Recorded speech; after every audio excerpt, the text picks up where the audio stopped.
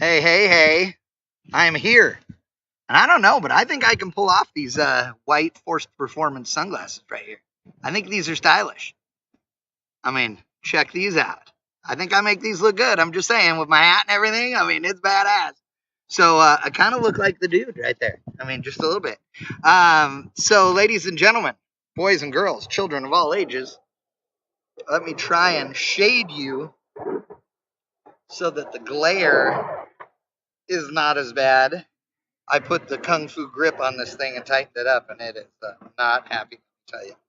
If this thing lives through the whole week, I will be very pleasantly surprised.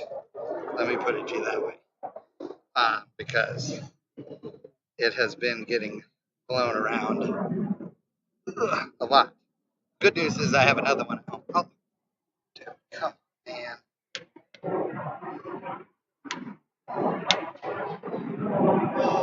Okay, there we go. There we go. There we go. All right, welcome everybody to bangshift.com's live streaming video coverage of Race Week 2022. We're at TRP, baby, Tulsa Raceway Park. This used to be my home away from home, and I'm not gonna lie, it makes me a little sad coming back here since I don't live stream their races anymore, and I hate that because I really loved being here, and this place is awesome. I really dig Todd Martin and Keith Haney and the whole staff here, and it was really cool to roll in the gate and give Jimmy Bowles a call, and he was on the tractor, and he answered the phone immediately. He was all excited. And he says, sorry, I'm plugging stuff in. He says, dude, you're here. I said, I'm here. And I said, can I go steal my boom lift like always? And he said, I think the keys are in them. You can use whatever the hell you want. I am not using the boom lift, or at least not today, because I didn't have enough time to get set up with that. Because it's boom lift is incredibly slow, and it is a long way away from where I am. So not doing that, but entirely possible that tomorrow I will have a couple of, well, I guess they'll technically be the same camera angles, but maybe from a different location. The challenge to this event, and you know what? I forgot. Dude, drink. The challenge for this event, yes, Jeff already ran, made all his runs. We let him run first so he can get all of them in. Made it the Cleater show, but unfortunately for you guys, you don't get to watch him race. Anyway, I have to drive with everybody else, and I don't have to take the route. But the truth is, like, I did the routes for the event. The truth is that from Dallas to here, there's really only one logical way to go, and then one alternate. And those two routes, the difference is one's tolls and one's not. So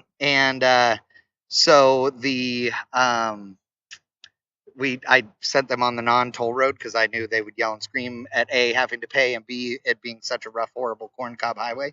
So it's not like corn with the juice, dude. None. So anyway, I have to hustle like everybody else to get to this thing, and I'm the last one to leave the racetrack, and I need to be the first one here, technically speaking. So yeah, so it's tough, very tough. I was having a hard time making the drive today, dude. I was sleepy, let me tell you. But I'm here, and we're gonna have a great day. The one thing that I will say is that we are. God, I wish this thing would just not be so backlit and dark and horrible. Oh my God. Hold on. I'm gonna fix things because it's driving me insane. Driving me insane. And since there's no cars to watch right now anyway, I mean, what do we care, right? Okay. By the way, fat guy and a little scaffolding is a challenge. Okay, just gonna say that too. Fat guy. Oh, there we go. Let's see if that. Oh, look at that. How much gooder that is. Okay. So, racing was supposed to start 30 minutes ago. Michael Yoder. So as soon as they can get everything ready, it will start. You are correct, Christian Hayes. Want to thank all of you guys that have been tuning in every day. We appreciate it so much, and lots of racing coming up. A little twist to this event that I'll explain in a minute, but overall, just want to say thank you. Want to say welcome. We'll go racing as soon as they're ready to run, and in the meantime, I'm gonna actually set up some more cameras and all kinds of junk. So you guys hang tight, watch the world go by. There is a twist to this event compared to normal, and that is that there was another raceway, I believe it was called Platinum Raceway, that we were supposed to be going to tomorrow for our track for tomorrow. But a couple of months ago, they closed that racetrack down. And so we had to find something else. Well, unfortunately, there was no other racetrack. Oh, hey, there's Matt. Talking to the people. What are you doing? Okay. Hold on. Matt has news. What's the news? Oh, yeah. We're good. Yep. We're up and running. What are you going to do tomorrow while we have a drive day? That's the $1 million question, my friend. It is. There's going to be some sleeping, but you know me, I can't sleep. Like, I'm like you, I can't sleep in. So like 8 o'clock would be like the world's longest sleep for me. So I'm going to try that. And then because of having to make the drives, like, you know, I can't get here far enough ahead to like have a lot of extra time. So I have stuff with me, and that's what I was just telling them. I have stuff with me to be able to put the cameras out there on the wall. And so for tomorrow, tomorrow I'll have time. So tomorrow I'm going to put my starting line camera and my finish line camera out there by the wall, aiming down the racetrack. Now here's the real question. Okay, the real question, Matt said. Are you going to break down your scaffolding and take all your stuff down, or are you going to leave it in your truck and find a ride? Now that is absolutely went through my head the whole way here, dude. Because tearing this pile down by myself sucks, let me tell you. But I don't know. I might actually just get the ride. Yeah. I mean, that's otherwise I might steal a red Mini Cooper. Huh? Mini Cooper, and Brian can be your chauffeur. Okay, then I may just Yeah, well, I am staying at the same place as you. So yeah, so I think we just answered the question. All right, well, have fun. I know they're just getting the last bit of stuff set. Yeah, there was wires pulled out of the bulb, so they just had to fix the tree. Oh, okay, gotcha. Well, tell Adam to announce it's No Oil Tuesday. No Oil Tuesday. Yeah, that's what the spectators online have said. Yes, No Oil Tuesday. Yeah, me too. We have never had oil downs like the 2 each day. They were big ones. I mean, we only had 2 of them, but they were big. Okay, anything else? Everything good? Adam said he got lost, but I didn't hear anybody else get lost. Okay, good. There might have been a little questionable coming out of force on the direction. It was pretty easy to figure out. Yeah. Oh yeah. No, that part was because I screwed up. One of the turns almost swallowed my entire trailer in the hole, but. Oh really? Oh yeah. Oh nice. Oh, because it was so tight. Yeah, coming out of we went over to get back on that first. Yes. On the highway. I didn't think about the truck. And went over that concrete hill and went over that side. Oh, I didn't think about the truck and trailer. And also, so that's the only part I've never driven is by forced there because I wasn't originally, that wasn't in the plan. And then I talked to Amber. Well, she told me to go for everybody to leave the way we came in. But I'm like, oh, no, I'll send them this way. Well, so I didn't know about the railroad tracks that were bad until I was there. And I'm like, oh, it's fine. Streetcar stuff. Yeah, streetcar stuff. That's what I said. There was a dude's like, I knocked a hole in my oil pan. Then his buddy goes, yeah, well, we knocked a hole in it earlier in the yesterday, too. I'm like, then you ought to get you got your shit's too low, or you need to learn how to weld so you can put a plate on the bottom of that oil pan. Right. I'm just saying. There you go. Streetcar stuff. I know your car would be fine on that. Yeah, my shit doesn't hang down underneath the brake rails. No. Brake rails might bang the ground, but the pan ain't gonna. No, because if you built your car to only be a race car, it might be 2 inches lower than it is. Well, but let's face it though, freaking 67 Chevelle with a freaking Moroso pan, there's no way of getting around the freaking pan hanging down lower than the cross. That's true. That's just how that is. Yeah, but so then you just go up. That's just got to be a hybrid. Well, right. But or the other thing, what I always did is I put nut certs in the bottom of the cross member, and then put a piece of 1/8-inch steel plate that bolts to the bottom of the cross member, and it just goes down under the pan because at least it takes the hit. Sure. You know what I mean? You're gonna rip the freaking bottom. But yeah, exactly. So. All right, sir. Let me know if you need anything. All right. Yeah. Bye. Oh, I do need something. What? Hand me my drink. It's down there.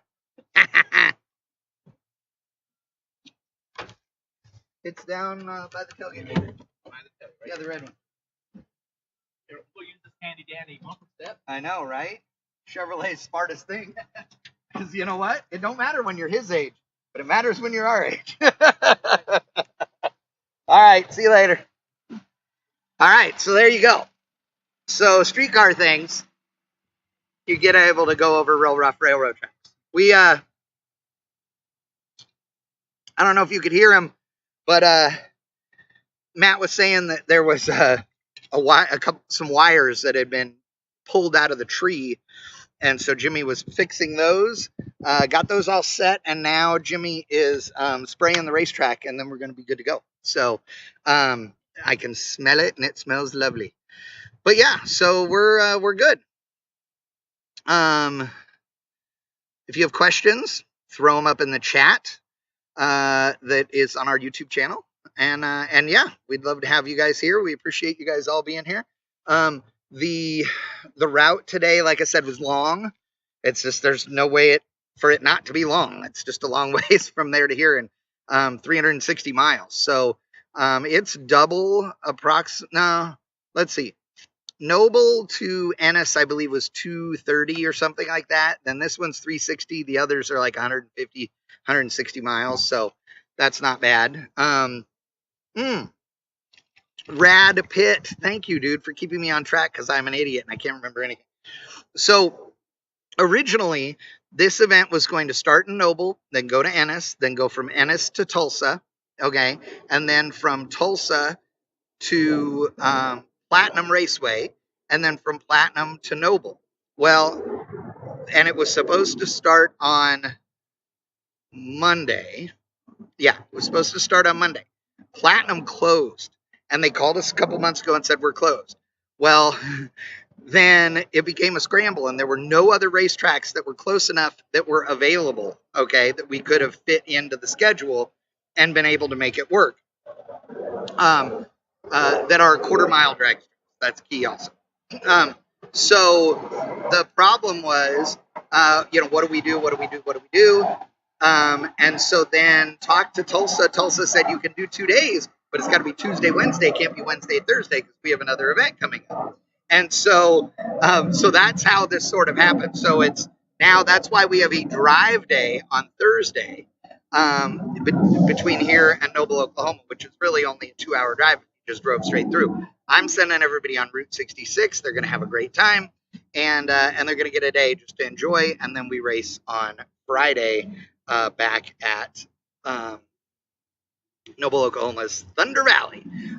Again, anybody on here who would be interested in helping me out with the live stream on Friday, please email me, chad@bangshift.com. chad@bangshift.com. I promise to pay you very little. I will make you famous, but I promise to pay you very little to do a lot of work. I kid. I'm going to make this as easy as I can on everybody, but my helper got COVID, got the Rona, and did not make it, obviously, here. I made it like as alive, but can't come to the event. So I wish you were here too, Neil Sabo. Yeah, I don't know. What's a plane ticket cost to get you here? Your anniversary was last weekend, right? Or is it this weekend? I don't know. Anyway, I wish you were here too, Neil. But anyway, Nightbot just posted. By the way, Nightbot, if you don't know who Nightbot is our new little buddy. And Nightbot just posted the run sheets, so I've pinned those to the top of the chat with the results. Nightbot is our new spam killer. He's like He's like a mini me of Barn, but he eats less. He's not as cute, but he's, you know, real effective. He's young too, so he's like, pow, and he's on it. Like sometimes you don't even know the spam was even there because he's got it so fast it never even shows up. Oh, that's right, Neil's on call. That's what it is. Sucks. But anyway,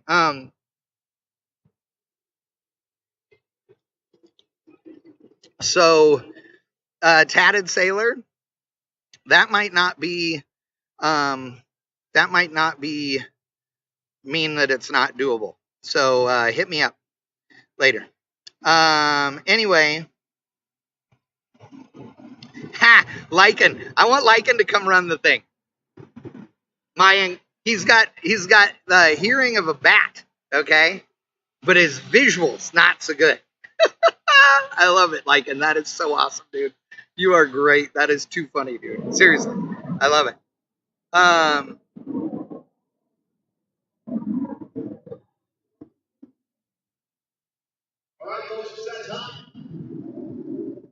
Yes, like Barnes says, Nightbot deletes whatever we tell him to. So here's a couple of things. So like we get all those stupid porn bots that are on the chat where they're like, click here for girls and blah, blah, blah. And it has like a bunch of emojis and like a web address and all that kind of stuff. So like we have set the Nightbot to like not allow the web address and to like delete anything that has more than 3 emojis in a row or 4 or something like that. So you can't. So if you put up like 5 emojis, it's going to cancel your thing. Because it thinks you're a spam bot from Russia with, you know, Russian porn or whatever. So yeah. Oh, Lycan's coming to Sick Week. That's cool. Well, now Lycan for Sick Week, I'm expecting to be there again this year. I hope so anyway. It was cool being part of the team. Well, I will be there for sure. I just don't know what capacity yet because I just haven't been asked. But regardless, we have a great team there. Warren Evans, Drag Racer TV. He was the producer and director this year on that deal, and it was awesome. I love working with him. We also did the Spring Fling Million together. It's just super fun working with Warren. He's awesome. And we made really cool stuff happen. It's nice having a team instead of doing everything by myself. But like when we did Rocky Mountain Race Week earlier this year, I had Neil Sabo, and man, it made stuff just so much fun. Koskahen 90. I wish I could be there, but alas, I'm halfway around the world and broke. Well, you know, the halfway around the world part makes it hard to do on short notice, but I appreciate it though. You are welcome, Ford Lav. Also, dude, over the last couple of days, Umberger in the house. Over the last couple of days, there have been some of you that have like donated, as I call it, beer money. You know, by doing those stickers and whatever it is, super chats or whatever. Seriously appreciate it. Like, way appreciate it. You guys, that's totally not required at all, but very much appreciated. And it's cool of you guys. So anybody that, you know, donated, I just want to make sure you guys that hear me saying thank you, because it really does mean a lot. BGH Media, chat I can make from Tulsa Friday. Okay, well, BGH, email me. Yeah, chat@bangshift.com. And yes, Colleen Tebow is correct. The best way to support us is to hit the like button and to share the stream. That is the best way for sure. It has been hot. It is humid. If you guys can't tell probably, but my hat here, I don't know what it looks like actually. Let's see. Oh yeah, you can tell that it's wet right there around the rim. What you can't tell is that it literally just has sweat dripping off of it as I'm working with my head down like this. It is no bueno, let me tell you. Ford Lav, doing the live broadcast. So you don't have to talk to the camera or any of that kind of stuff. But running gear. So just email me and I'll hit you up. If it's something you're available for or might be interested in, just send me an email and I'll email you guys tonight or in the morning.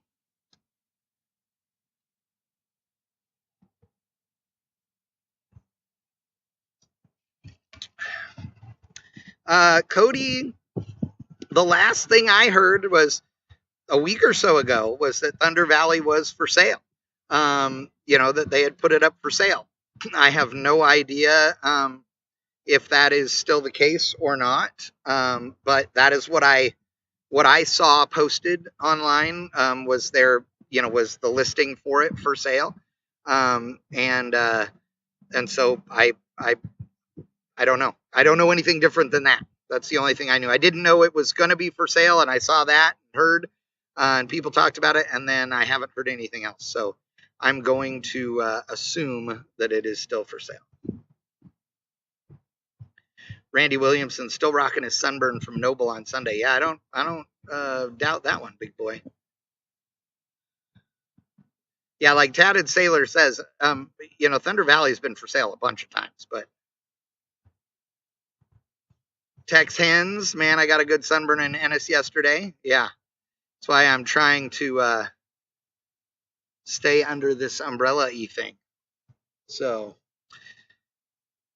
okay, well, Adam has called some cars to lanes. I'm going to go test some audio and do all that kind of junk, and that I should have been doing already, but I was sitting here talking to you guys. So here we go. Have fun today.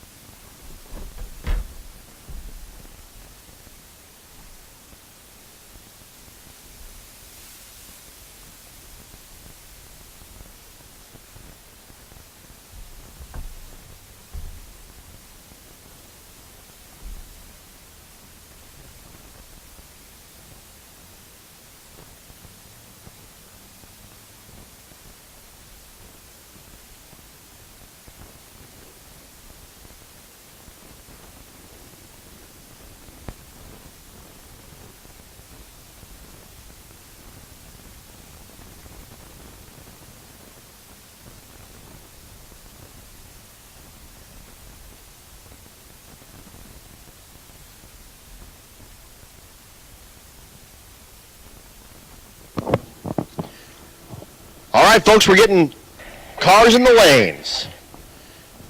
Race Week 2022, race day number 3, Tulsa Raceway Park in Tulsa, Oklahoma. According to Chad Reynolds, it is officially No Oil Tuesday. So do us a favor and don't lubricate the racetrack. Keep all that inside the crankcase for us. That would be awesome.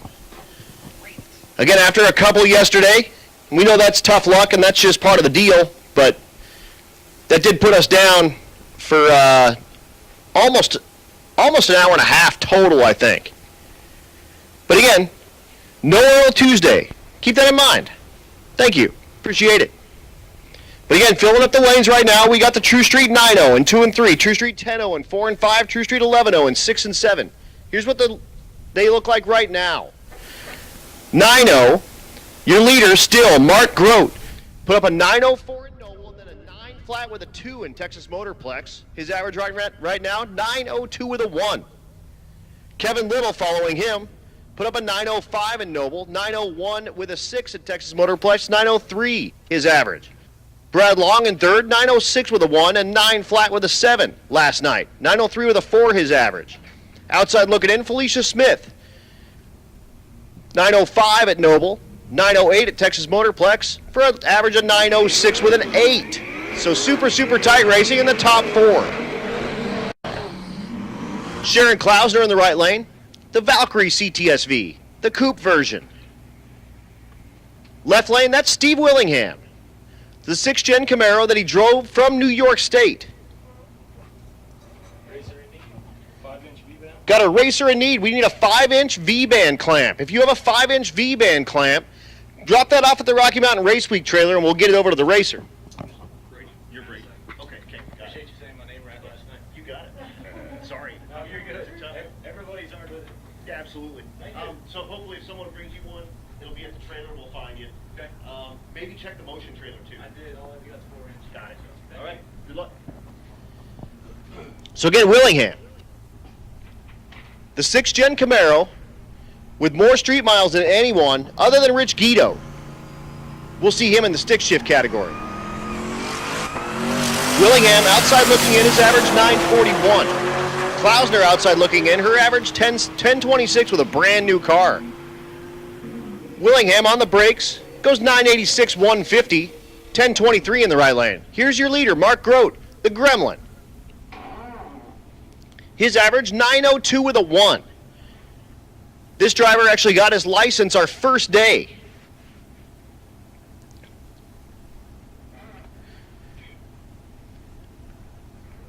The right lane, not sure who that is. Probably a taker in our 10-0 category.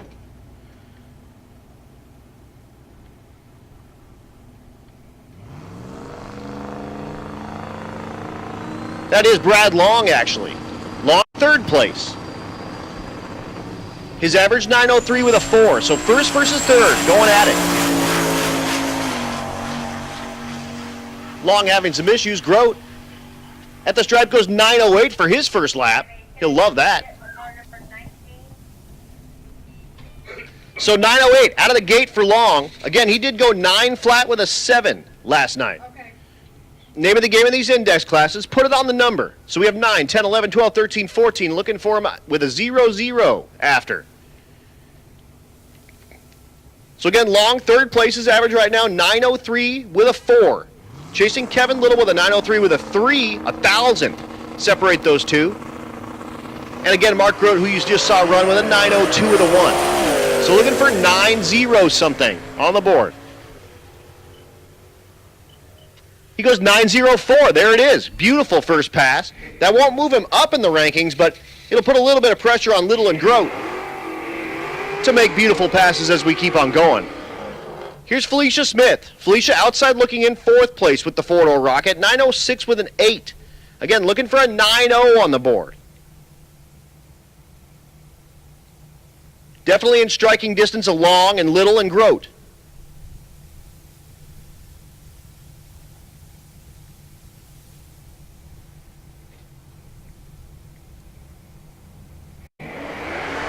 Not going to happen this time. Bangs the tires immediately at the hit of the throttle.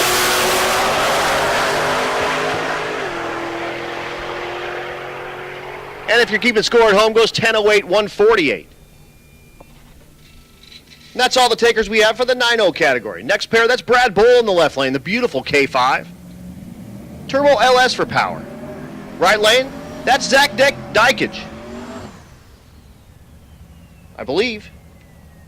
Oh, it's not. Yeah, it is. Dykage, unfortunately, had to turn in a 22nd time slip last night. Broke the distributor on the car about, like, stone's throw from the track in Ennis. He did get it fixed, but unfortunately put it in the 9s the couple of passes that he had, and that's as good as a breakout. You can't turn that in. So unfortunately, Zach turns in a 20 last night, and now he's way near the bottom of that 10-0 category.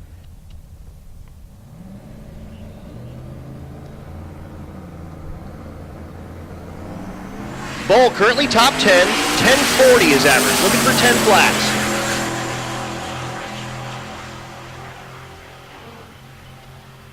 How about 1005 for Zach? First lap. 1065 for Bull in the left lane. So 1005, and he's really going to kick himself for getting that 20 last night.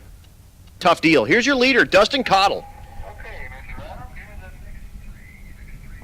Attention in the pits, attention in the pits. True Street 12, come on down, 2 and 3. True Street 13, come on down, 4 and 5. True Street 14, come on down, 6 and 7. Again, 12, 2 and 3. 13, 4 and 5. 14, 6 and 7. Again, here's your leader, Dustin Cottle, in the right lane. Currently his average, 10.01 with a 7. With the Love Truck.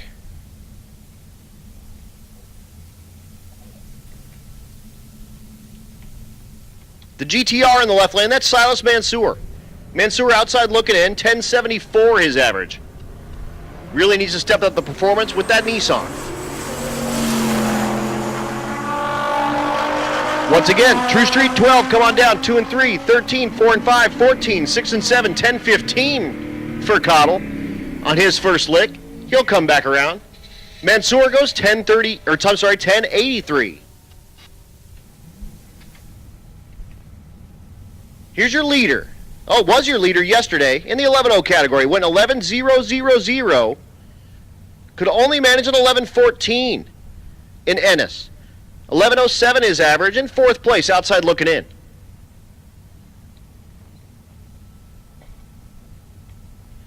Right lane, the pickup, that's Jacob Werfele.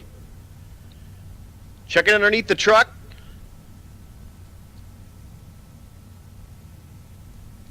Looks like it's maybe got something leaking or something like that. Thorpe waits patiently.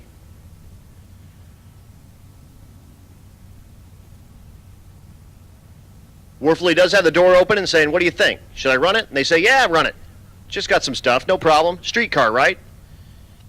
Probably ran it through the car wash. Werfele currently top 10.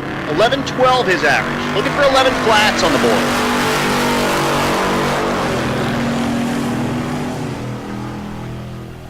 Once again, True Street 12, 2 and 3, 13, 4 and 5, 14, 6 and 7 at the stripe. 11.01 for Thorpe. First pass goes 11.01. And here's the deal. He can take that slip. He can run down to the Rocky Mountain Race Week tent. He can turn it in. And if he wants to, he can get the route. The route stays close here to Tulsa because we're back here tomorrow. So he can actually go run that route, go back to his hotel, kick his feet up, crack a frosty Busch Light or Bud Light or whatever he likes, and hang out and wait for tomorrow. If he feels like doing that, he can also hang out. His dad's also in competition, so he'll probably hang out and see what happens. Dustin Peterson, currently second place in the category. 11.04 his average in the left lane with the Cougar. Turned in 11.001 the first day and 11.09 last night. Right lane is Ethan Bryson. Bryson top 10 with 11.15, looking for 11 flats. How about 11.10 in the left lane, 11.24 in the right? They'll come back around. Left lane is Jesse Hazlitt. Hazlitt, the warrant officer in the United States Army. The 4th Gen Camaro. Turbo LS for power. Outside looking in, his average right now, 11.33 in the category. Right lane. Melissa Dickage.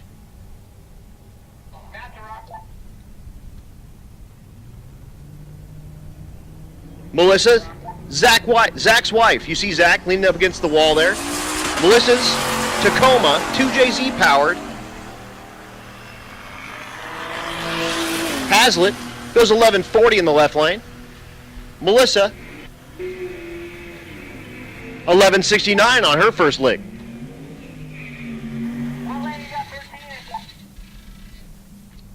Four and 5 for 13.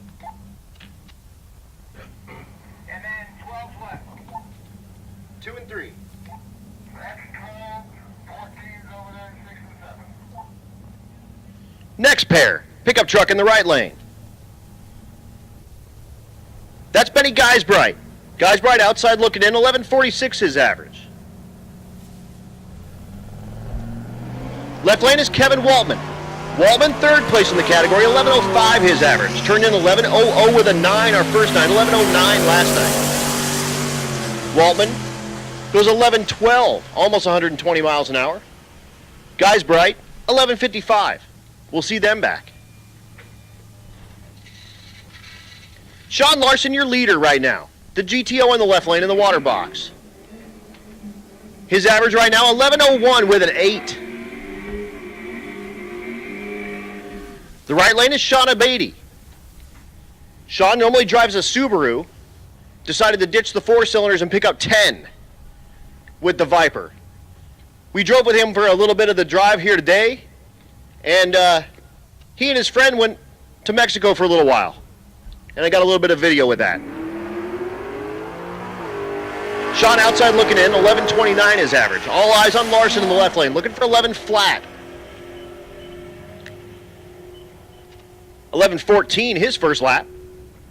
1099 with a 5, just 5 thousandths off of that average. Again, that's too fast. That's as good as a breakout. You turned in a 20-second time slip with that.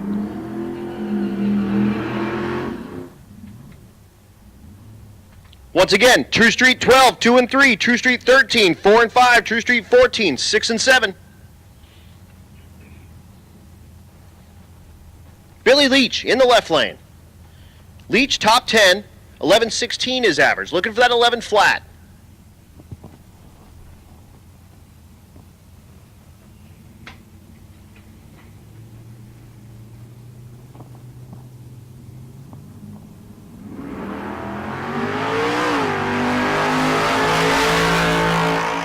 This is your first day watching. This is what we do. Index racing first. We go fast to slow. Then we bring all the heads-up classes in. 11:22, if you're keeping track at home for Leach. All the heads-up classes come in later on as we go. And then we just turn it back around. Index classes, heads-up classes, index classes, heads-up classes. Again, everything you're seeing right now, about 600 street miles right now. We did about 360 this morning alone. So a lot of guys still kind of getting in here, and you haven't seen all of the index cars, and you probably won't see all the heads-up cars until we kind of get further through the deal.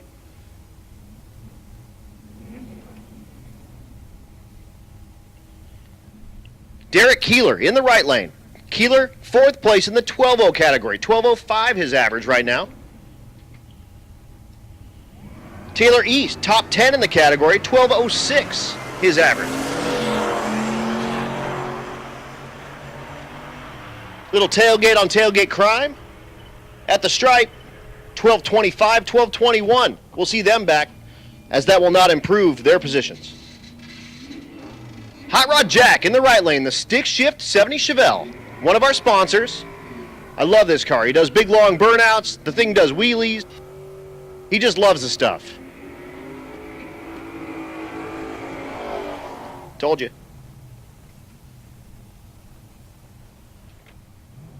The New Edge Mustang in the left lane, that's Noah Cash. Cash 5th place in the category, 12.05 with a 7, looking for 12 flat. Hot Rod Jack,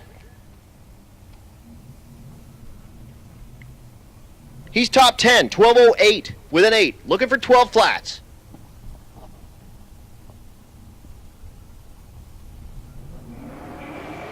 You'll see a lot more stick shift cars per capita with these street cars. Why is that? Well, there's no torque converter heat. There's no transmission heat. And most of the automatic transmissions are 1-to-1 third gears, or if they have an overdrive like a 0.61 or 0.6 to 1, a lot of these sticks are like 0.5s or better. So you can really, really get the thing down the road, no problem. 12.08 in the left lane, by the way, 12.20 for Hot Rod Jack. So a lot of these folks run in the index classes with sticks and not in the stick shift class, but we do have a stick shift class as well.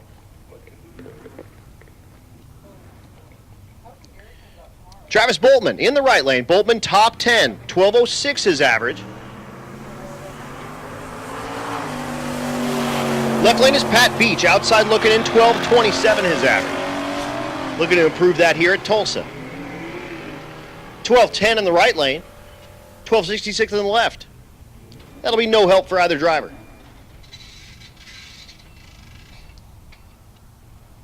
Beautiful Chevy 2. That's Floyd Parks. Outside looking in, 12.25 his average.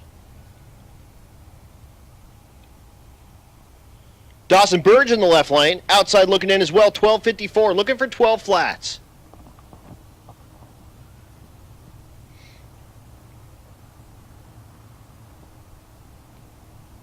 This is our biggest class contested at Race Week 2022. 50 cars in the 12.0 category.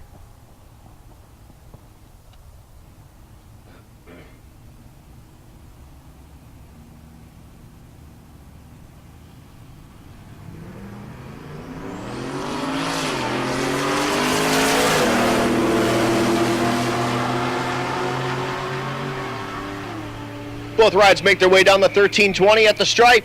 1239, 1312, zero help for either driver.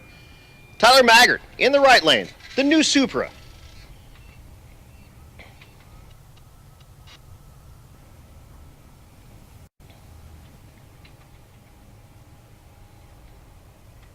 Maggart put up a 12.04 and then a 12.16. His average right now, 12.10.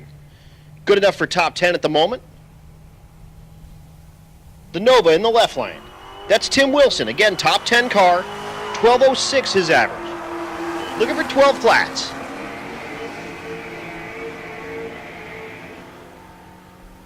$12.13 in the left lane. $11.86 way too fast in the right lane. They'll come back.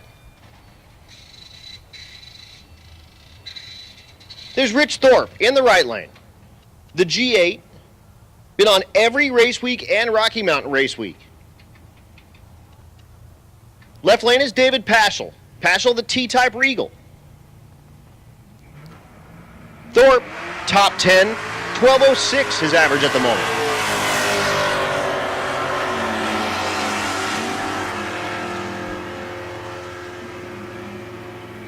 At the stripe, 12.21 in the right lane. That won't help. 12.12 in the left lane moves that T-Type for Paschal up a bunch.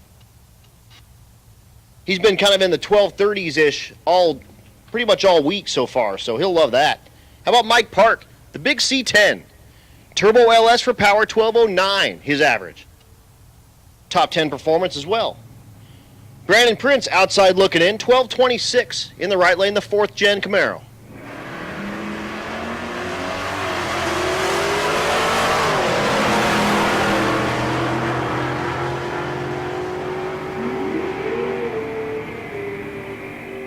Parks goes 12.28, 12.81 in the right lane. Will be no help for either driver. We'll see them back.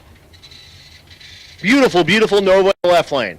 Definitely in my top 5 cars on race week. It's got the rally wheels and the beautiful paint. It's an awesome car. That's Ray Fagano. Fagano outside looking in, 12.30 his average. Josh Ram in the right lane, the Corvette. Ram in the 11.0 category, so looking for an 11.0. Goes 11.34, 12.29 in the left. Next pair in the water, that's Chris Ghosh in the left lane. Buick-powered Buick for all you purists. Connor Parrish in the right lane. Parrish, the S197 Mustang. Outside looking in, 12.39 performance in the right lane. Ghosh, your leader currently in the 12.0 category. Check out this average, 12.00 with a 7.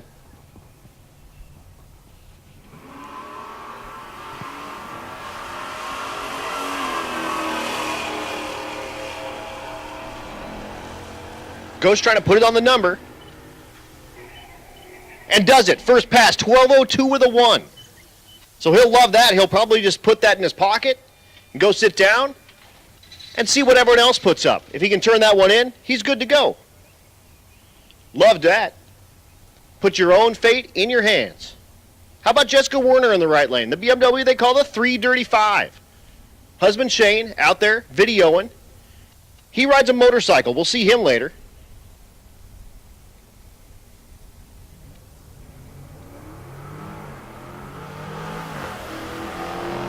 Left lane is Bill Schallert. Schallert way outside looking in, 12.65 performance.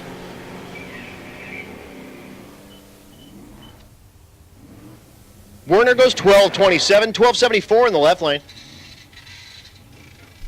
Eric Wilson in the right lane, the STSV. Supercharged North Star Cadillac. Top 10, 13.10 is average in the 13.0 category.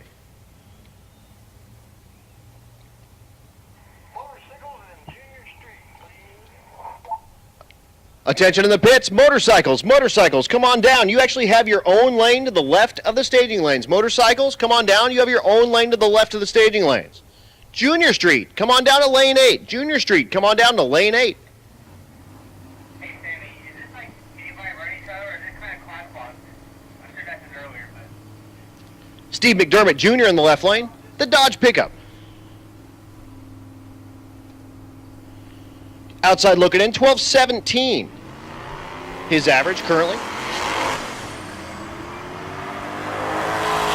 Wilson again, top 10, looking for a 13.0. McDermott pulls off to the side of the track, unfortunately a problem. Right lane, 13:22 for Wilson, and McDermott again smartly pulls out of the groove if he's having some problems, and we'll get that Dakota scooped up off the track, and hopefully there's not any big problems with it.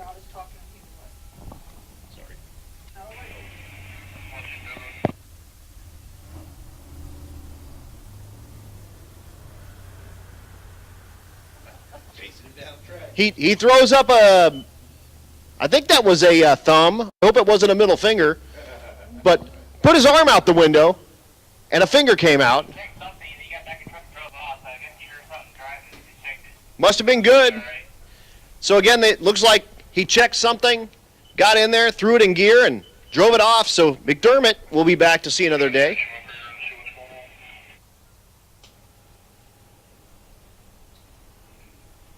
And we're going to assume that was a thumbs up to the track staff, and not telling them that you're number one.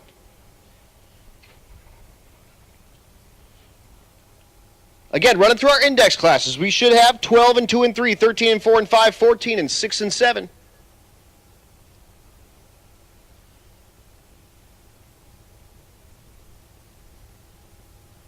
We'll get everything off the track, and we'll be right back. Hey, look, there's Eric Carroll, the Thundercloud, Lexus.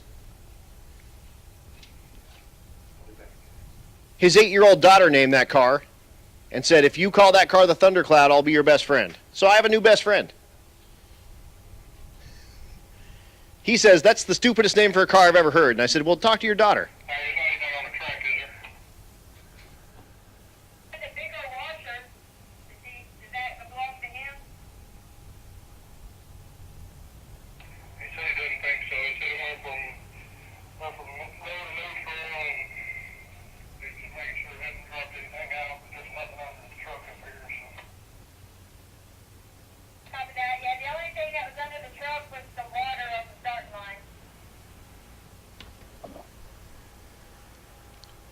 So again, everything looks good, it sounds like.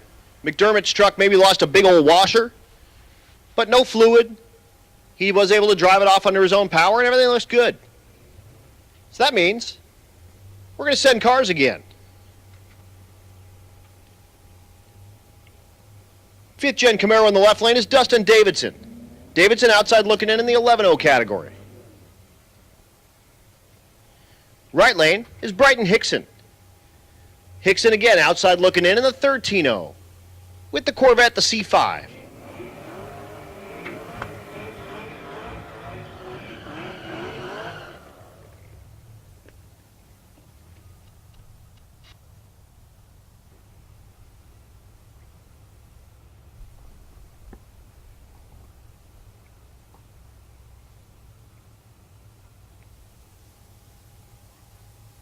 Corvette versus Camaro.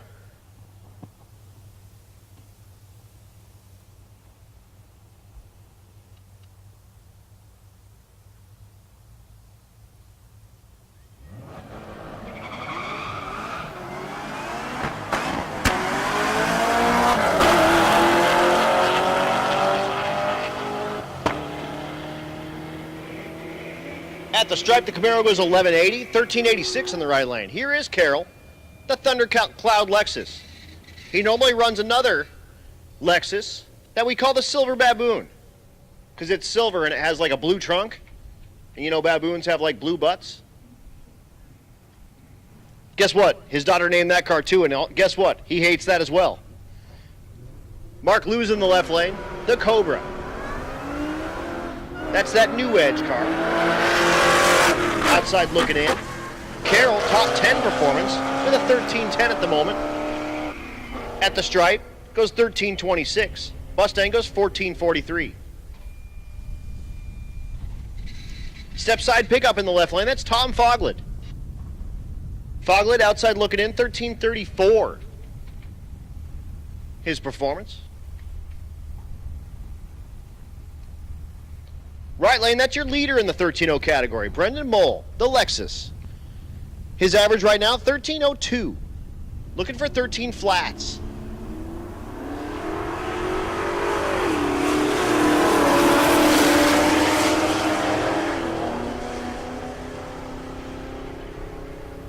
Pickup truck at the stripe goes 13.53. 12.80 in the right lane is too fast for the 13.0 category, but at least he knows he has it covered. He'll know kind of where to turn the thing down to hit that number on his next pass. Here's your second place car in the 13.0 category. In the right lane, Uriah Kesner.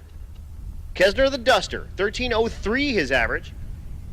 He just watched Mole go too fast. He'll see if he can put it on the button right now. Darren Gebhardt in the left lane, fourth place currently in the 13.0 category, 13.05 his average. And he'll back out. Kesner goes 13.14. So we'll get Gebhardt back in with the big B body Charger.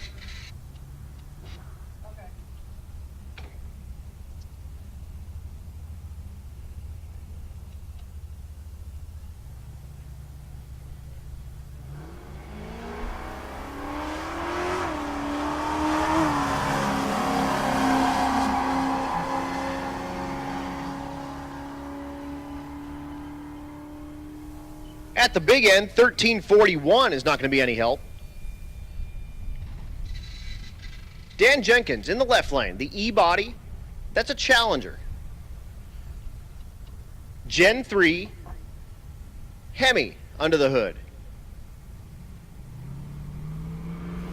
The right lane is Chad Wilson.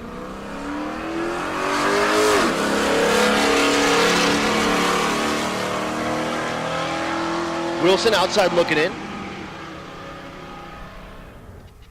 13.36 in the left, 12.70 in the right. Look, it's Jesse. Jesse Madaffrey, the trucker. This isn't like the actual trucker. This is Junior that he calls. Long-time Hot Rod Drag Week participant going against the Ford Lightning. The left lane, the F-150.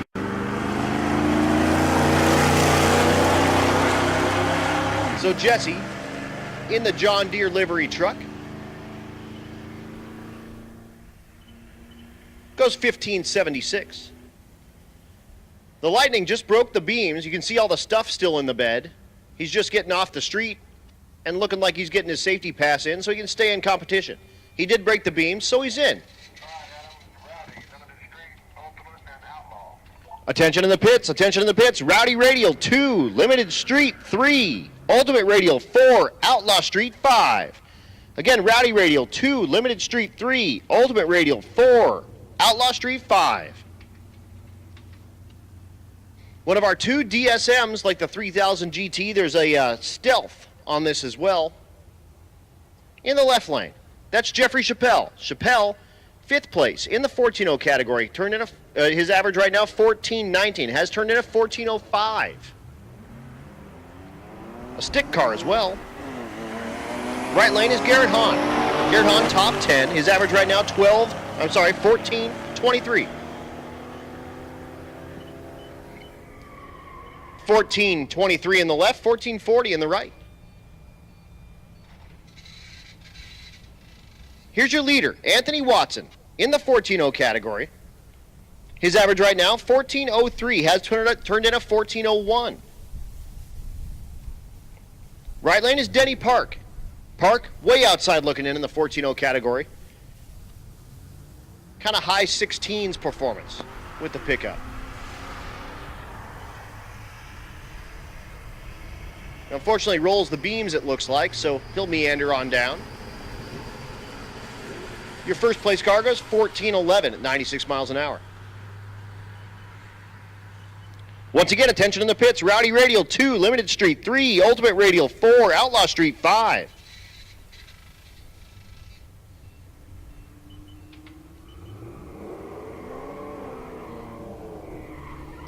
Dennis Stringer in the left lane. Does his burnout in the 5th gen Camaro. Top 10 performance, his average right now, 14.38. Randy Taylor in the right lane, the Challenger.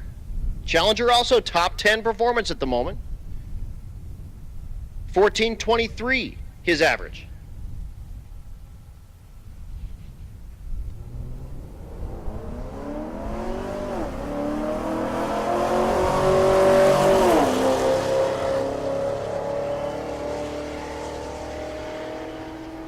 At the stripe, the Camaro, 1367, way too fast, 1444 in the right lane for the Challenger.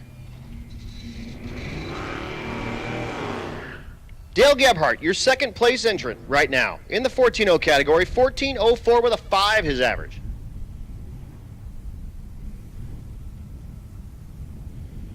The G8 in the right lane, that's Curtis Tank. That's your third place car, so he's your second and third place. Gebhardt, 14.04. Tank, 14.07. Looking for 14 flats.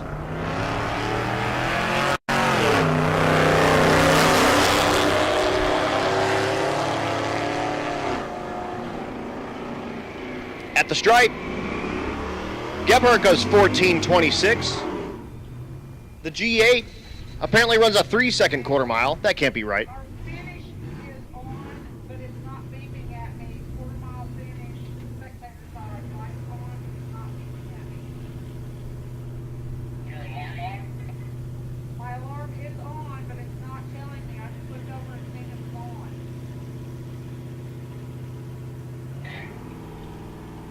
Next pair, that's Mike Barnhill. Barnhill in the left lane, the right lane. That's Kent Davis.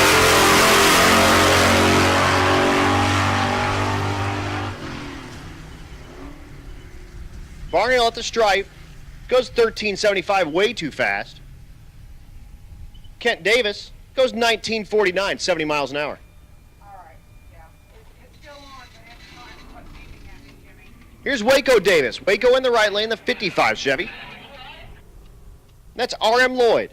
The light is on. I have the alarms on, but the Lloyd in the left lane, on the spectator side, the International. on, it's red.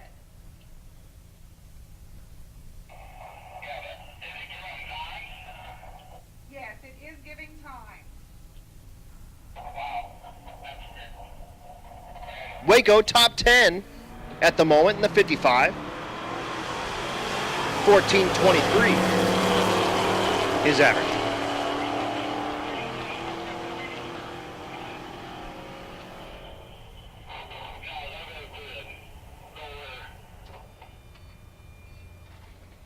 Looks like our last taker for the index classes. That's Stevie Ellingson. That's my car. That's my girlfriend.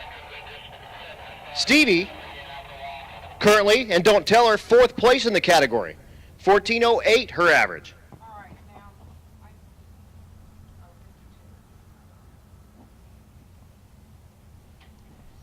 So Stevie looking to put it on 14.0. Brett, that motorcycle in the right lane, is her number 60 or 160? 160.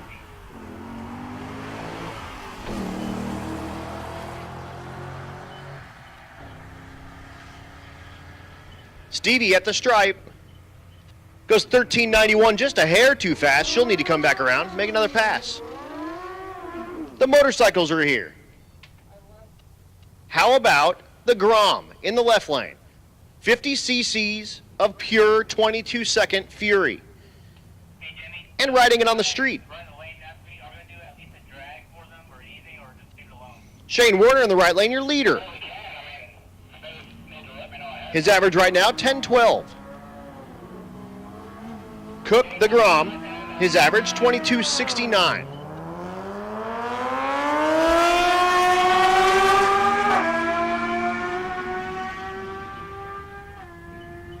At the stripe, 10.67 for Warner and Cook. 23.40 at 48 miles an hour. James Revels in the left lane. The purple, I believe that's a Honda Magna. The right lane is Dan Gosha. Gosha, your second place truck.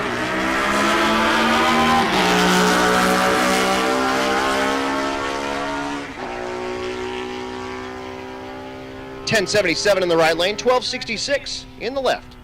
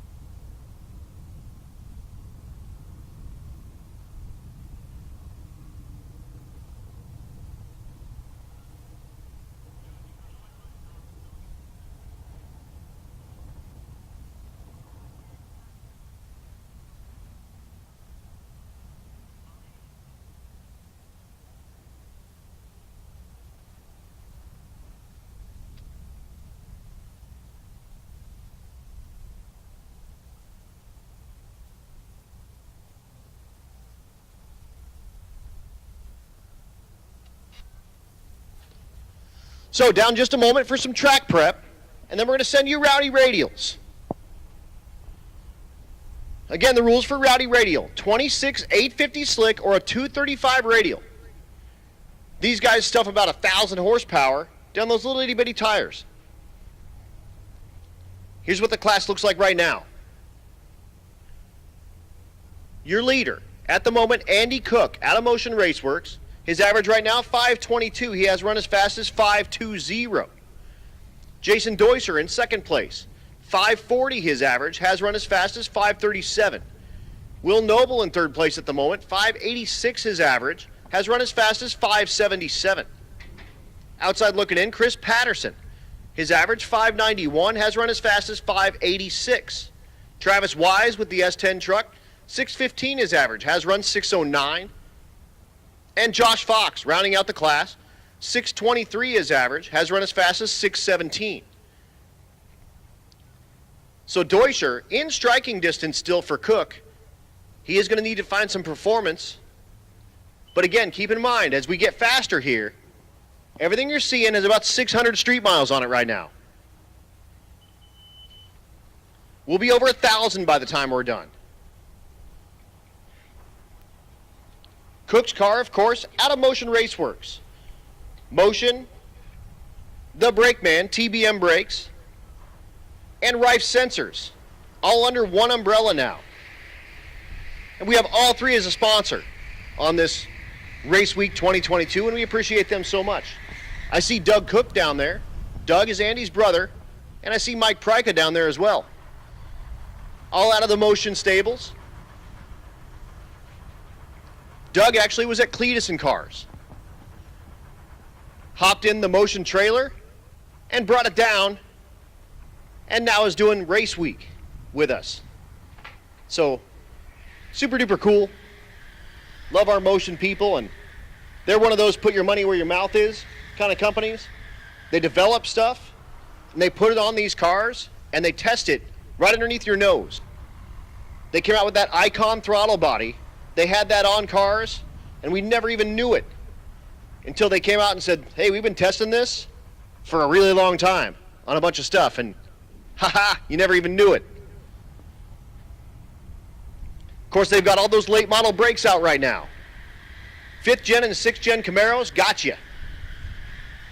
6-lug Silverado, gotcha, with 5-lug coming down the pipe.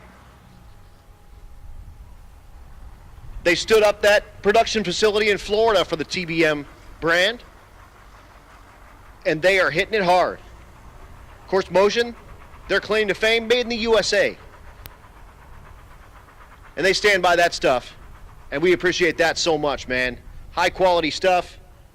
I've got an Icon throttle body sitting in my garage ready to go on my car as soon as I get the rest of my parts, but I got my Icon throttle body just chilling, ready to go.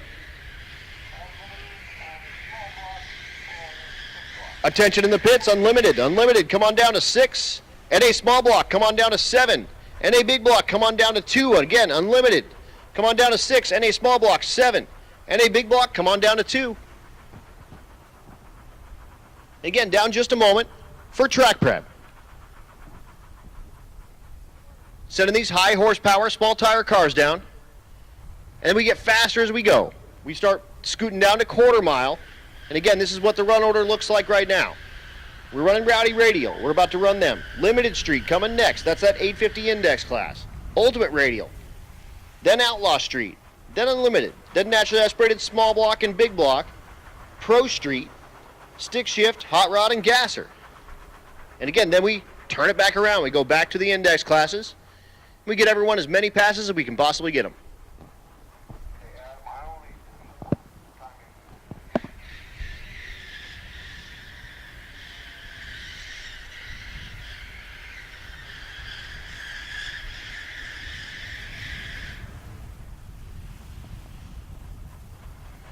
Also, spectators, cruise over to the Rocky Mountain Race Week 10.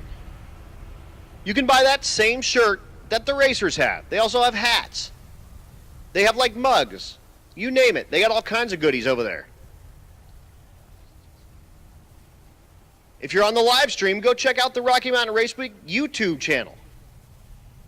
Doing updates as we go along. Matt, standing in front of a microphone and standing in front of a camera and talking about what we're doing, and of course driver interviews and all sorts of good stuff. But the track looks good. We're putting water in the water boxes, and we only got the one pair of Rowdy Radial cars, and this is our first and second place cars. Andy Cook, Jason Deuscher.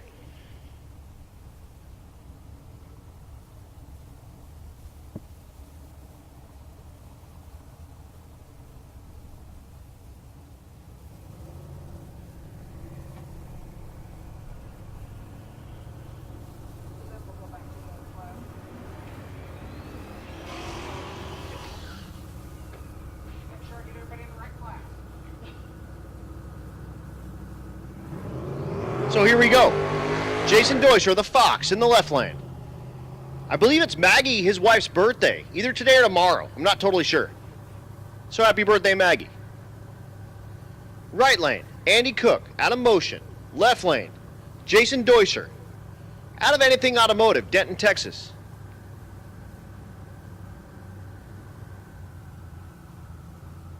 Four-digit horsepower on little bitty pizza cutters. Andy Cook again, your leader. His average right now, 522. Deuscher, second place, 540. Tree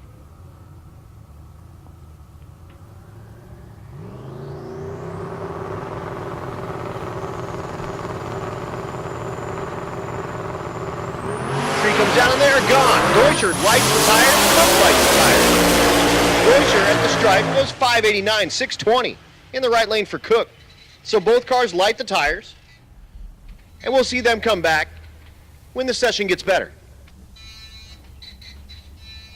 We're going back to quarter mile racing. This is our limited street category. This category requires an 850 cage and a 275 tire. Because of this, it's basically become an 850 index class. There's your leader in the category.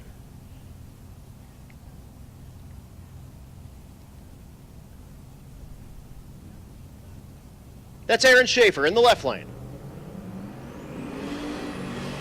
Schaefer is average right now, 851.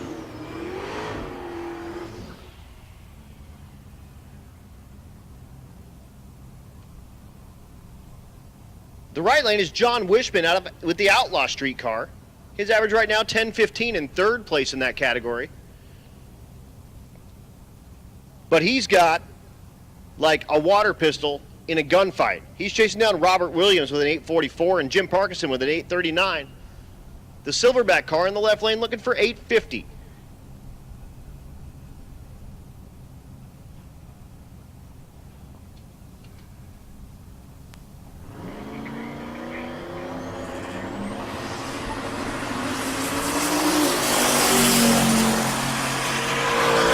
Again, Schaefer looking for that 850. 856 for his first lap. He'll love that. Attention in the pits. Attention in the pits. Pro Street to 3. Stick shift to 4. Hot Rod to 5. Gasser to 6. Again, Pro Street 3. Stick shift 4. Hot Rod 5. Gasser 6.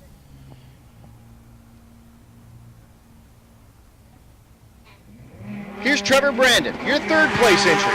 The GTR. They call it Gajira.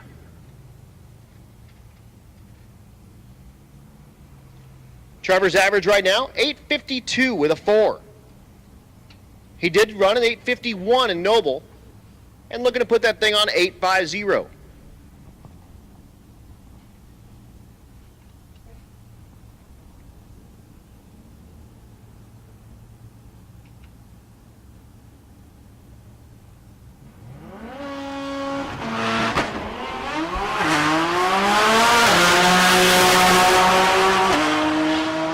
Brandon at the stripe. 857 for his first lap.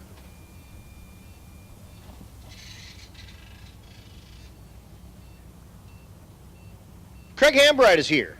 Craig out of Central Speed Supply. Little makeup from some of our index classes. Craig in the 11.0 class. Looking to put it on 11.0. His average right now, 11:12.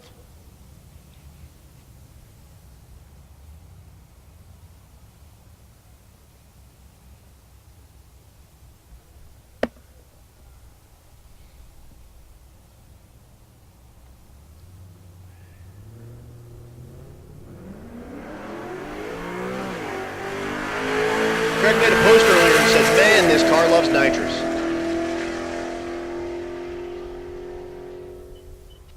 $11.23, $120. And again, Maggie Deuscher, I don't know if it's today or tomorrow, but happy birthday to you. Now that you can hear me when you're not on the starting line. That one girl that was over here? Her husband just ran the maroon car. Yeah. Once again, Pro Street, come on down to 3. Stick shift to 4. Hot rod to 5. Gasser to 6. I'm waiting on one unloaded to get dressed. All right. So again, just burning through our classes right now. We didn't get a bunch of takers on this here first session. And that doesn't surprise me, to be honest. It is hot, and we do have a lot of cars still kind of limping in. A lot of these cars can't do more than 55, 60 miles an hour, and unfortunately the last 2 days we've been a bunch of highways, so 65, 70 kind of speed limits. And you're just doing what you're doing to get down the track and get here on time. So we'll see them on later sessions, no problem.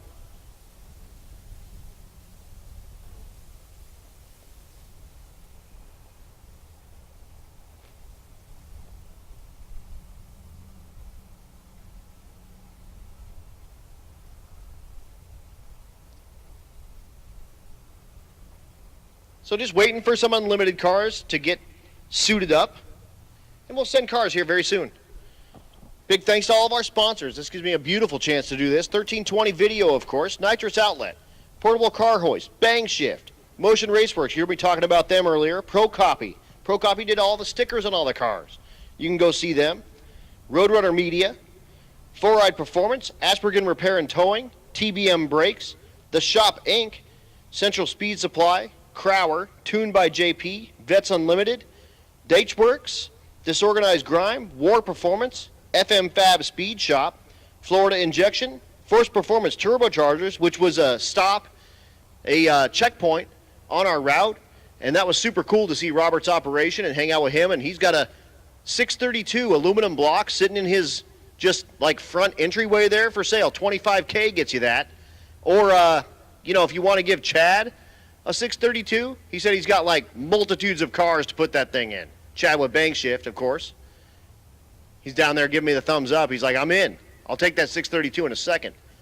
It's also got a couple of kits of nitrous on it. So $25K gets you an all aluminum 632 with some nitrous if you're interested. And it's got 2 like old school carburetors on it. What the heck's a carburetor? Chad knows what to do with that. I got a jet kit even. I'll help you out. Anyway, thanks to Robert for opening the doors of Force Performance for us. That was super awesome.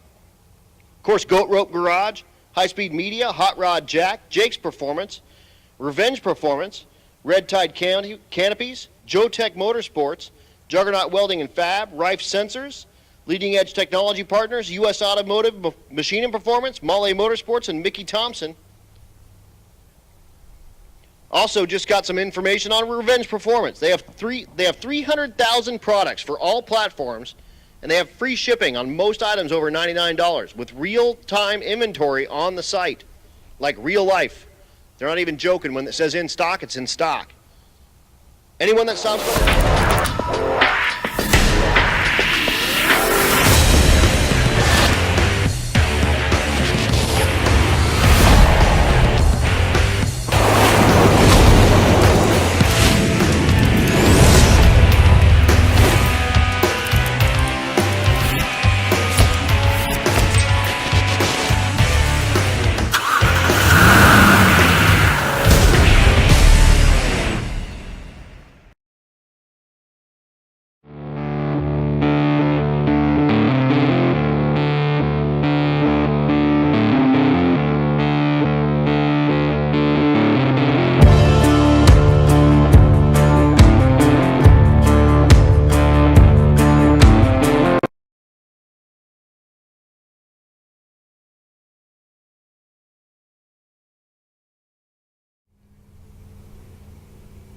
But we're getting ready to go here. Bernie, the truck, with the Cummins diesel.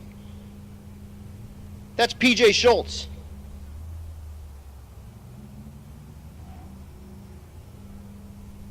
Oh, that can't be right. That's not PJ at all. I typed in the wrong number. How about Robert Berry? That looks better. I was like, it's only running in the 11s? That thing went 9 flat last night. I knew that. Again, has gone 9 flat. His average right now, 925. The Bernie truck.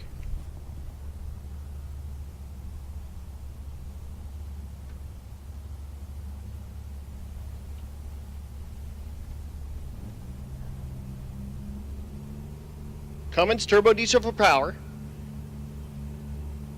And you can see that thing spinning the tires at like idle. What's up with that? That's pretty good.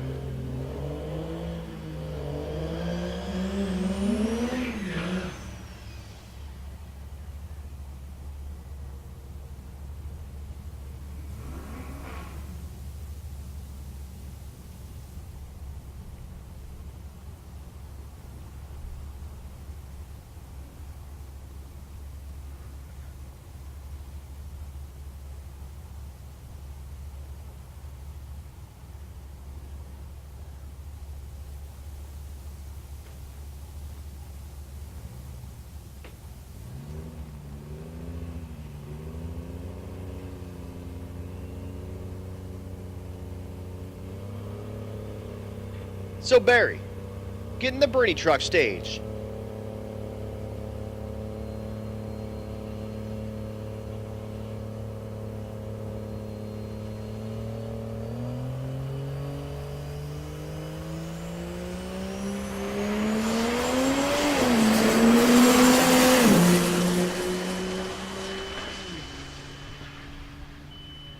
At the stripe, 902, 146.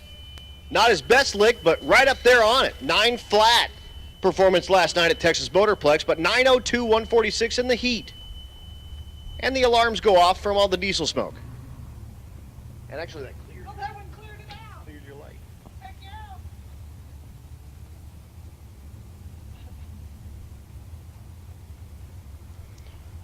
Now moving into naturally aspirated small block. Here's Darren Smith. Smith in the Duster in the left lane. 4th place at the moment in the category, 1049, his average. Max Kronig in the right lane, the hot rod. Mid-13s kind of performance.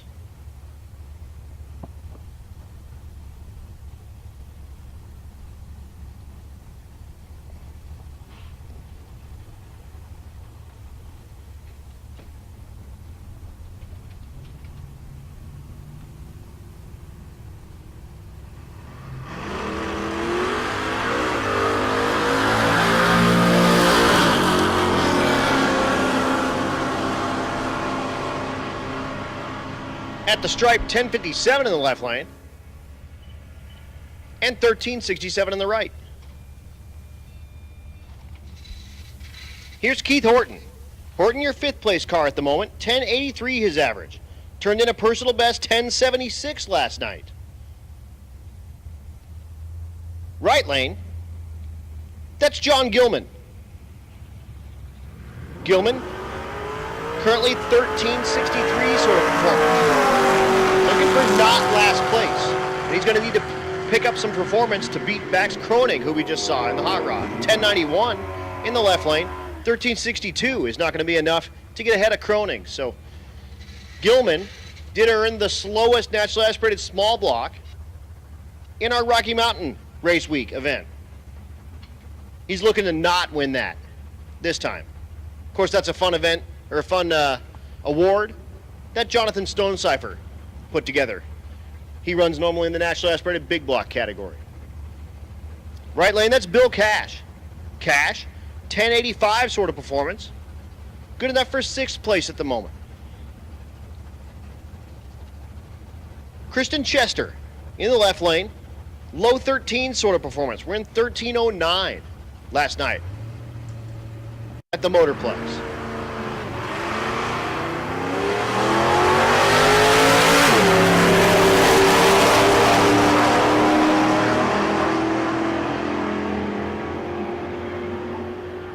At the stripe, 1162 in the right, 1341 in the left. Attention in the pits. Attention in the pits. True Street 9. True Street 9, come on down, 2 and 3. True Street 10, come on down, 4 and 5. True Street 11, come on down, 6 and 7. Again, True Street 9, 2 and 3. True Street 10, 4 and 5. True Street 11, 6 and 7 for your second pass. Bob Coating in the right lane. Coating the second place car in the National Ice Cream Small Block category, 1038 is average. Steve Smith in the left lane, nationally aspirated big block entry, 1160 his average. How about 1036 in the right lane, 1071 in the left. Alan Casita, your second place entry in the nationally aspirated big block category, 1110 his average at the moment. Chasing Alan Murray. Murray a 1019 average out of the 301 street cars. Oh, and looks what just pulled into the water. But first, Casita.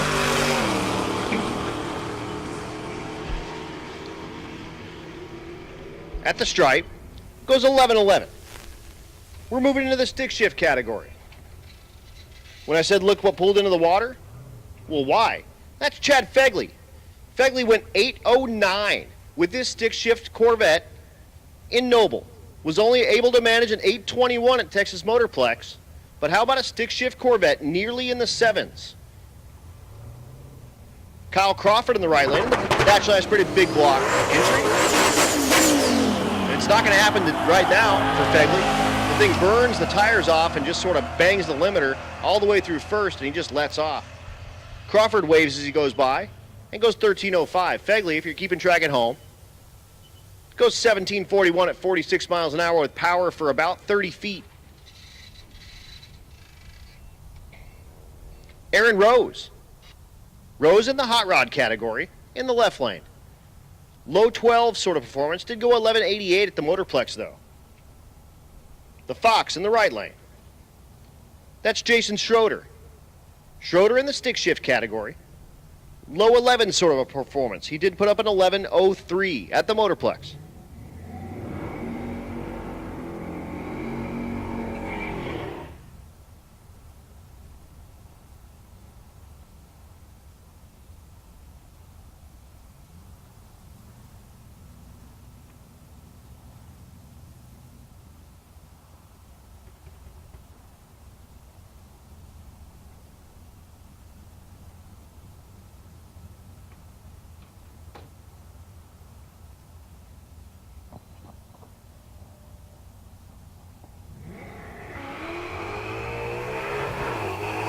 The Fox banging gears, the hot rod rolled the beams, so we'll give him another shot at a clean tree.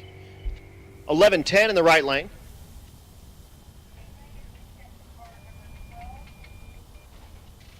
So we'll back up Rose.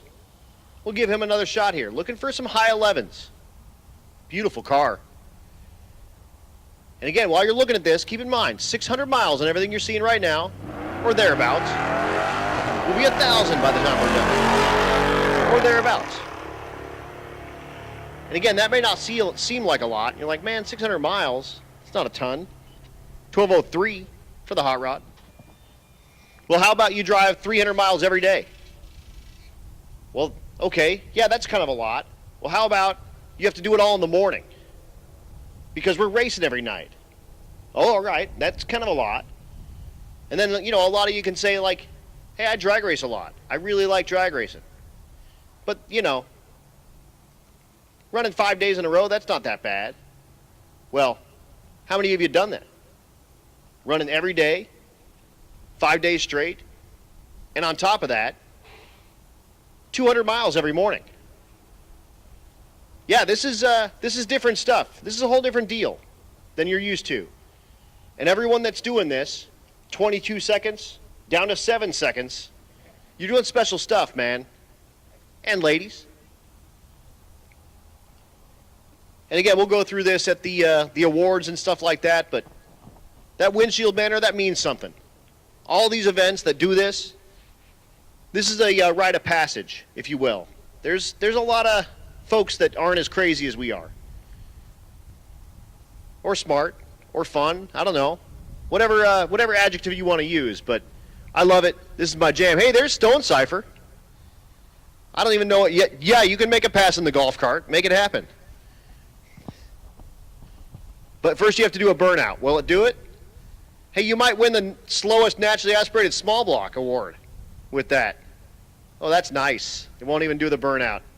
That's all right. Stone Cipher normally had a naturally aspirated big block entry. Unfortunately hurt that thing. So he's cruising around on a golf cart with Joe Greer. Greer out of Four-Eyed Performance Tuning, one of our sponsors. But again, True Street 9-0, you should be in 2 and 3. True Street 10-0, you should be in 4 and 5. True Street 11-0, you should be in 6 and 7.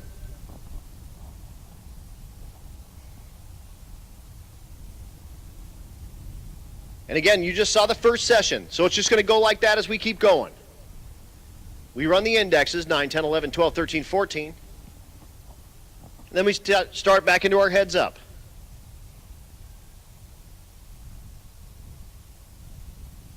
Thanks again to everyone tuning in on the live stream, brought to you by Bang Shift and, of course, Motion Raceworks, our presenting sponsor. There's the man right there, Mr. Stone Cipher. Tell us about this naturally aspirated big and small block slowest car trophy. So what I did is I've done this race several times, and some of the guys that really put forth a lot of effort and have never won anything, I wanted something that they could take home that they'd be proud to have and show off to their friends. That's a super cool deal, man. And John Gilman, who won the naturally aspirated small block slowest car in the Rocky Mountain Race Week, is poised to possibly win another one here at the Race Week event. He's actually got another car he's building to be a competitive car, but didn't have enough time to get everything ready. And I told him, I said, hey, you're going to be the slowest NA champion if you get these 2 in a row. And we've only been doing that for these last couple of events, so he would be the only back-to-back winner because we've only done them a couple. But to win the first 2, that's kind of a bit of a rite of passage, if you will. Oh, absolutely. And I told him I'm really proud of him. I thought I would be in the running for this, but I didn't even finish to make it to the second track, so that kind of put me out of winning it. And you do have to finish the event to win the award, so that's a super cool deal. And I talked to him after, and he was like, he came in and he said, I guess I won something, and I handed him the award, and he was like, well, that's actually kind of cool. And he's got a YouTube channel. I'm not sure what it is, but I watched that deal after, and he had that award. And really touted it on his YouTube channel, and he got a kick out of it. It was a pretty cool deal. Yeah, it's great, and I just want something. I like to come and have a good time, and I want to share all that with my friends. So that's super cool. That's a very cool deal. So we really appreciate it, and we like Jonathan out here. And he missed our last, what was it, the Rocky Mountain Race Week event. Actually, it was 2.0. The 2.0 last year, and unfortunately got COVID. And couldn't make it out, which is a shame. And he really wanted to. And we missed you a bunch. But he watched all the live stream, and he was sending me messages and stuff along the week. And it was a very cool deal. But we're happy to have you back. And I'm sorry your car's broke, but hey, whatever. I am going to make the shootout on Friday. So I got the car back to the shop and figured out some stuff we can do to patch it up to make the shootout. So I will be there Friday. Very cool deal. So we do that exhibition shootout. So those are cars that have broken but made it back to the last day, and you'll see Jonathan Stone Cipher's Nova in that exhibition shootout. But thanks for coming up and talking to me, and I appreciate it, and you guys are awesome. Joe Greer's also up here from Four-Eyed Performance Tuning, and we love you. It's always good. He gives, and he doesn't want me to tell you that, but he gives a bunch to the rookies and to the young guns, and when I say a bunch, I mean a bunch. I think he just handed me $400, so $500, so $250 for each. $250 for the rookie, $250 for the young gun, and I'll have to count my money, but I got like $1,700 to give out now to the rookie and young gun. And I included the Junior Street competitors as well, so we have 4 of those that are now in the running for that, and that's a very cool deal, and we appreciate you throwing in for that, and Four-Eyed Performance Tuning for also being a sponsor for Race Week and Rocky Mountain Race Week, and bringing out some cool stuff out here to come play with us as well. Very nice. Love to have you guys around. And get you receipts. Don't worry about it. So, again, thanks to Jonathan and to Joey for stopping up in the tower here and talking a little bit.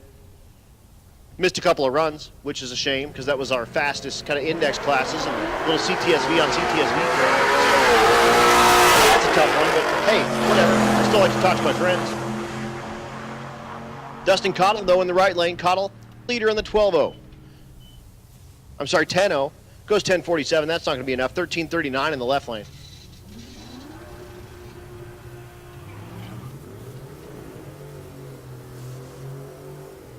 Ryan Hattingly in the left lane.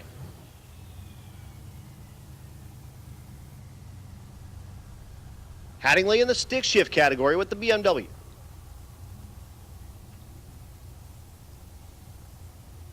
Sean Seifert in the right lane in the 10-0 category with the El Camino.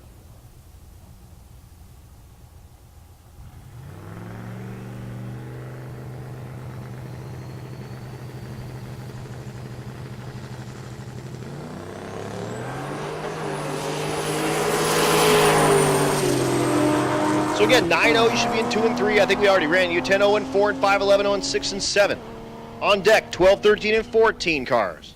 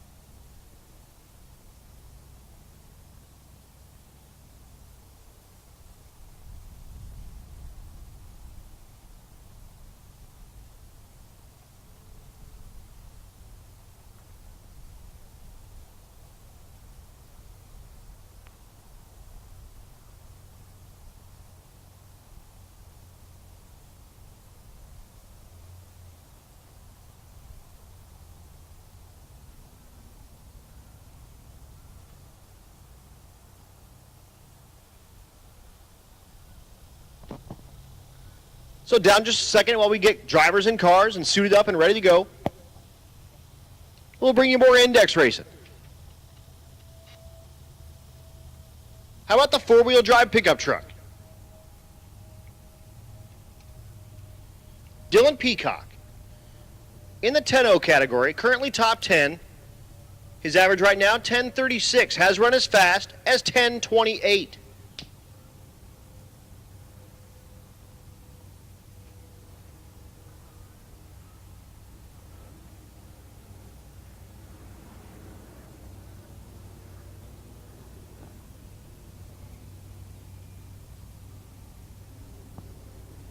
See, all four tires are slick tires or radials, but race tires.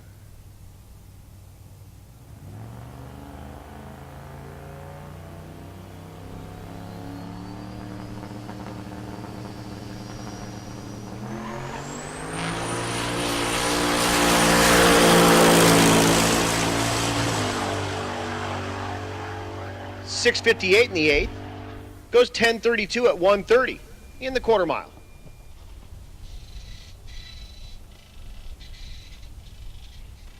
Mike Pryka. Joey Pryka. Hey, Joey, you know, I'm just going to, hey, is that a Mopar? What is that, LS swapped? He's in the combat flops with socks. Come on, man. I mean, that's some nerdy stuff right there. But I still love you. Oh, it does have the bottle opener. Talk to Chad Reynolds about the radial prep flops. That's, he put golf spikes on the bottom of them so he can walk around on the starting line. That's the jam right there. Those are trademarked, though. Chad Reynolds / Bang Shift. So if you use those, you owe him royalties. How about Silas Mansour, the GTR? At the stripe. Goes 1080, 128.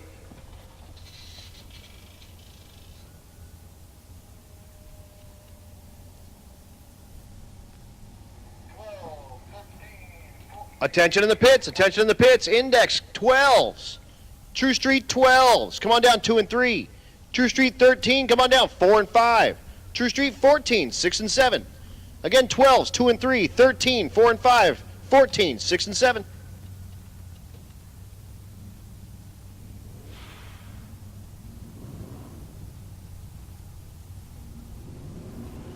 Lance Walker in the left lane. Oh, I just got a text from Chad that he will build you a custom set of radial flops. And there's more than just the spikes going on.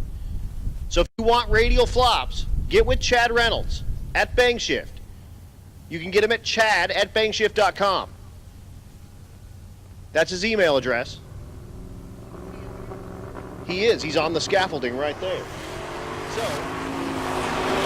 if you want yourself a pair of radial flops, get with Chad. He'll sell you a pair. Promise. They're $25,000, which is the price of a 632. 1121 in the right lane, 1093 in the left.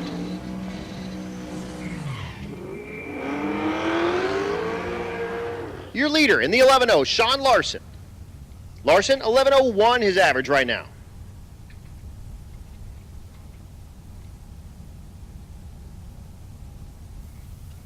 Jacob Werfele. Werfele in the pickup truck in the right lane. Outside looking in. 11.12 his average. I guess not quite really outside, he's 7th. But first place, looking for 11.0s in the right lane. 11.15, the pickup. 11.23. Kevin Waltman in the left lane, the 6th Gen Camaro. Third place car at the moment. Did go 11.00 with a 9. Our first day could only salvage an 11.09 at the Motorplex for an 11.05 average. Your second place entry in the right lane, that's Dustin Peterson. Peterson with the Cougar.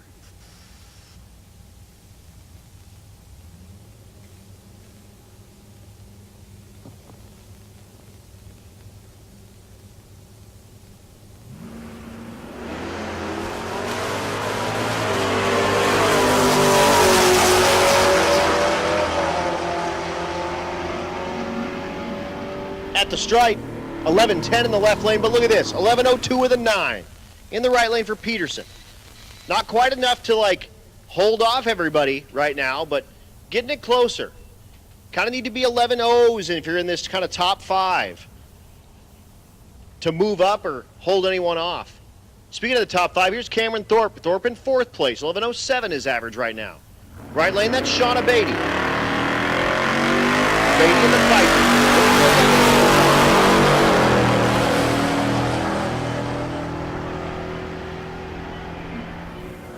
10.98 with a 9 is too fast. 11.15 for a Beatty in the right lane. That's actually his closest to 11.0 for the week.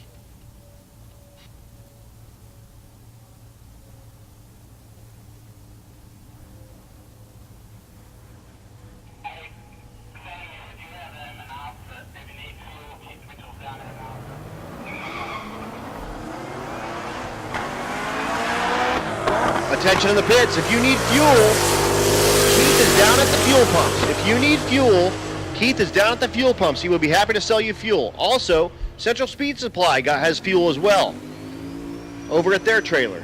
So again, if you need fuel, here from Tulsa Tulsa Raceway Park. Wow. Tulsa Motorsports Park. Just mixing them all together here. Keith is over at the pumps. So cruise over there if you need fuel. Here's your leader in the 9.0. That's Mark Grote. Grote back for his second pass. His average right now, 9.02. Did go 9.00 with a 2 at the Motorplex.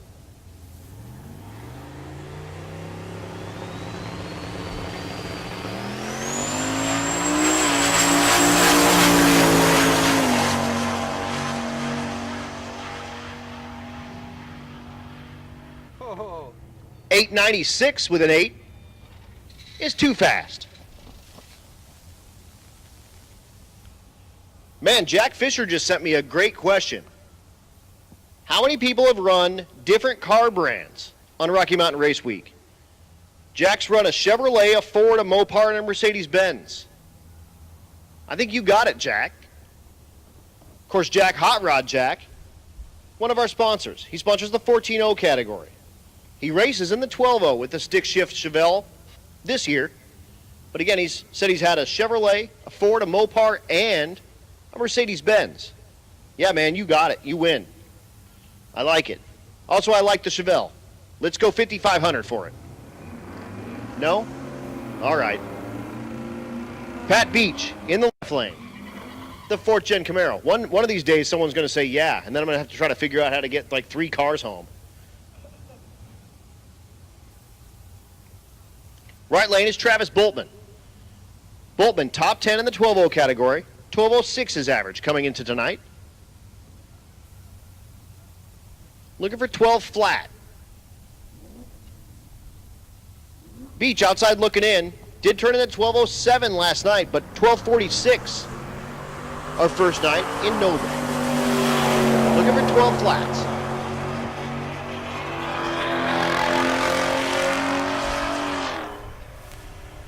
.1203 in the right lane. Beautiful pass. 12.67 in the left lane. Will not improve, but a 12.03 for Boltman.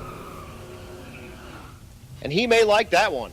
And again, the deal is he can turn that in right now if he wants to. Go do the route. Go check into your hotel. And we don't need to see you till tomorrow at 3.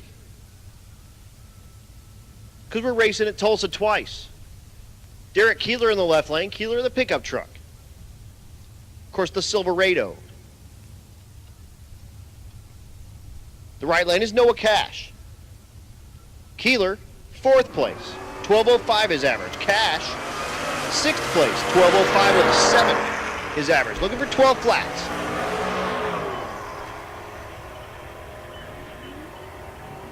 .1213 in the left lane. 12.03 in the right lane. He'll like that. For Cash. He did turn in at 12.09 and then last night at 12.01.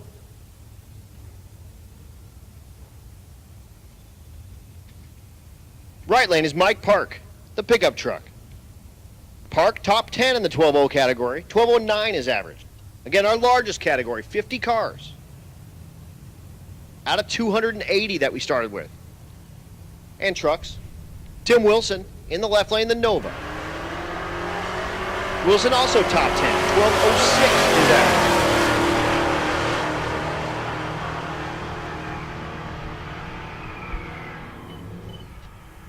$11.99 with a 4, $11.98 with a 9. Both too fast. You can't turn those in. We'll see them come back around.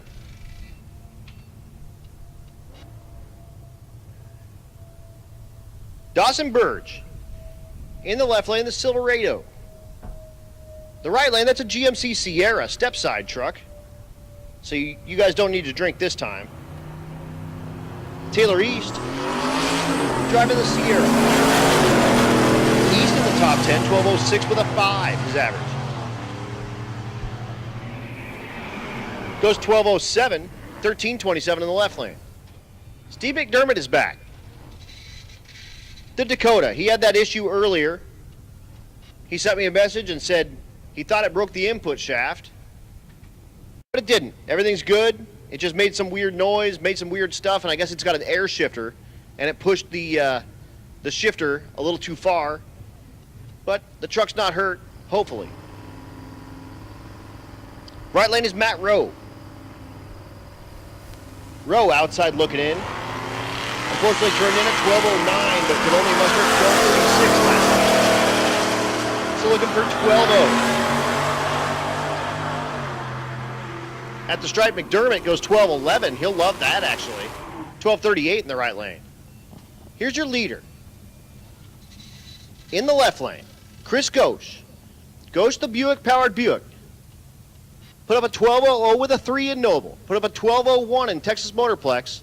Looking for 12 flat again.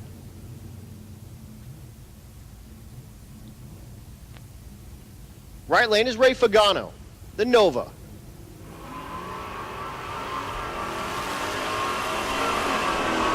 He did put up a 12.11 last night, but a 12.40 the first day has his average way down.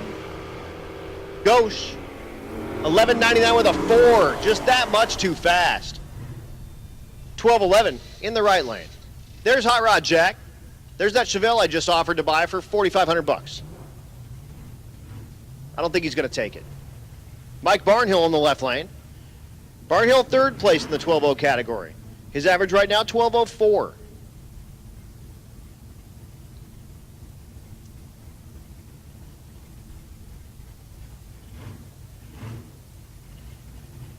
Jack is your 10th place car. 12.08 his average. Looking for 12 flats.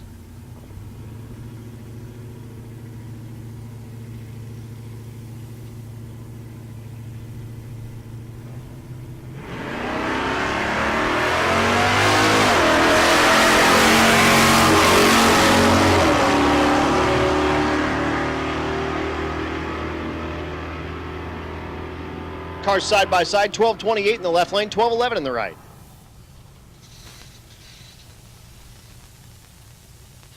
Aaron Carey's back. The C3 Corvette.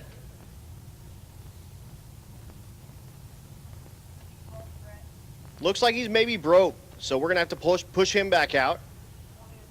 Broke after the burnout. Those have the independent rear suspension. And I'll bet it probably popped a U-joint out of one of those rear axles. Meanwhile, Brendan Prince in the left lane.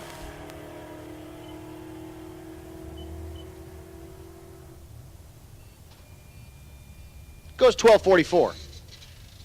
So we'll get that C3 out, and hopefully he can get that thing fixed.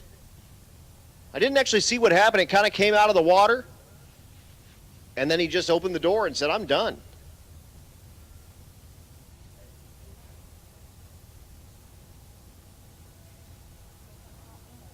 But hopefully it's not much. Yeah, exactly. The thing does roll good. You could probably tell if it's a U-joint because you can probably hear it. Click-a-clank, click-a-clank, click-a-clank.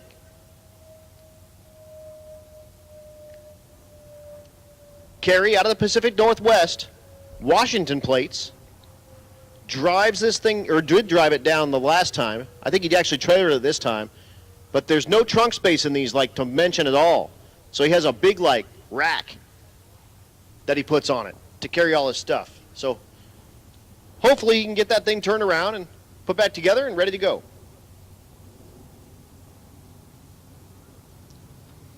Meanwhile, the next two, that's Rich Thorpe. Thorpe in the left lane. The G8.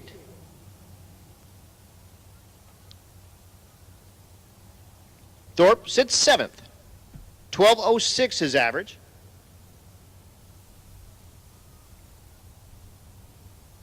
Turned in a 12.04 in Noble and a 12.07 at the Motorplex.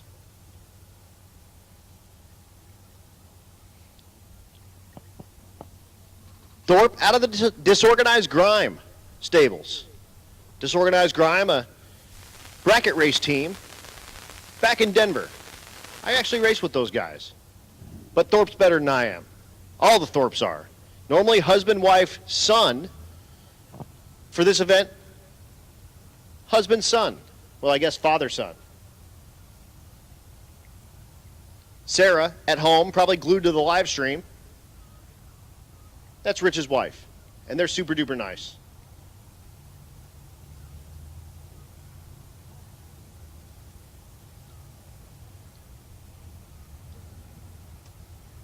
Right lane is Bill Shallard.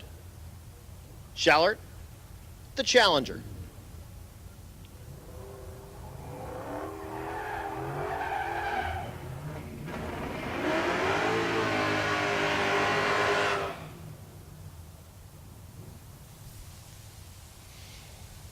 Shallard outside looking in. Mid-12s performance.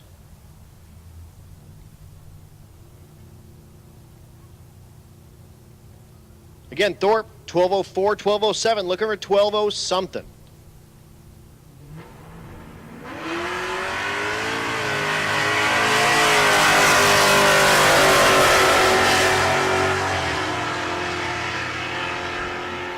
At the stripe, the G8 goes 12.15, not what he's looking for, 12.86 in the right lane. Jennifer Coster in the right lane, the C10. Left lane, that's Tyler Maggart. Maggart, the new Supra. The license plate, no JZ.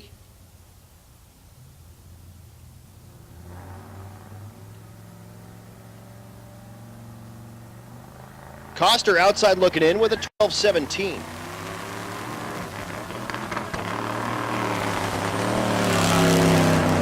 Maggart also outside looking in, 12-10. Did turn in a 12-04 in Noble. Goes 13-77, that won't do it. Coster goes 15-24. You can keep it dragging home.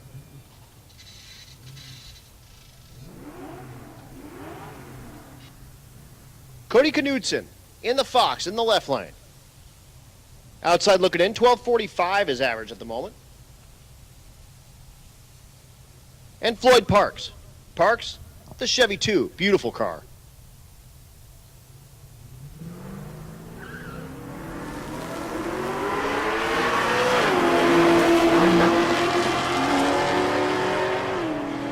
Parks average right now, 12:25, looking to improve on that.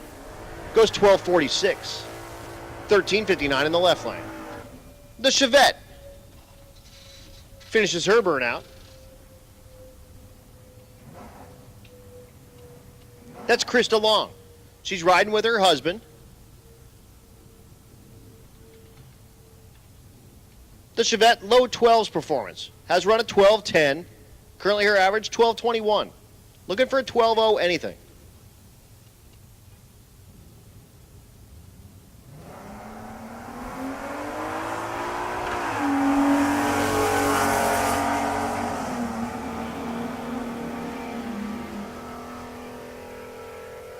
At the stripe, 12:40, that won't do it. So Crystal will turn that back around and try to get closer to the number.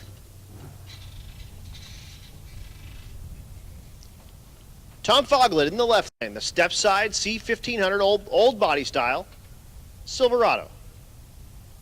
Right lane's Eric Carroll. Foglett outside looking in, 13:34 his average. Eric Carroll. Carroll, top 10 of the 13-0 category,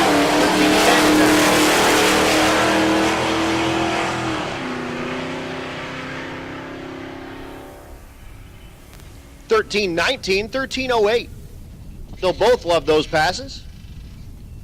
Carroll did put up a 13:00 with a 5, so 19 not exactly where he needs to be, but creeping up on it. Attention in the pits, attention in the pits. Motorcycles, come on down.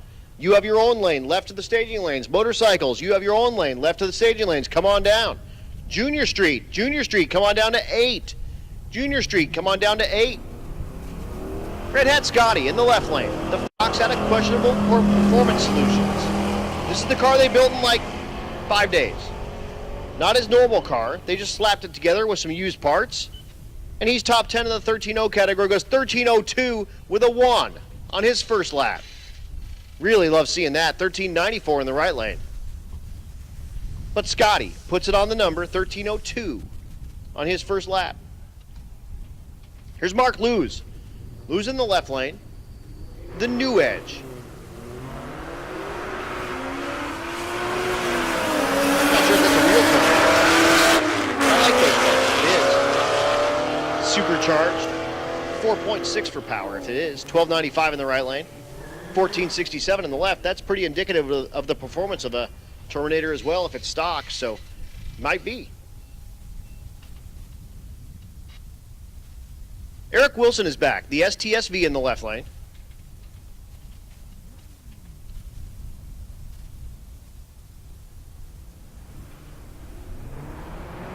Wilson, 13:10 is average at the moment. And that's Uriah Kesner. Kesner, your second place car in 13:0. Kesner is average right now, 13:03. 13:05 this pass. 13:28 in the left lane for Wilson.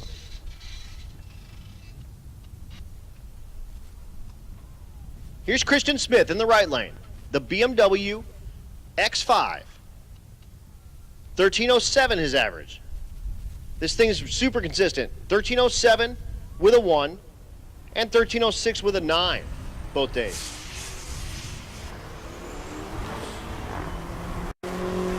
Chad Wilson in the left lane. Outside looking in. 13:58 is average. At the stripe, 12:68 in the right, 15:92 in the left. Again, bikes, come on down. You have your own lane to the left of the staging lanes. And Junior Street, come on down, lane number 8. The 3000 GT is back. I didn't press the button. I was going to say that's Chad Wilson. No, it's not. That's Jeffrey Chappelle.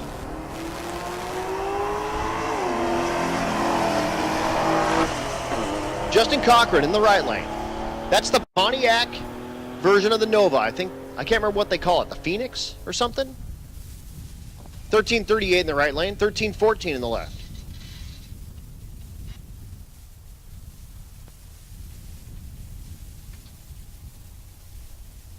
Brad Fowler in the left lane, in the 14.0 category.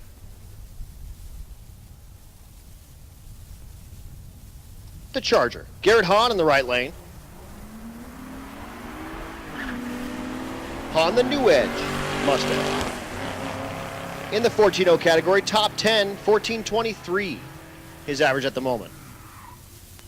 At the stripe, 15:41, 14:44 respectively.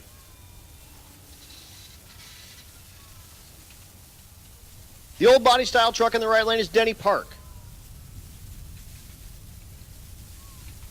Denny way outside looking in. Kind of high 16s performance. Randy Taylor in the left lane.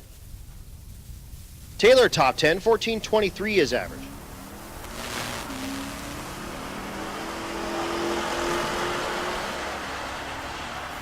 Once again, bikes, you should be in your own lane in the left of the staging lanes. And Junior Street, come on down, lane number 8.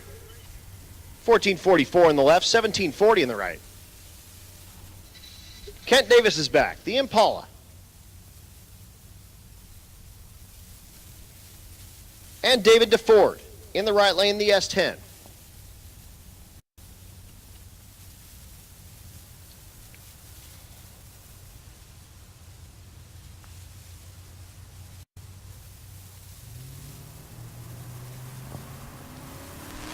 The Impala stock 283 with a 2-barrel.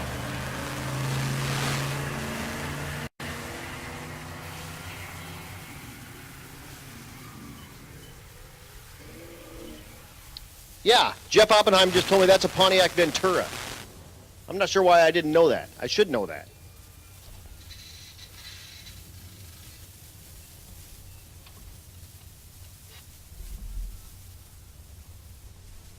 But 1927, 14:06 in the right lane.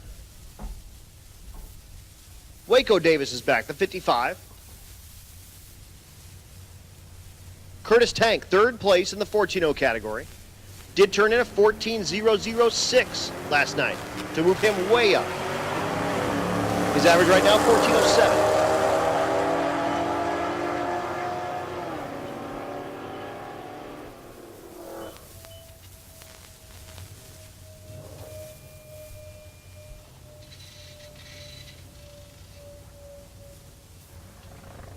14:36 and a 14:09 in the right lane for Tank. Hey, the Corvette's back. He must have gotten it fixed up. That's Aaron Carey is back in the burnout box. Happy to see that. First, though, your leader in the 14.0, Anthony Watson. Watson is average right now, 14:03. Trying to hold off Dale Gebhardt, Curtis Tank, who you just saw, and Stevie Ellingson. 11:80 in the right lane, 14:08 in the left lane for Watson. There is Carey again, like I mentioned, the Corvette in the left lane. He's back. He got it fixed, whatever it was. Rex Finney in the right lane, Finney in the 12.0 category.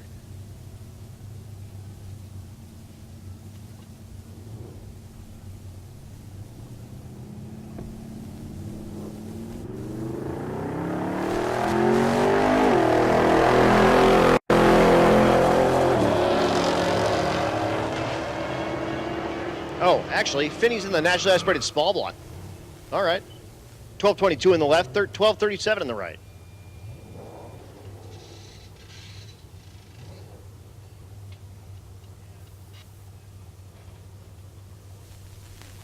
The Escalade in the left lane. Again, I just have Whitaker. Kind of some mid-16s performance. Way outside looking in.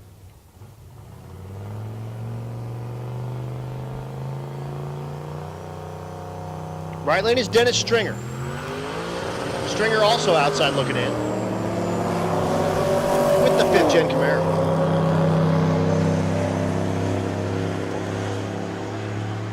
Attention in the pits. Attention in the pits. Rowdy, 2. Rowdy Radial, 2. Limited Street, 3. Ultimate Radial, 4. Outlaw Street, 5. Unlimited, 6. Again, Rowdy, 2. Limited Street, 3. Ultimate Radial, 4. Outlaw Street, 5.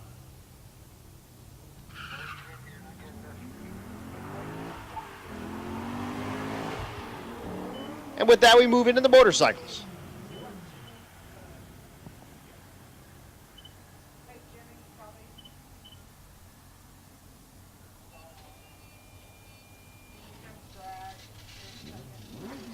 So again, Pat Clark, the Grom.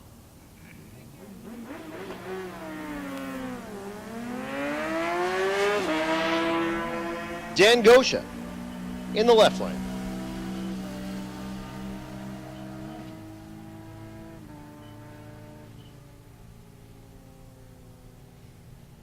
.1069 in the left lane for Gosha. Cook. 2310 does not improve.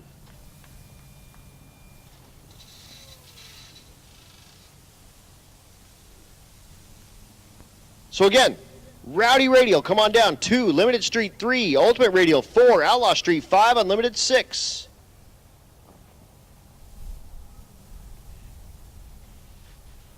Also a good time to mention, don't forget hard tires, folks. Need you guys out of the groove. You tear that rubber up and we got to come out and work on the track. Like we're doing right now. So down just a minute while we work on the track. Get it nice and sticky and ready to go for Rowdy. Limited Street, Ultimate Radial, Outlaw Street, and limited cars. Well, we've got a little bit of downtime.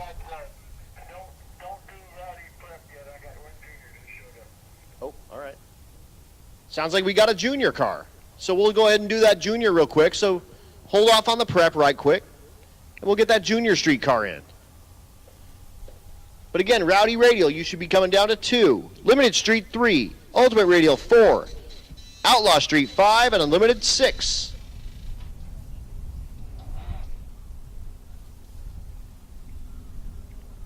So we do get a taker for Junior Street this round. This is the class named after the NHRA class of the same name. 13 to 16-year-olds with a guardian riding in the passenger seat. You can run no faster than 9 flat. In this event, we don't do it with fastest average. We do it to closest to your average.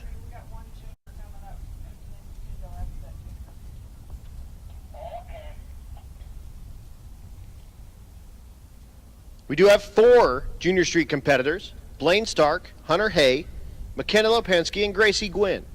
And again, we're going for average, not for fastest.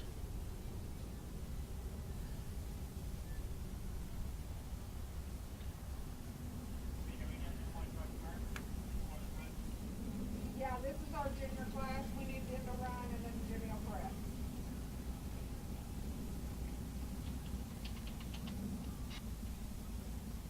So here is Hunter. Hunter Hay. I've been calling it a Silverado, but it ain't a Silverado. That's 2 drinks. It's a Sierra. So sorry, Hunter, for calling your GMC a Chevrolet.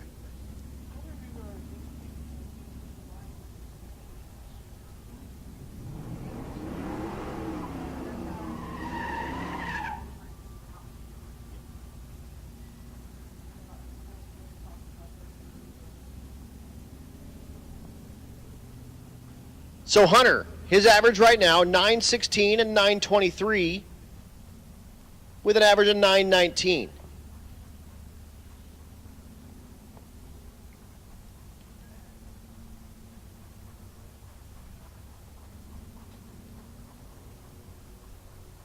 There is Jason and Maggie Deutscher. Hey, guys. Maggie's 22 tomorrow, so you can buy her shots. Hunter goes 912 with a 9, so he breaks out for that 916.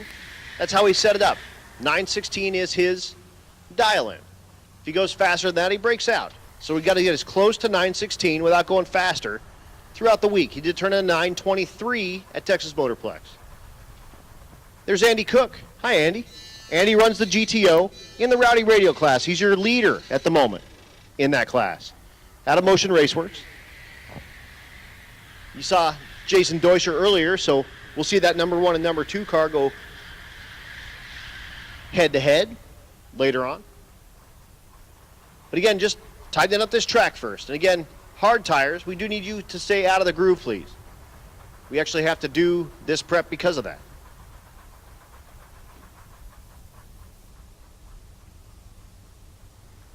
So be down just a moment. Does give me a chance to thank all of our sponsors again. And again, I know you're probably getting sick of hearing me talk about the sponsors, but without them we can't do this. So they're worth mentioning. Again, Mickey Thompson, Mahle Motorsports, Leading Edge Technology Partners, U.S. Automotive Machine and Performance, Juggernaut Welding and Fab. He's got his welding and fab station set up over by the front of the staging lanes here, I guess the side of the starting line. Go check him out. They specialize in all sorts of goodies, and they can, if it's metal, they can glue it together. They specialize in titanium welding and sanitary stainless welding. It's very cool. Jotech Motorsports, Red Tide Canopies. You can see the Red Tide Canopies at the Rocky Mountain Race Week tent. That is a Red Tide canopy over there. Of course, Jake's Performance. If you have a 4L80E and you want to make it scream, he's got all the pieces for that. He's also said that he has a 4L60 part coming out to make those things wicked. Turbo 400 stuff, no problem. Power Glide stuff, no problem. Our Venge Performance, of course, they got that white Stealth out there. Cruise by their pit, you get a free shirt while supplies last. So go find that white Dodge Stealth DSM car. Kind of looks like the 3000 GT. And you can get yourself a free shirt. Of course, High Speed Media. They're helping with all the social media for Race Week and Rocky Mountain Race Week. We appreciate them so much. James, and they just kill it. Hot Rod Jack, of course, Goat Rope Garage, Force Performance Turbochargers, Florida Injection, FM Fab Speed Shop, Disorganized Grime, War Performance, Vets Unlimited, Datesworks, Crower, Tuned by JP, The Shop Inc., which is Chad Fegley. You saw that red C6 Corvette in the stick shift class. That's him. Central Speed Supply. You saw Craig Hambright with the GTO that he says loves nitrous. That's Central Speed Supply. TBM Brakes, of course, we mentioned earlier. Aspergen Repair and Towing. Roadrunner Media. 4Ride Performance is Joey Greer. He was up here earlier. Pro Copy. Motion Raceworks. Portable Car Hoist. Go check out that portable car hoist. Bobby is down there. He's got that thing with the American flags on it. You can rent it. You can buy it. He'll bring it to your event. Very, very cool deal. Also, racers get to use that anytime we're in competition and or on the road. Of course, Bang Shift. Bang Shift bringing you the live stream, and Chad out there with the red umbrella up, so I can't actually see his pretty face out there because he's hiding from the sun, but he needs to hide from the sun because he's so pretty. And we appreciate them hosting that live stream. I know they get help from Optima and from Holly as well, so thanks to everyone for helping in that live stream. And of course, Motion Raceworks, our presenting sponsor. Nitrous Outlet, the official nitrous system of Race Week and Rocky Mountain Race Week. And of course, 1320 Video, our title sponsor. And you'll see all those 1320 guys running around with the red shirts on. That's the 1320 Video crew. Go check them out.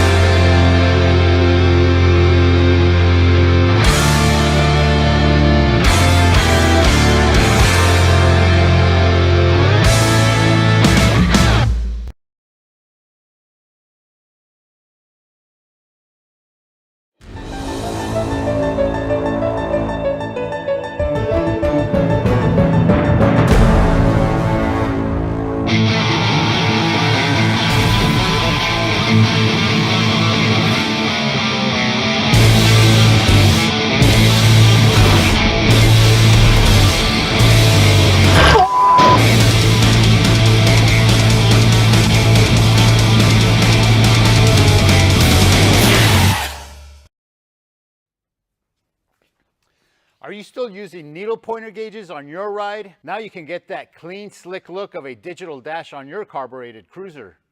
Holley's standalone digital dashes can replace all your traditional gauges with a state-of-the-art full-color touchscreen. Available in 2 sizes, the touchscreen auto-dims, giving you crystal clear sharpness day or night. With access to multiple screens just by swiping, you get to view and customize all your favorite gauges. Easily set up driving screens, tuning, race, even warm-up screens. The fully programmable touchscreen allows you to customize the layout of your gauges, displaying them in analog or digital styles. You can set up warning lights and even virtual switches, eliminating the need for external toggle switches.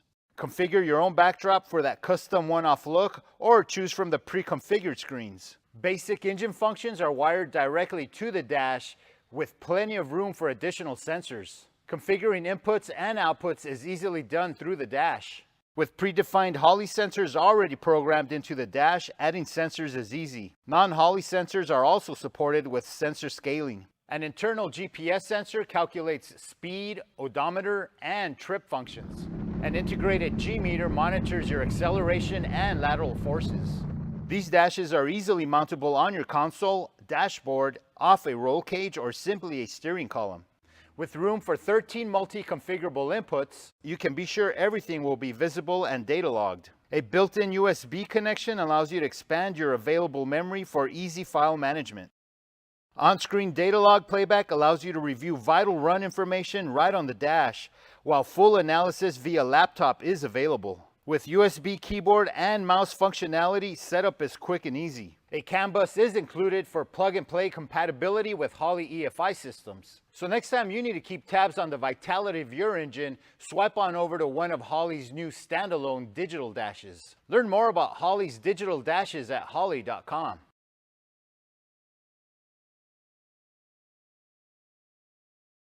We'll go do a little casual drive tomorrow, and we'll be back to pick those trailers up and get back to the hotel again tomorrow night. Hey, look at this. Rowdy Radial's back. Jason Deuscher. In the left lane, the Fox. Again, the T-top car. He made it a T-top car. It wasn't a T-top car initially, but he chopped the top off. Why not? Andy Cook in the right lane, getting ready to do his burnout. Deuscher in the left lane.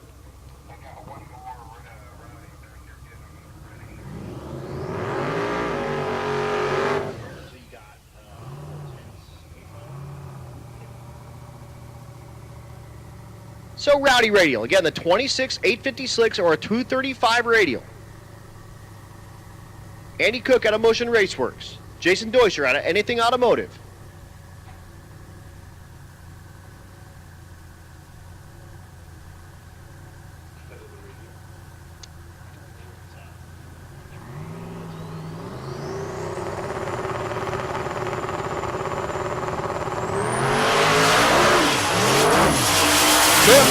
Lights the tires, and it maybe hurt the car. The thing made a weird move.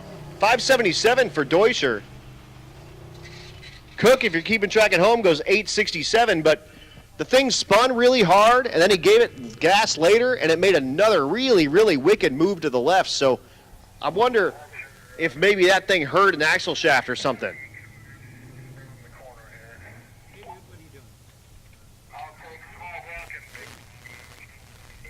Attention in the pits. Naturally aspirated small block, come on down to 7. Naturally aspirated big block, come on down to 2.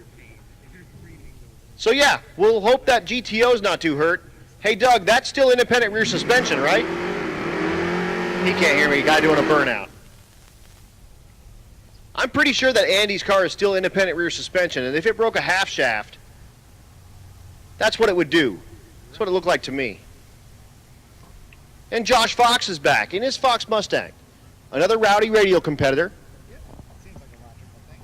Running that 660 foot on that little bitty pizza cutter.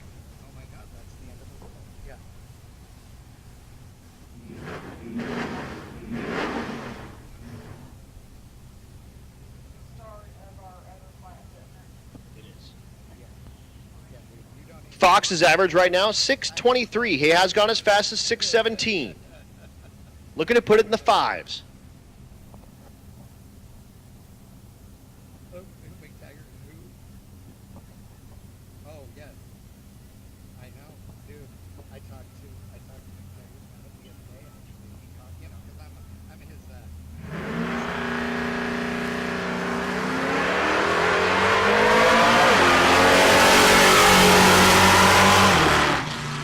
the 660 stripe, 766 is not going to be an improvement for him, so he'll come back around. Now we move to Limited Street. Again, this category turned into like an 850 index class. 275 tire with an 850 cage. If you have a 750 cage, we had to push you to a different class. This is not the class for you. But Aaron Schaefer, your leader in the class, 851 is average. Looking to put it on 850. Did that last night. Went 850 with a 2 at the Motorplex.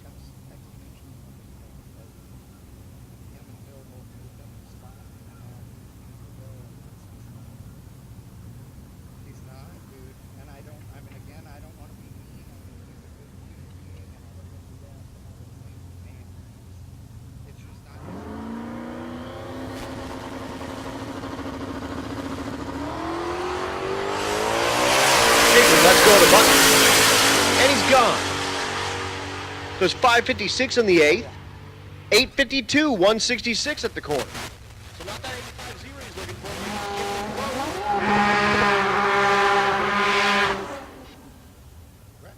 Trevor Brandon finishes his burnout right behind him. Brandon third place. Did put up an 851 with a 5 at Noble. His average right now, 852. Good enough for third place. Once again, NA small block, come on down to 7. NA big block, come on down to 2.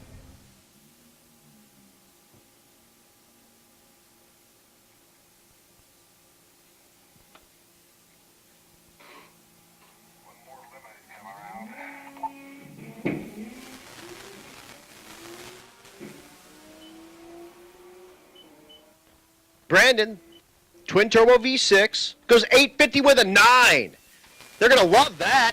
Puts the thing on the number, 850 with a 9, and that'll start putting some pressure on Jonathan Lorg, who we haven't seen yet today, and Aaron Schaefer, who has not put the thing on the number yet.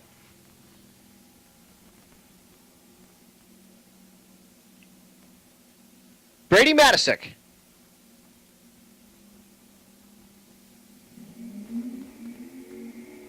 The 4th gen Camaro. He found his 5-inch clamp. It looks like.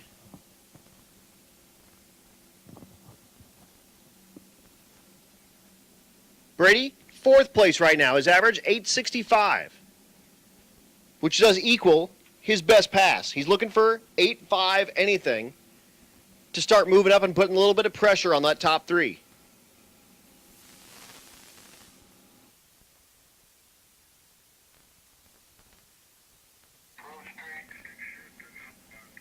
Attention in the pits, Pro Street 3, Pro Street 3, stick shift 4, hot rod 5, Pro Street 3, stick shift 4, hot rod 5.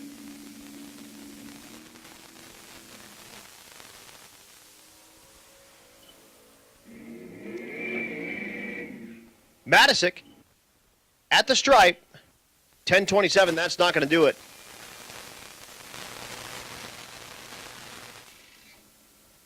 So we'll see Matisic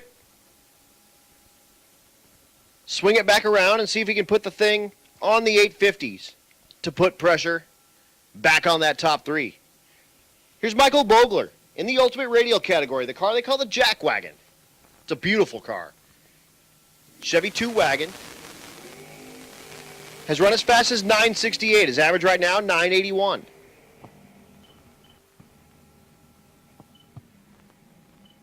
At the stripe, 964. His best pass for the week.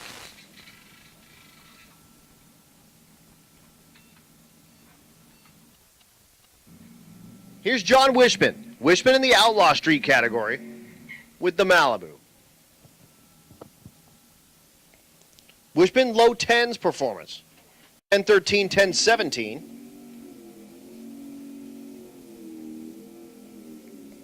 And the Monty in the right lane. Randy Miller. Wishman 3rd place in the Outlaw Street category. Miller 4th. Has run as fast as 1011, but could only muster a 1029 last night. So bumped him down a spot into 4th. His average right now, 1020. Wishman 1015. Should be a good side-by-side drag race.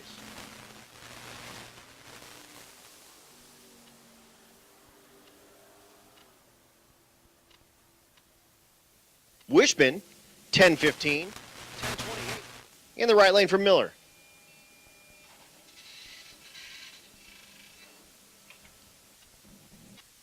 Next taker is Jason Cunningham. Cunningham, the Sierra. In our unlimited category, high nines for performance. His average right now, 981. Again, Pro Street 3, Stick Shift 4, Hot Rod 5.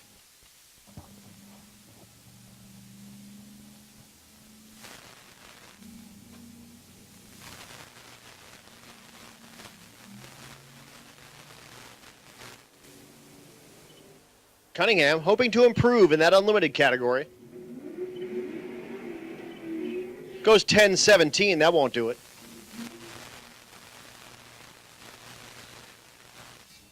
And we move into naturally aspirated small block. It's Keith Horton in the left lane. The Nova. And Max Croning in the right lane. Horton, high 10s for performance. Did run a personal best of a 10.76. His average right now, 10.83. Hoping to better that.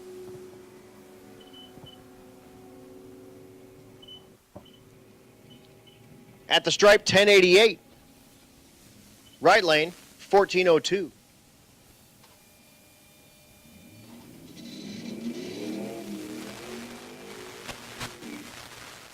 So Horton kind of tickling all over that. But after the 10.76,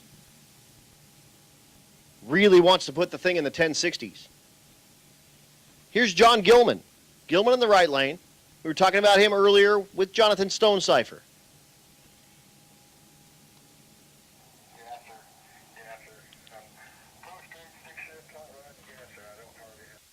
Again, attention on the pitch. Pro Street 3, Stick Shift 4, Hot Rod 5, and let's go ahead and do Gasser. Gasser, come on down to 6. So Gilman trying to not be last place. Kristen Chester in the left lane. Both naturally aspirated small block entries. Chester kind of low 13s. Gilman kind of mid 13s. 1344, 1367.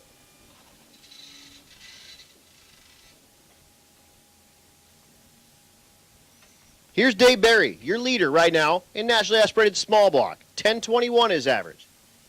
The Nova in the right lane. Joel Lyles in the left lane. Lyles, 6th place. His average right now, 1160. He has run as fast as 1150.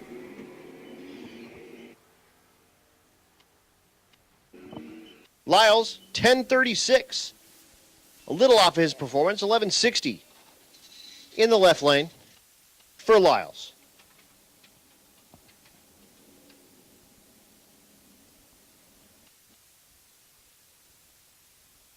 Mustang versus Camaro. Camaro in the right lane. That's Rex Finney. Finney low 12s for performance. Carl Faust in the left lane. Low 13s for performance. 1244 in the right. 1292, his best pass of the week. Good pass for Faust. He'll love that. Kind of in the heat, too. A little bit of sun on the track.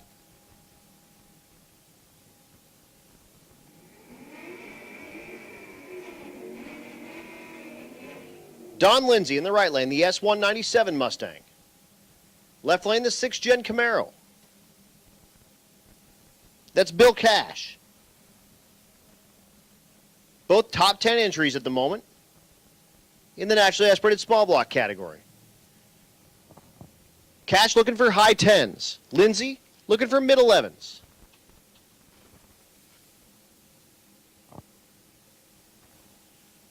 Once again, Pro Street 3, Stick Shift 4, Hot Rod 5, Gasser 6.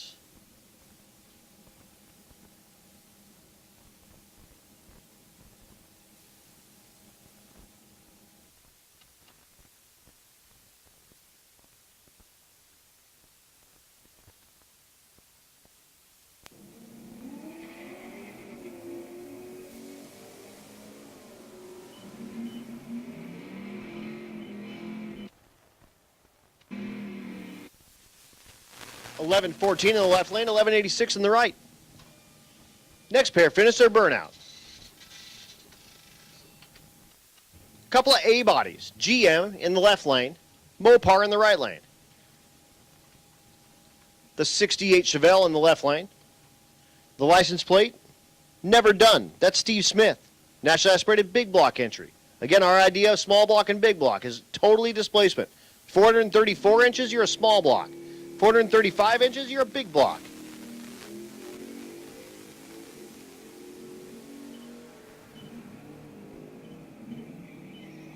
Robert Catrone in the right lane. How about 1149 in the left lane? The Mopar goes 1396 for Catrone.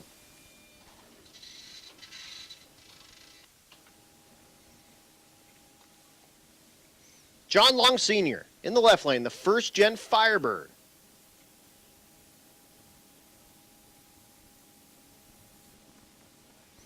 Right lane is Kyle Crawford. Crawford in the National Aspirated Big Block category currently sits third. 1149 is average. Has run 1138.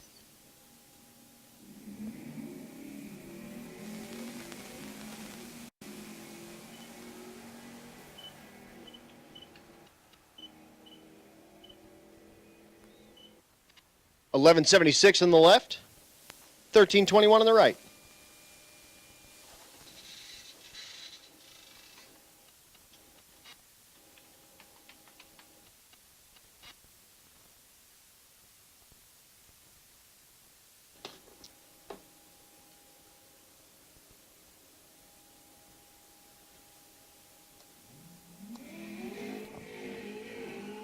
Phil Balmaceda, the ZR1 Corvette in the left lane.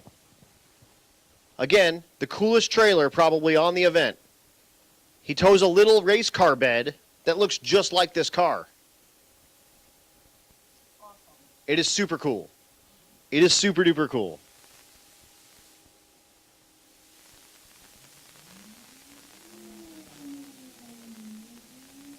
The stick shift entry.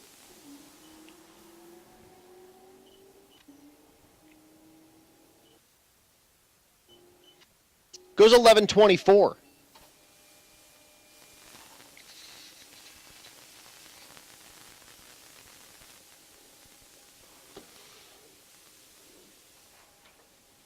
Super cute. Oh my gosh. That's so cool. It is super neat. I'm showing some pictures of his trailer up here, That is awesome. and it is super neat. He said he never had a race car bed and he always wanted one, and so why not get one that matches his car? Exactly.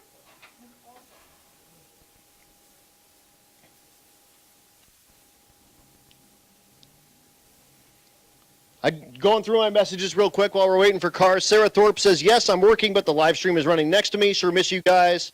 But I'm racing Friday night at Club Clash with Disorganized Grime. Awesome.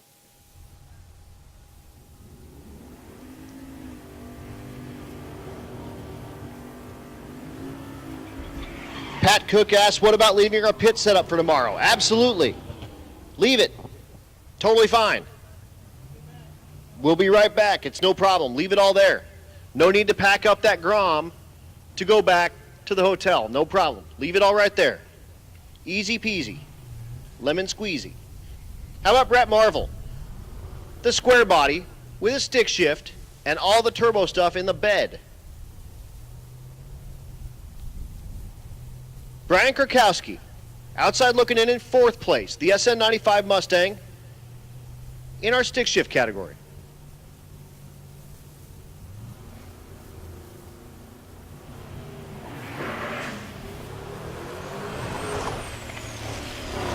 Both cars having issues. Well, when I say cars, I mean vehicles. That's a truck. And some aborted passes. How about a 1350 at 142 miles an hour? Okay. 1593 in the right lane.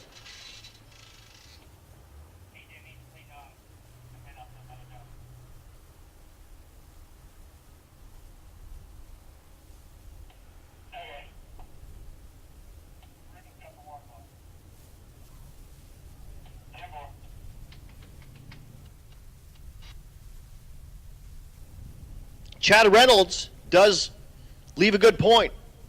If you have problems while you're out on the route and your trailer's here, you're going to be in bad shape. So, that's a calculated decision.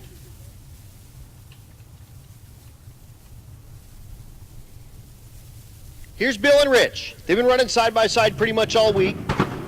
This is your second and third place cars in stick shift. Both run nearly identical transmissions. It's a Tremec T56. It's a 6-speed. The first 4 gears are faceplated. Bill's car, 427 cubic inches of Ford with 2 turbos. Rich's car, 521 cubic inches of Pontiac with 1 big turbo.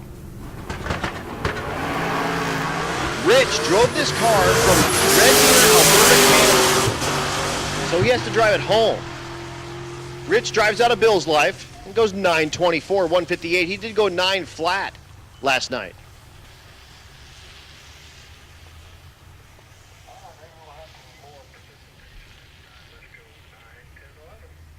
All right, folks, attention in the pits.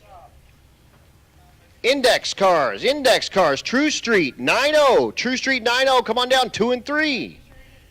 True Street 10, come on down 4 and 5. True Street 11, come on down 6 and 7. Again, 9, 2 and 3, 10, 4 and 5, 11, 6 and 7. Chad Reynolds says Bill's car is not running. So we'll have to go down there and go pick him up. If you're keeping track at home, he went 42, 86, and something went through the mile-an-hour marker, and it says he went 170 miles an hour, and he was not going 170. However, that car normally does run like 165 when it runs good. He has run as fast as 883 on this event at about 165, 168. So the 4286 at 170 is not indicative of real performance out of that car. But it is a beautiful car. Go over there and check it out. It's actually got an 8-track in it. Barry Manilow in the 8-track. Yeah, he's doing great when he decided to get undressed while he was going up there, so he's taking his sweet ass home. So again, down just a moment while we get Bill's Fairlane off the top end. And Bill and Rich have been duking it out pretty much all week, and they do that every week. They're buddies. I mean, how couldn't you be? A couple of stick guys. It's good stuff. But again, True Street 9, come on down, 2 and 3, True Street 10. All right, ladies and gentlemen, thank you so much for tuning in. We appreciate it. I am sitting up here cooking in the scaffolding, so it's awesome. I got the lovely red/pink umbrella, and so we're waiting for the sun to go down. Now, if you are new to our Bang Shift live broadcasts here at Tulsa Raceway Park, I can tell you that the sun is going to get evil here in a little bit, and it is going to be glaring off of the racetrack. The traction compound that's sprayed down there gets really shiny. So it's going to wash out the cars a little bit. We'll make adjustments to the camera, but it just is what it is with the angle of the sun here. But big thanks to Holly and Optima Batteries for being our longtime live broadcast sponsors here at bangshift.com. And thanks to Motion Raceworks for being our presenting sponsor here at Race Week 2022. Lots of drag racing left to go. Here we are live.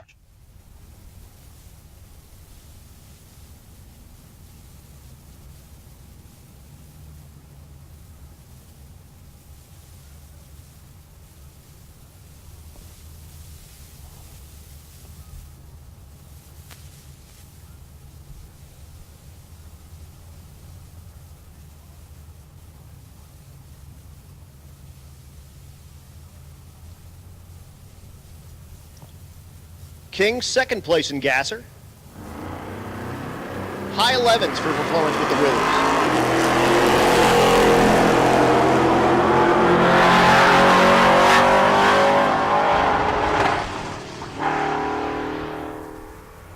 Goes 1192. The 57, 13, 61. Again, True Street 9, 2 and 3. True Street 9, 2 and 3. True Street 10, 4 and 5. True Street 11, 6 and 7. And I'm going to take this moment to go see a man about a horse. I'll be right back.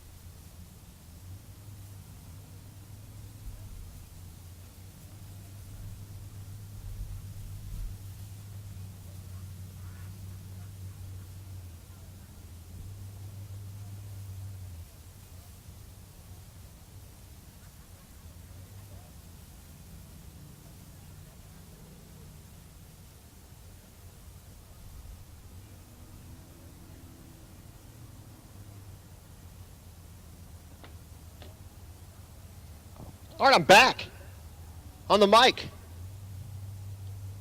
Big shout out to Mahle Motorsports. They're doing that gas card giveaway. So all you need to do is make it to the track. Eric Griot over there will cruise around and we'll find someone to give a $50 gas card to just for showing up. You don't have to enter, you don't have to do anything. They're also giving away a set of pistons and rings.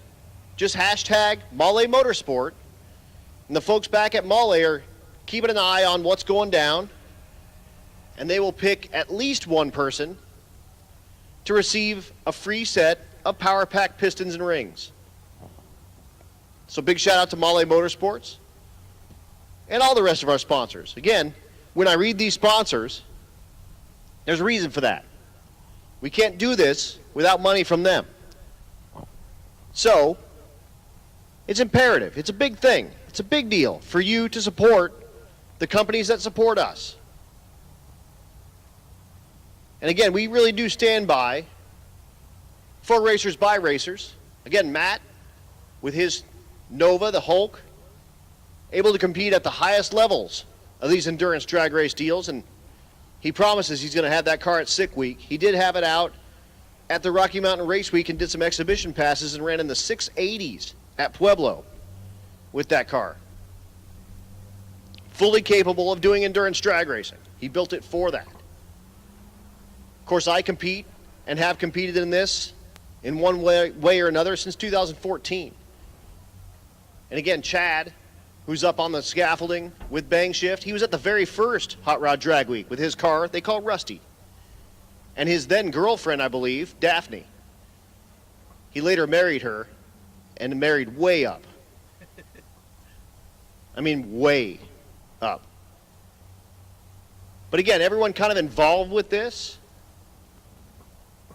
is involved with this. I mean, like, elbow deep. I co-drive for Stevie with my car. She's a way better navigator than I am. I'll tell you that much. And again, support those that support you. That means something here. So, they put up a bunch of money for us to be able to pay you guys a bunch of money. Again, we have $7,500 for the fastest average. And then we do another $7,500 for the shootout winner. Every class here is going to go into $1,000, and I'm talking every index class. So 13, 14, 12, 11, 10, 9. I don't know why I said it out of order like that. Every one of these classes has $1,000 to win. Then we throw $1,000 at a bracket race. We throw $1,000 at the exhibition heads-up class. We throw $1,000 at the Quick 16. $2,500 for the BMF 8, and $7,500 for the FAF 8 winner. Lots of money gets spread out here, and all that happens because we have these sponsors. We can't do it without them. So think about that. Next time you're going to buy a performance part, check out this sponsor list. See if you can support someone that supports you. Because that actually means something. I promise you it does. But that said, we're back to racing. Rick Flettis. The 70 Chevelle. They call it the Duramax Chevelle. Why? It's got a Duramax. Yeah, it's a diesel. The right lane, Mark Grote, your leader in the 9.0 category. Looking for a 9.0 on the board in both lanes.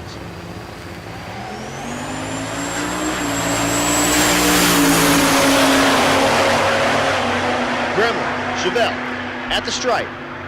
897 with a 7 is too fast. 994, way off the performance for the Duramax Chevelle.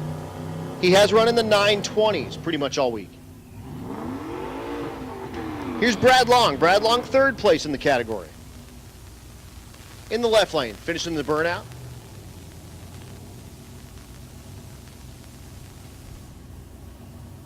The Mustang. The right lane is Dylan Carroll. Dylan, sixth place in the category. Has run as fast as 926, his average 936.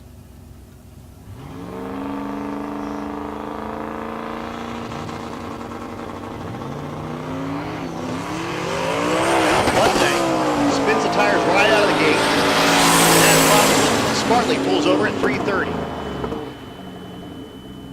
Carroll goes 9:27. So we'll be down in just a minute while we scoop the Mustang off the track at 3:30. And you could hear the alarm going off because he's right in the beams at 3:30. So we'll be down just a second. Oh, he is backing up under his own power, which is a good news. So we're not going to be down for very long. So our next pair, Stephen Willingham. Stephen Willingham! The 6th gen Camaro. LT for power, twin turbos now though, not the blower. He got rid of that blower without telling me, because I could use it for my truck. But anyway, he drove this car from New York State. This, of course, is Plan B car, but how about an 8-second Plan B car? That's all right. His main car that he's been working on, a Grand National. Beautiful, beautiful G-body. Love that car. Left lane, that's Felicia Smith. Felicia, the car they call 4-door Rocket. Felicia's car, still positive displacement blower. But a big positive displacement blower.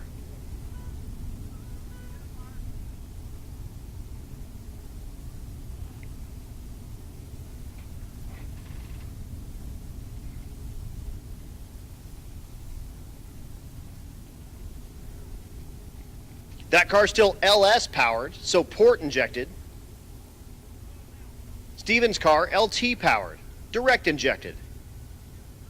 Twin turbos in the right lane, positive displacement blower in the left lane. Going head to head.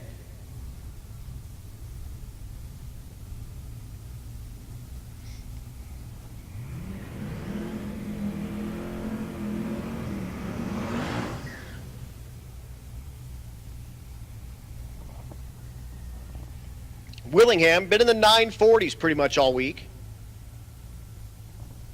Smith did go 905 and 908. Her average right now, 906, but outside looking in, trying to chase down Long with a 903, Kevin Little with a 903, and Mark Grote with a 902.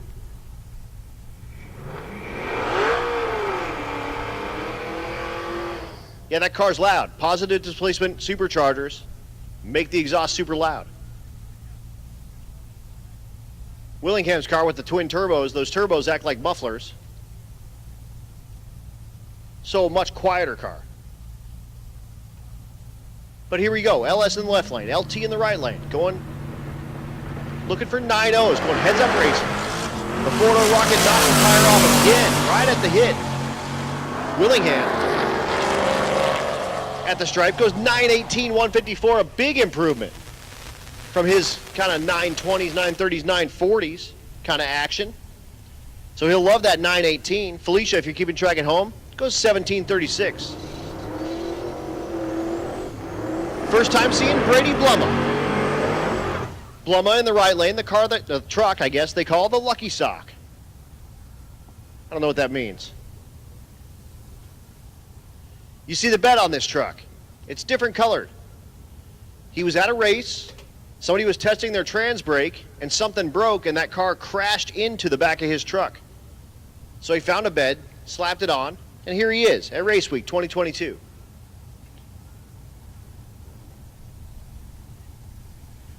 Left lane is Omar Morales. Morales in the 10-0 category as well. I don't think he's got a cool name for his car. Blumma in the hot rod category has run as fast as 10 flat, looking for a 9.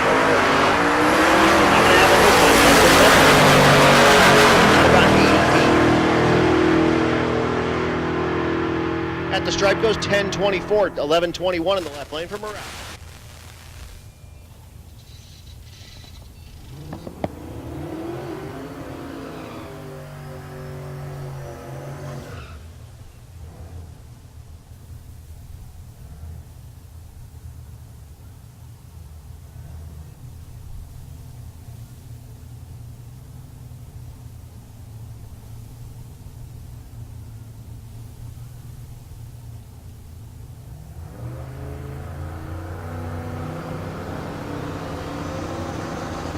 Next pair, Brad Bowl in the right lane with Kate Fox. Left lane is Travis Herbach. Herbach third place in the 10-0 category. 10.06 his average. goes 10-12, 10-10 in the right lane for Bull.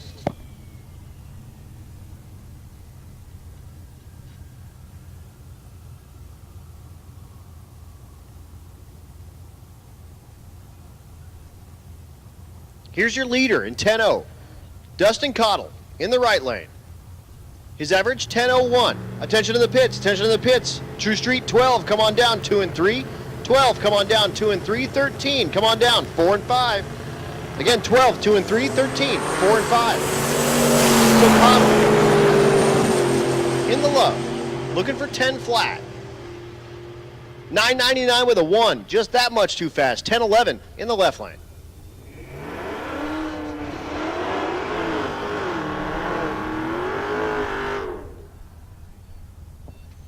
Aaron Roberts in the right lane. The Mustang.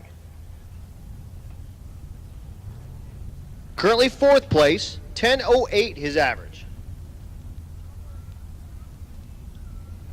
Left lane, all I have is Yates, but that's a Charger. Give him the high 10.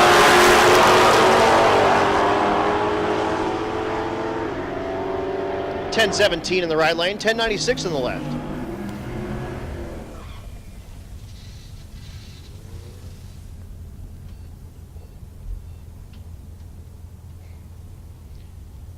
Casey Everly in the left lane.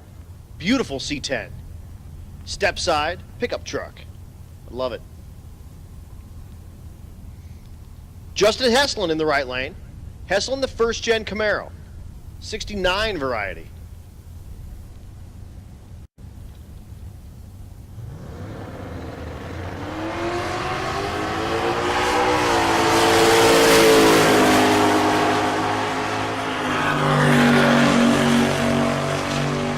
Heslin at the stripe goes 10.45. Everly, 11.37. Here's our first look for Vince Rui. Rui, the beautiful Nova. Owner and proprietor of FM Fab. One of our sponsors. In fact, he's got my car down there right now. Out of Grand Rapids, Nebraska. Right lane is Jacob Werfele. Werfele in the 11.0. Rui in the 9.0. Been kind of 940s for performance. 945 with a 7, 945 with a 0.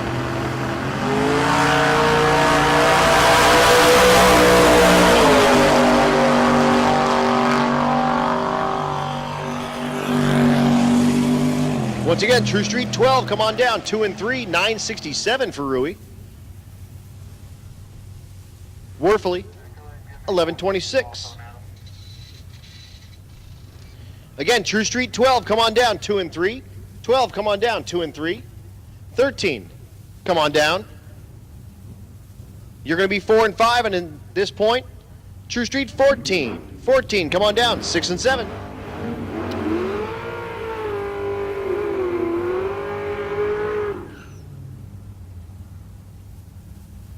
And if you're just joining again on the live stream or you're just getting here to the track, this is how we're going to do it all night.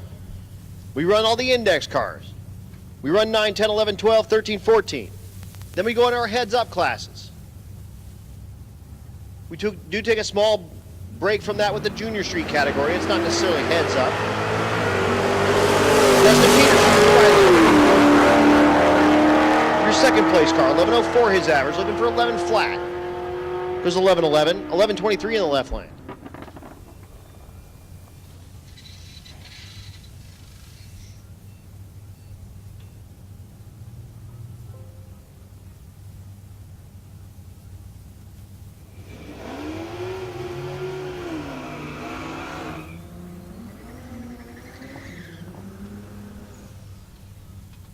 Melissa Dickegg in the right lane. The 2JZ powered Tacoma, super cool. The 6th gen Camaro in the left lane. That's Kevin Waltman. Waltman, 3rd place at the moment. His average in the 11.0 class,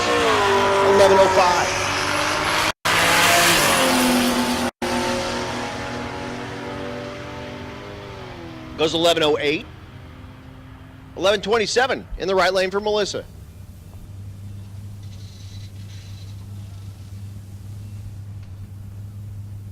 Aaron Fowler. Fowler in the left lane. The A-body dart.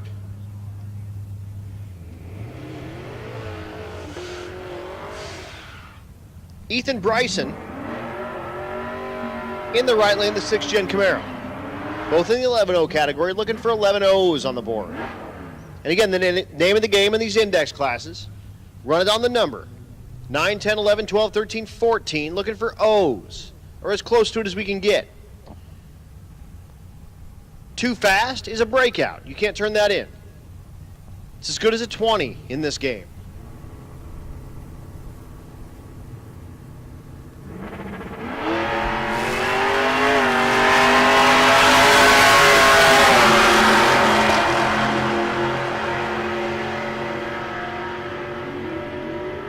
.1106, there it is, right there.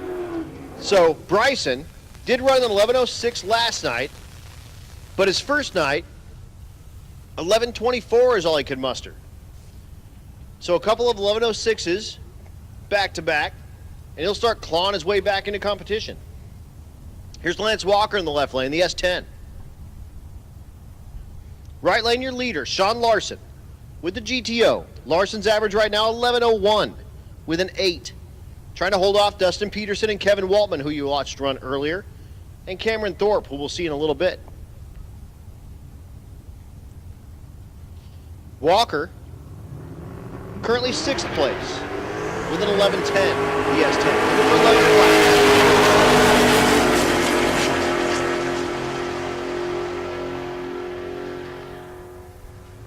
flags. 11.15, 11.10, not what we're looking for.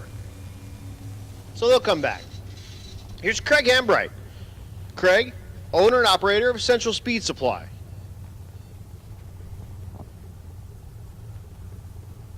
The GTO. Benny Geisbright. Geisbright in the right lane, the Silverado.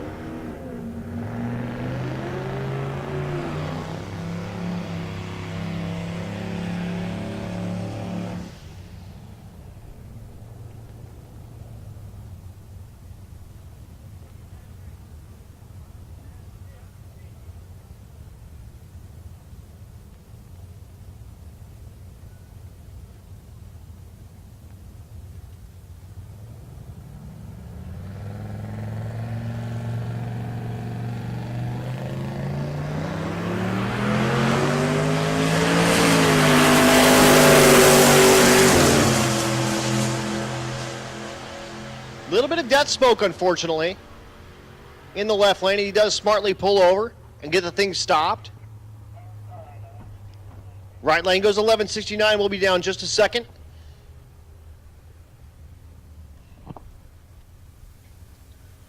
And unfortunately, Hambright looks like maybe he's harmed the GTO. Hopefully it's nothing too bad. It didn't look like oil death smoke, but it might have been like head gasket kind of stuff. So maybe we'll have a parts call for our sponsor, Central Speed Supply.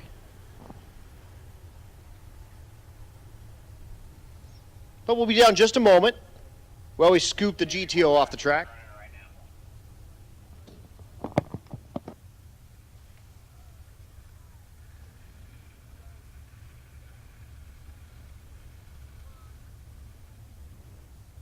So you like the looks of a classic carburetor, but you want the benefits of modern EFI with the versatility of an externally mounted ECU?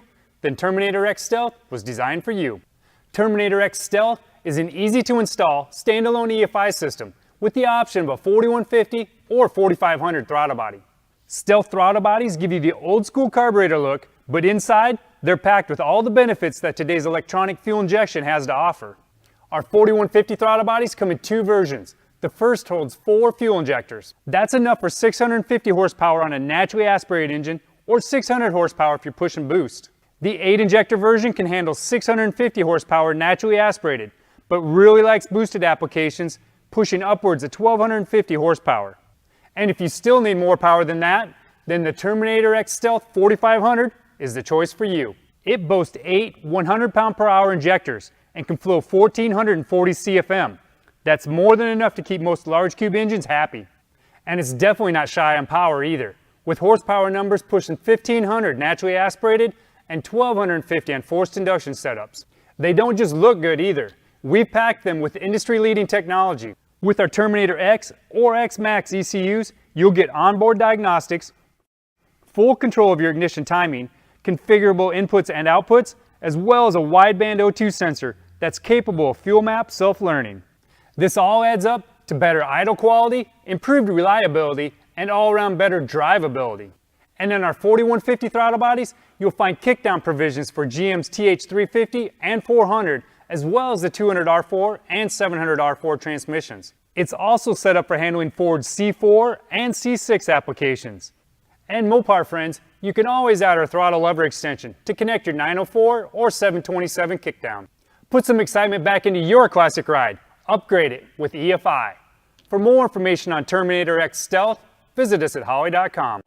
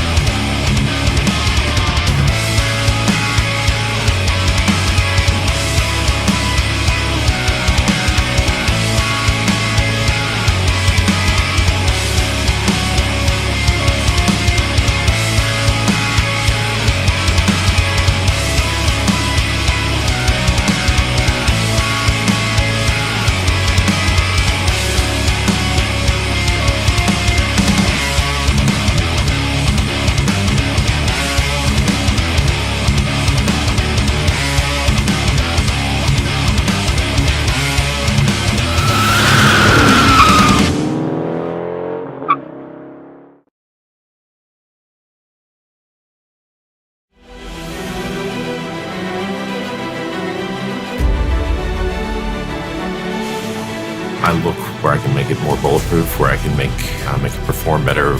But beyond that, the engineering and technology with it, it's choosing the appropriate components. Each component is thoroughly inspected. It's that level of inspection. It's that level of attention to detail to make it across the finish line.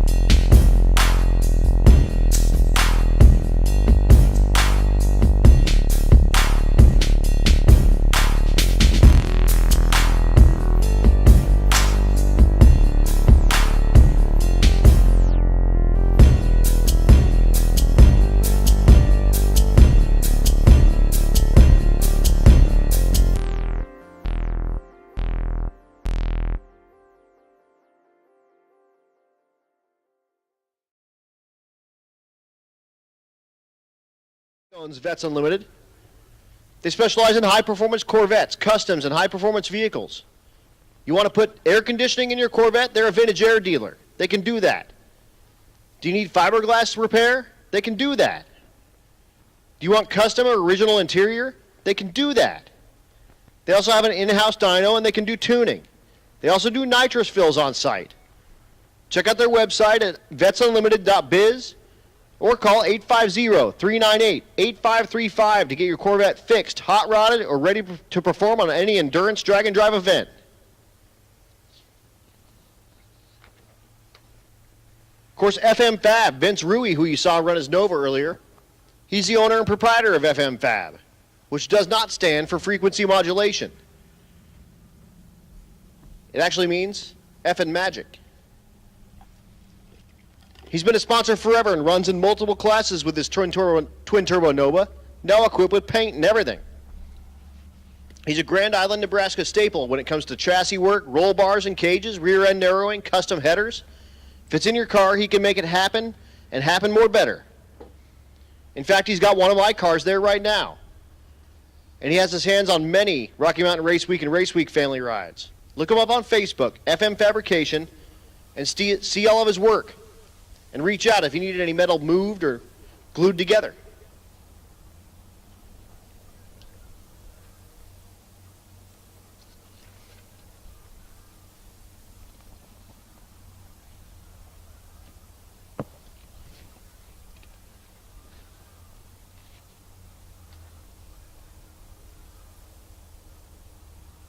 How about four-eyed tuning? Joe Greer. Worked for the parent company for Optima, making batteries, and now he makes pet food. He's a supporter of Rookie of the Year and Young Gun Awards, as well as the 10-0 class. He does tuning as a fun way to spend his free time, and wanted me to remind all you ladies that he's still single. Cruise down and see his gas or truck. Talk to him about tuning. And if you're a single lady, give him your number. How about Florida Injection? They professionally test, clean, and rebuild gas and diesel fuel injectors for cars, trucks, and boats. They also rebuild diesel injection pumps. They're located in the Tampa Bay area of Florida. They have a variety of custom machines that provide precision and reliability, time and time again. They sell both Siemens and Bosch injectors up to 2,200 cc's, and their warranty's 1 full year to include testing, cleaning, and rebuilding of your injectors, even if it's your fault they failed. Diesel warranty is 2 years, but excludes water damage, contamination, and faulty installation. Florida Injection ships worldwide and has customers on all continents. Return shipping in Florida is free. Reach out to them, Florida Injection, for all your injection needs. And also, Bang Shift.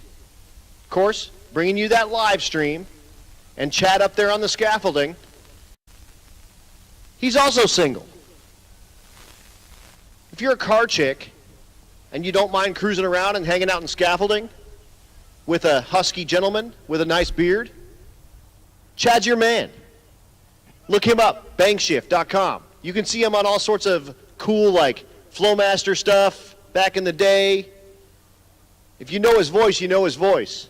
And again, if you like this kind of stuff and you're a good-looking chick and you're single and ready to mingle, Chad's also interested. Send him an email, chad@bangshift.com. Chad's like, wait a second, we're doing singles ads too? I'm in. There you go, Chad. Here for you.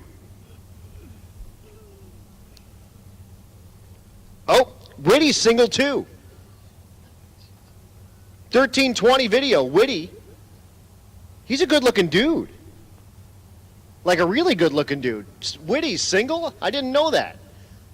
Next time he's down here, I'm gonna give him a little shout-out. He's got the 1320 video shirt on. Whitty's also single.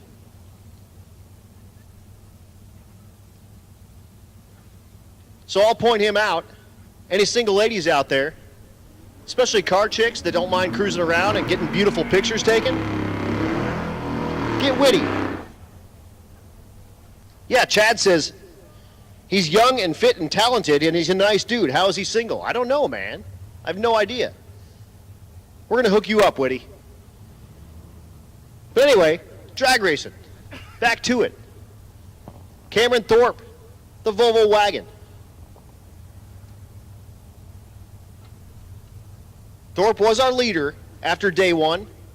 Turned in 11.000. Could only manage an 11.14. Currently fourth place in the category. Right lane, Tyler Baggert. Look at that, on the button, 11.00 with a 9. Cameron Thorpe's going to love that. 12.05 in the right lane for Maggart.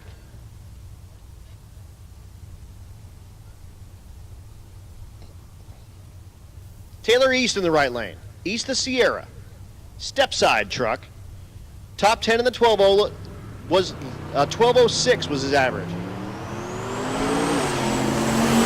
Silver Radial in the left lane. Drink. That's Joe Roberstad. 12.06 in the right lane. 11.92 is too fast, but 12.06 he's going to like. Again, running through our 12.0 category. This is our fastest of our index cars. I'm sorry, not our fastest, my bad. 9.0 is our fastest, our biggest category that we're racing. I've already started to lose it, folks. It's only day 3. Brian Weinhold, the International, in the right lane. Currently 5th place in the 12.0 category, 12.05 his average. Noah Cash in the left lane. Noah in the New Edge Mustang. In the 12.0 category, currently 6th place, 12.05 his average. Looking for 12.0s. 12.68 won't do it. 11.93 is too fast. We'll see them back around.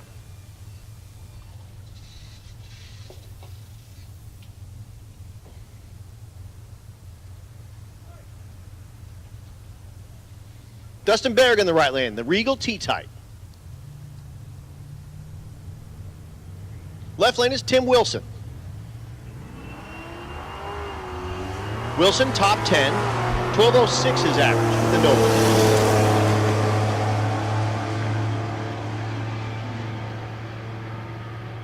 $11.95 in the left lane, 12.22 in the right.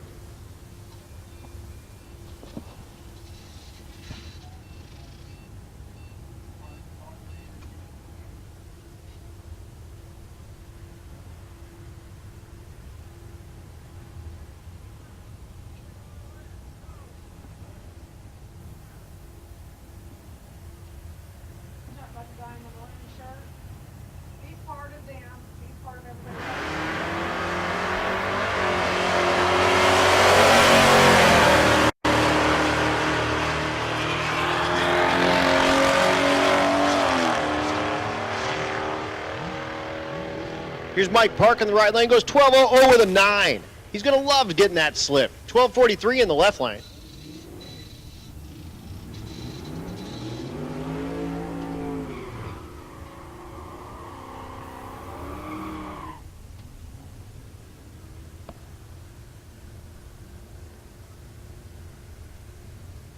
Dawson Burge in the left lane, the Silverado.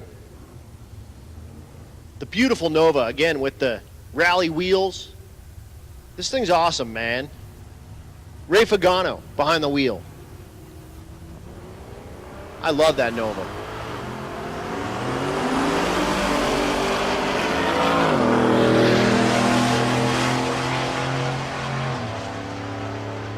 At the stripe, 12.10. Left lane, 13 flat.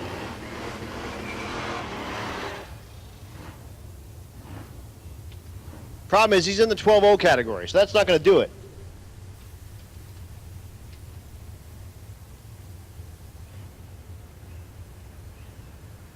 Mustang in the right lane, that's Connor Parrish. Dakota in the left lane, Steve McDermott.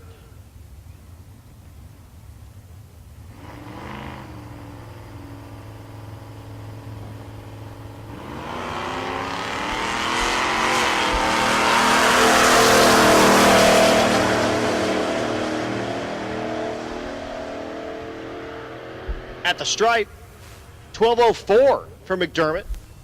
In that 12.0 category, he'll love that. Right lane, 12.36. Here's your leader coming into tonight, Chris Ghosh. the Buick in the left lane. Buick powered with a Buick 204R transmission and a Buick rear end. That's as Buick as you can get. Ghosh, his average right now, 12.00 with a 7.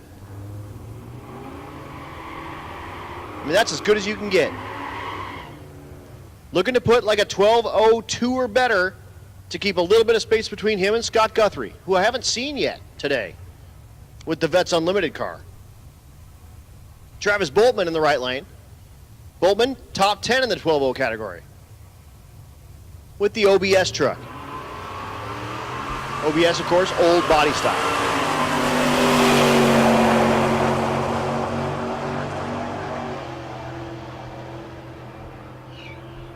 Ghosh, 1194 is too fast. 1195 in the right lane is too fast for Boltman. They'll come back. Regal T-Type in the left lane. That's David Paschal. We have 2 of these. 2 Regal T-Types in one space. That's cool. Again, the Regal T-Type, kind of the one step down from the Grand National, but same powertrain. That same 204R transmission that Ghosh has in these cars with an 8.5-inch 10-bolt.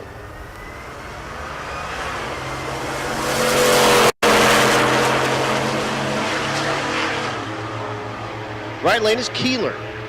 4th place, Derek Keeler, 12.05 his average, goes 11.99 with a 4, just 6 thousandths too fast.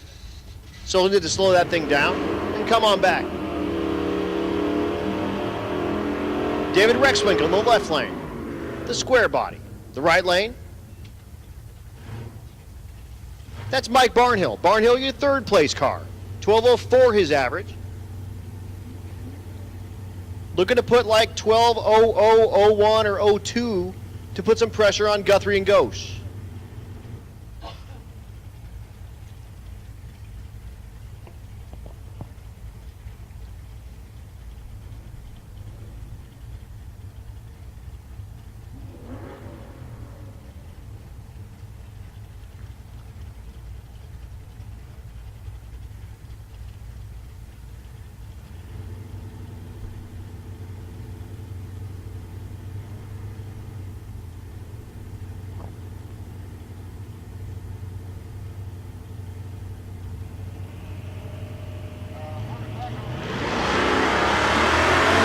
In the pits, motorcycles, you have your own lane, left to the staging lanes. Motorcycles, come on down to the lanes.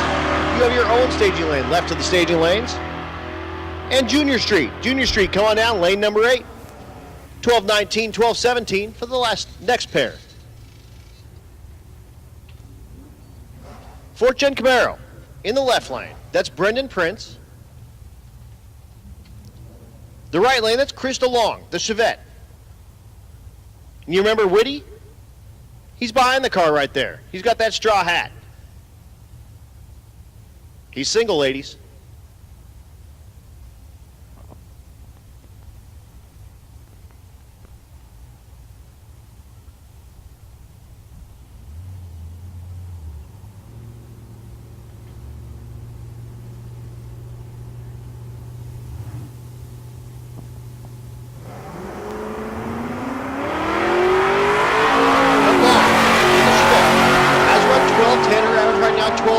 Outside looking in, trying to put it at 12.0. 1264 is not going to help. 1180 in the left lane.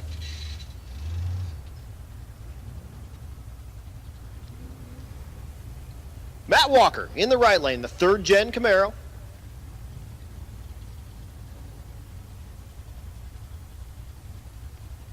Pick up in the left lane, that's Matt Rowe.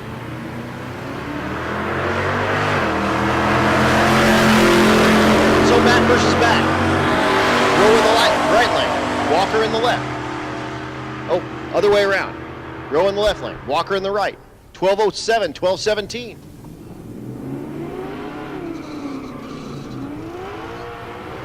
Floyd Parks finishes his burnout in the Chevy 2. What a beautiful car. That thing is sweet. Runs good, sounds good, looks right. That's the jam. If you're going to have a Chevy 2, it should look just like that. It should also run just like that. Aaron Carey, back in the C3.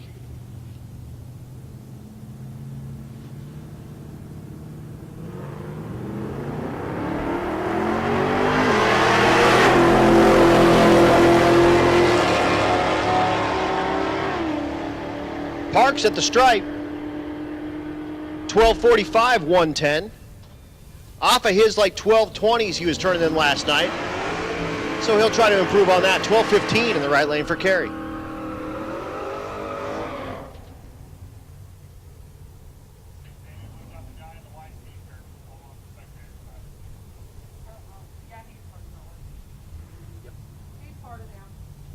Scott Smith in the right lane, the 4th Gen Camaro. Rich Thorpe in the left lane, the G8.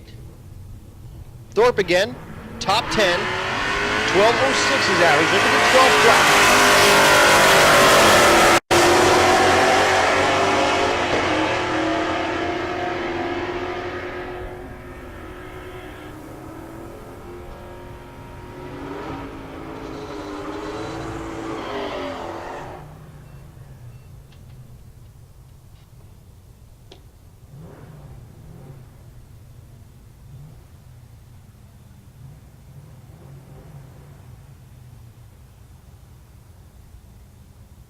Hot Rod Jack in the right lane, the Chevelle, the stick car, the left lane.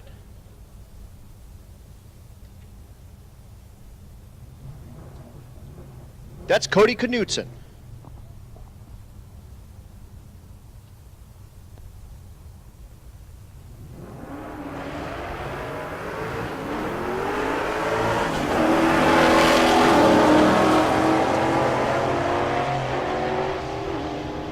Jack banging gears, goes 12:11, 12:42 in the left lane. Dustin Davidson finishes his burnout, the 5th Gen Camaro in the left lane. The right lane, beautiful Nova. We have some really, really good looking cars on this race week. Street cars, cruising around, looking good, going fast, we're having a good time.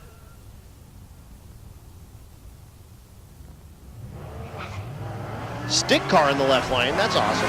Mike Garner on the right lane, the Nova.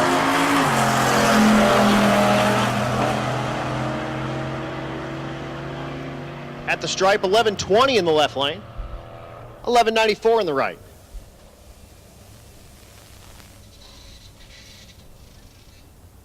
The Fox Thunderbird in the left lane, that's Sam Allen.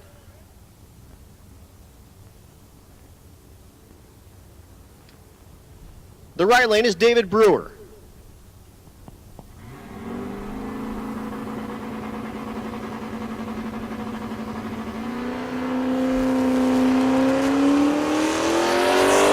The GTR for Brewer in the right lane.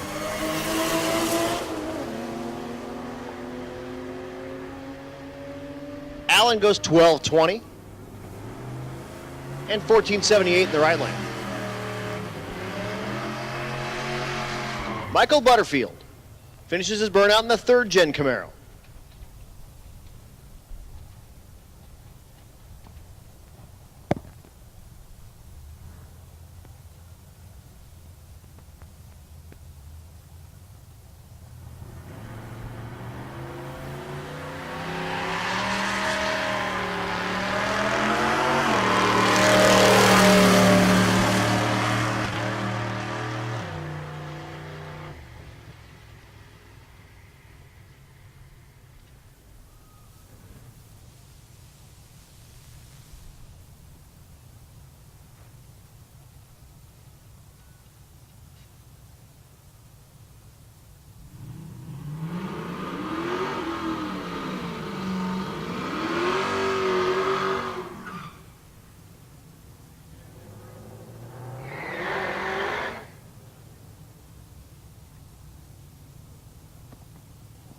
Eric Wilson is back in the right lane, the STSV. Supercharged North Star for power.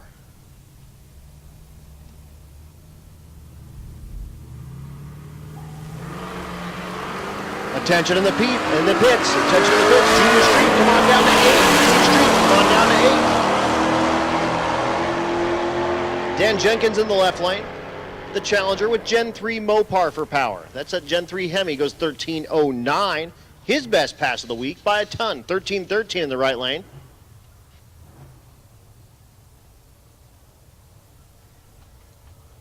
Mark Lewis in the left lane. The Terminator. The Cobra Mustang. Right lane is Eric Carroll. The car they call Thundercloud. Eric top 10. 1310 is out. Lewis outside looking in. 1325. Looking to improve on that act. 1317 for Carroll. 1422 will not be any help. In the left lane.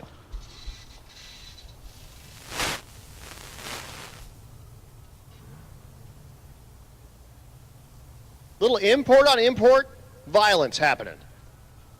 That's Jason Ziegler, the Del Sol in the left lane. Brendan Mull, your leader in the 13-0 category in the right lane.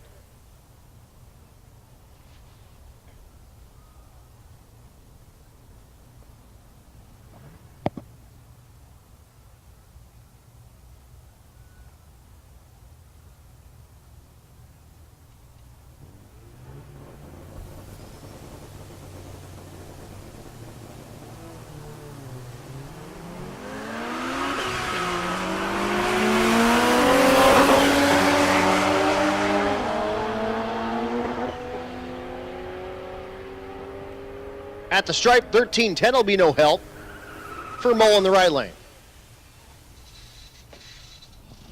Uriah Kesner's right behind him with that 1303. It's going to have to be like 1305, 4 kind of area to put any pressure on Kesner to put the thing on like 0-0.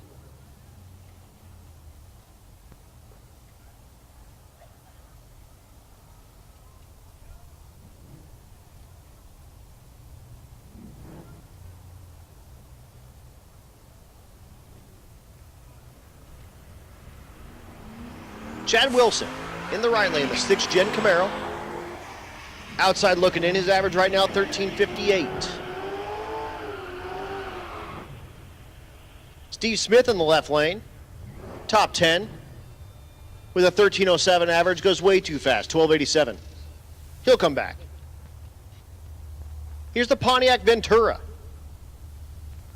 I wasn't sure what that was earlier, and Jeff Oppenheim got me. That's Justin Cochran in the right lane with the Ventura. Brian Gebhardt in the left lane. One of our 3 Gebhardts, although I think I thought one of those was down, but I think they got it going, it looks like. Cool. 1358 in the left lane, 1319 in the right. I say cool because I saw Dale run earlier. We just saw Brian, and here's Darren in the left lane. The big B-body Charger. Right lane is Uriah Kesner. This is 2nd place versus 4th. Uriah in 2nd, Gebhardt in 4th. Kesner, 1303 his average. Gebhardt, 1305, looking for 13.0s. 1315 is not going to do it. 1298's too fast. They'll come back. Here's Martin Ranker in the left lane. The Shelby clone, but with the left turn signal on. So he'll turn left at the end of the track, hopefully.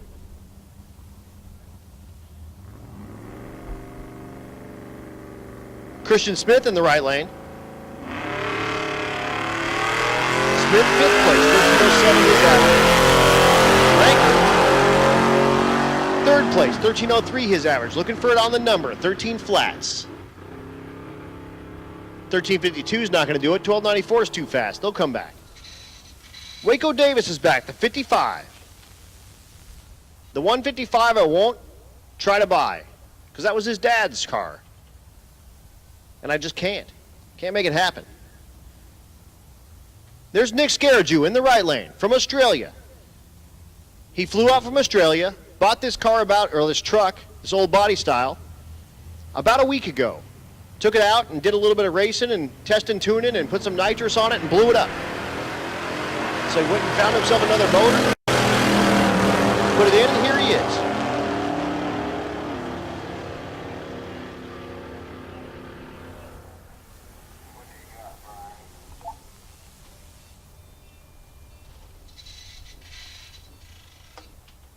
$12.89 in the right lane, $14.14 in the left.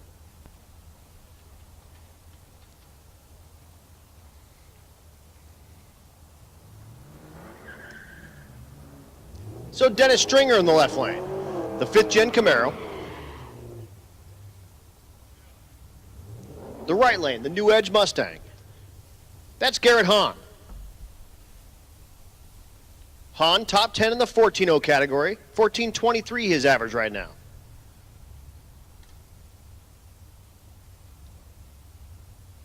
Needs a much better pass to start really moving up that ladder. So looking for an O anything.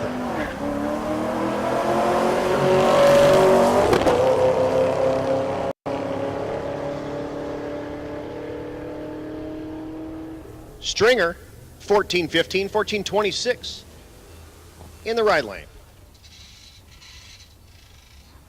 Here's your leader, Anthony Watson. Watson's average, 14.03, has gone 14.01 at Noble. Jeffrey Chappelle in the right lane, the 3000 GT. Chappelle currently 6th place in the category. His average, 14.19.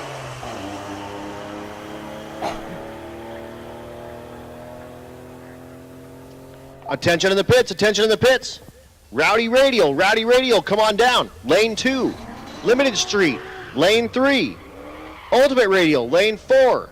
Outlaw Street, lane 5. Unlimited, lane 6. Again, Rowdy Radial, 2. Limited Street, 3. Ultimate Radial, 4. Outlaw Street, 5. Unlimited, 6.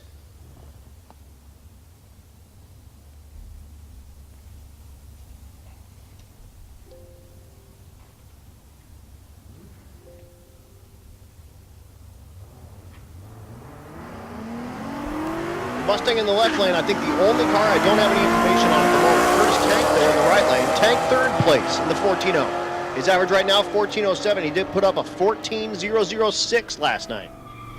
Goes 14.10.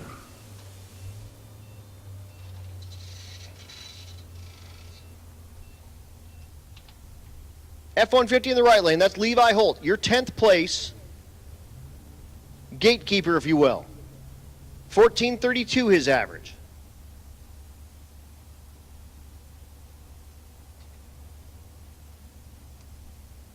Left lane, that's Keith Wells. Wells outside looking in, 14.48 his average.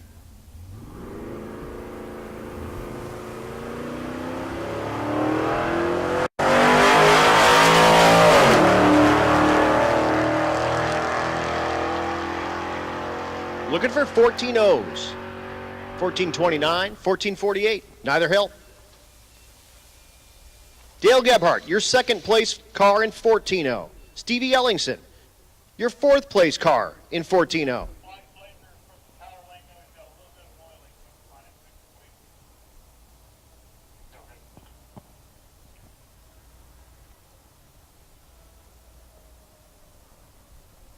Just a little bit of quick cleanup. And we'll bring you 2nd versus 4th. Dale Gebhardt, his average right now, 14.04. With the Plymouth. Small block Mopar for power. Stevie Ellingson in the right lane. That's my car, that's my girlfriend. Her average right now, 14.08. Gebhardt, 14.04. Stevie banging gears with the Cadillac, stick car.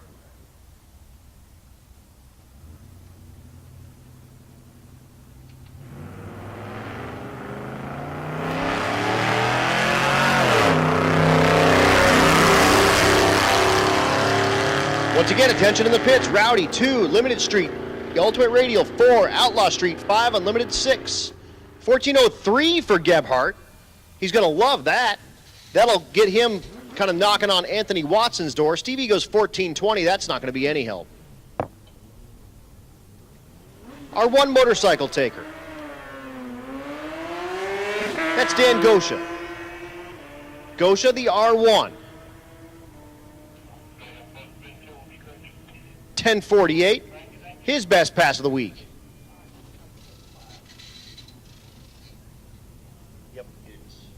And we're moving to Junior Street. Left lane is going to have a passenger, and then I'll run the right lane for the passenger. They work separately? Yeah. Yep. Make sure it's how y'all do it. Yep.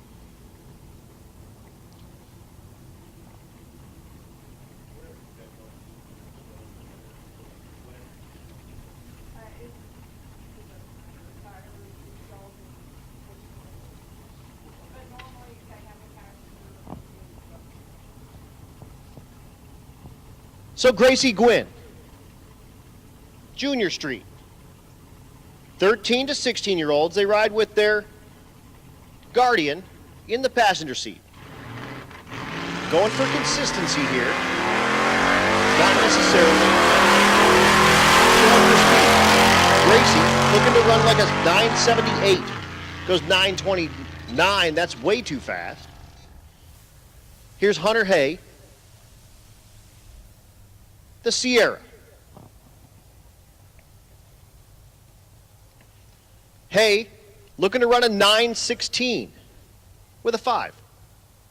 Again, 13 to 16-year-olds gives you a way to get your kids involved without needing to get in like an entire junior dragster operation.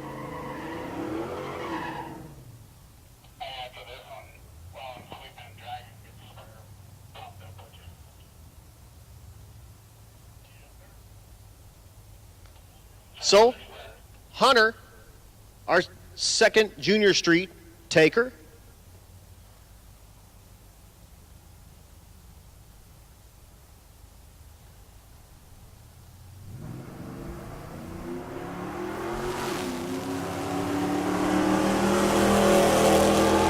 Again, looking for that 916, goes 927. And we'll be down just a moment for some track prep.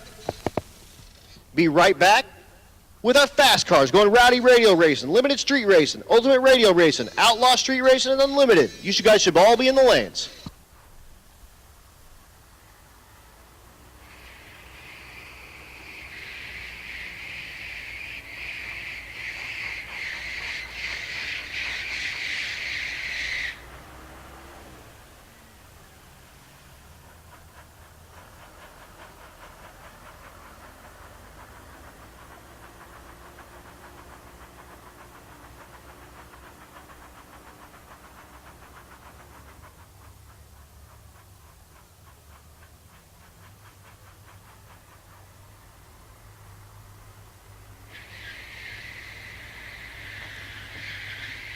Also, attention in the pits.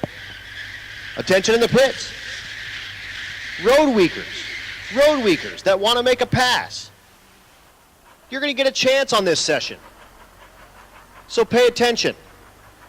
After I call NA big block, you're going to get a chance to run. So again, after I call NA big block, road weakers, you're going to get a chance to run. So pay attention. I will call you to the lanes.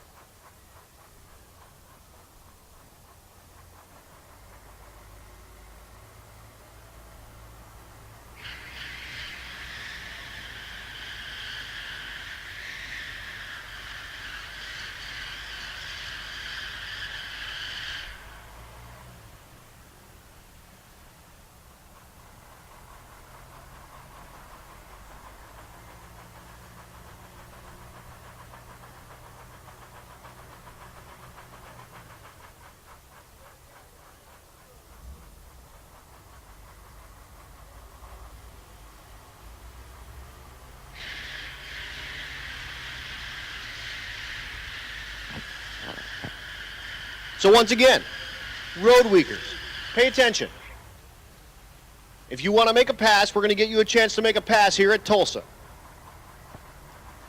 We are going to run you after NA big block. So road wakers that want to make a pass,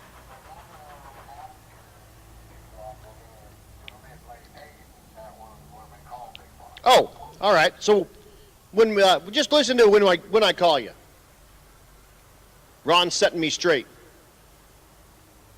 When I call you, come down. You will be in lane 8. I know that much. Ron will take care of the rest. But again, road weakers, if you want to make a pass, pay attention. We're going to call you down. You will have a chance to make a pass here at Tulsa Raceway Park. That's a super cool deal. Road Week, of course, our idea of like Power Tour. You do all the route, you get to hang out and party and have a good time. Just no racing. But you get priority entry into all the tracks. You get t-shirts for up to 4 people. It does cover all your entry fees and everything into the track.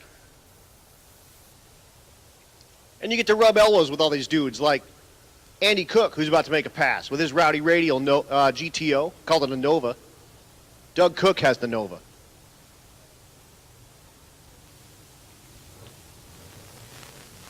Of course, Jason Deuscher with his Rowdy Radial Fox. Get to come out here and say hi to him and shake his hand.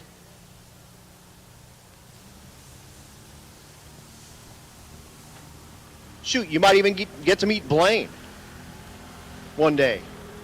The crew chief, he's down there, hands on his hips. Hi, Blaine.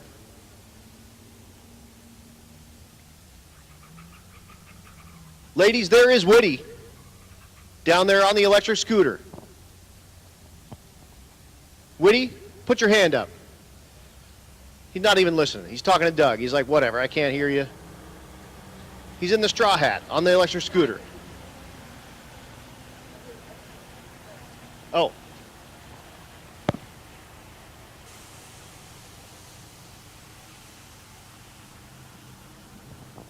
Hey, CJ Stevenson just popped in and dropped me off something for my birthday. Check him out down there at the Manufacturers Midway, if you will, right next to the Rocky Mountain Race Week tent.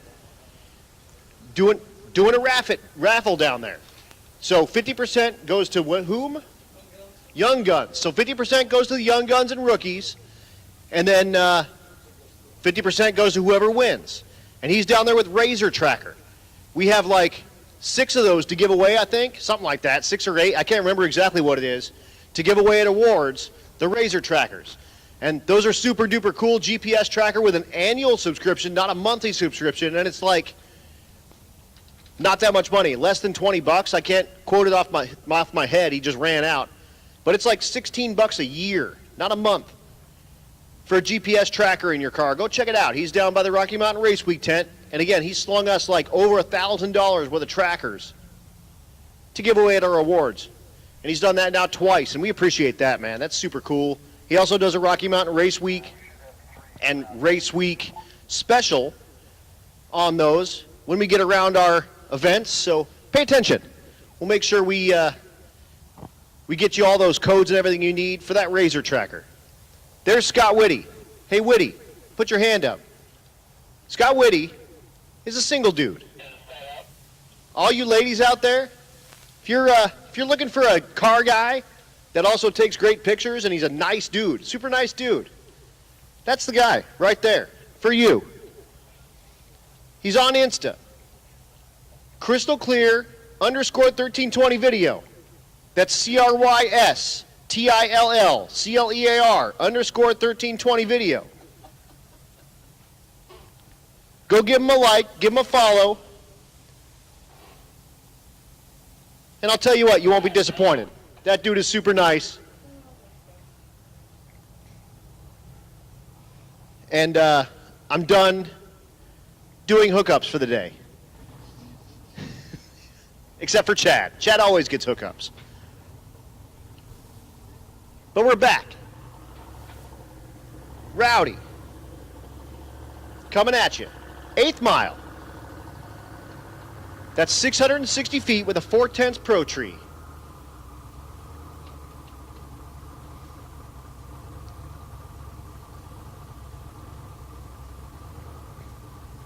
Your leader, Andy Cook, out of Motion Raceworks in the right lane, the GTO.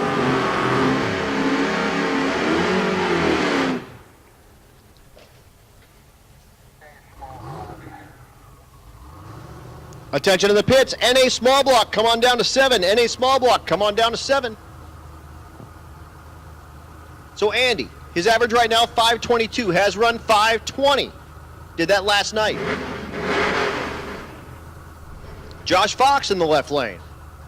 Outside looking in, 6:23, has run as fast as 6:17.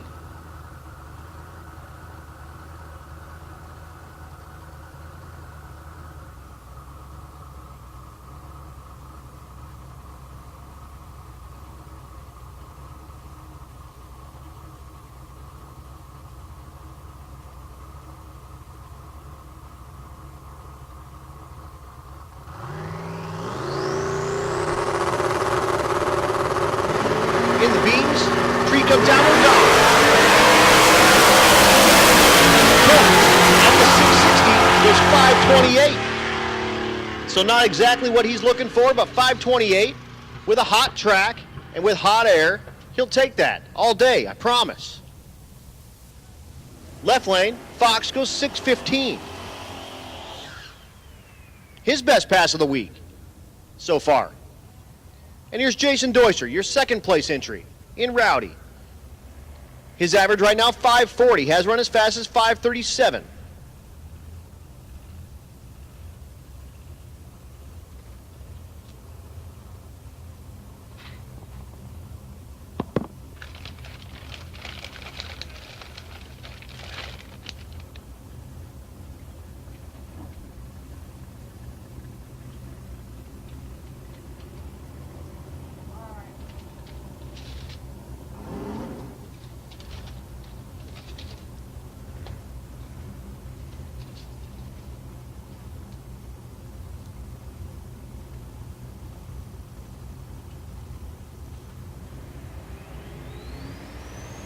Doyser in the beams, here comes the tree. Car's hooked up, hits second gear, goes 5:50. Not his best pass either, but in the heat, he'll take that all day, promise. Now we're going limited street racing. Your leader, the Silverback Camaro in the left lane, Aaron Schaefer. His average right now, 8:51. He has run 8:50 with a 2. Name of the game here, put it on 850. Second place, Jonathan Lorg in the right lane, the first time we've seen him tonight. Lorg, his average right now, 851 with a 6. Schaefer, 851 with a 3. 3 thousandths separate these two averages right now. Get a red light for Lorg. Schaefer will go along. We'll back up Lorg and give him another shot. Schaefer goes 850 with an 8. On the button. So Lorg watches Schaefer go 850 with an 8 and knows what he's got to do.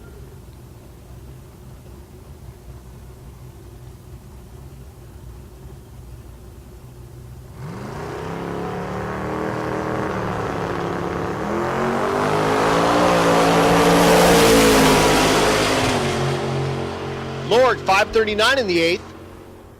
Goes 844 way too fast. So Schaefer puts the thing on the number, 850 with an 8. And puts an exclamation point to this crowd, or to this class. Says, I'm the one. This is it. If you're going to win, you're going to have to beat me. Aaron Sladen, the Taco Time Fairmont in the right lane. We cruised with him through Dallas traffic this morning. I got a cool video of him, and I'm yelling Taco Time at him.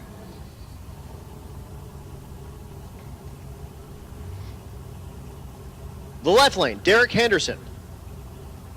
Sladen and Henderson. This is your 6th and 7th place car. Sladen, 880. Henderson, 895. Not going to happen this time. Sladen knocks the tire off at the hit. 878 in the left lane, 890 in the right.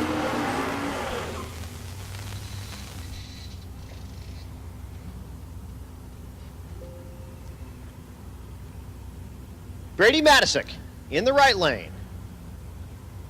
The 4th gen Camaro. The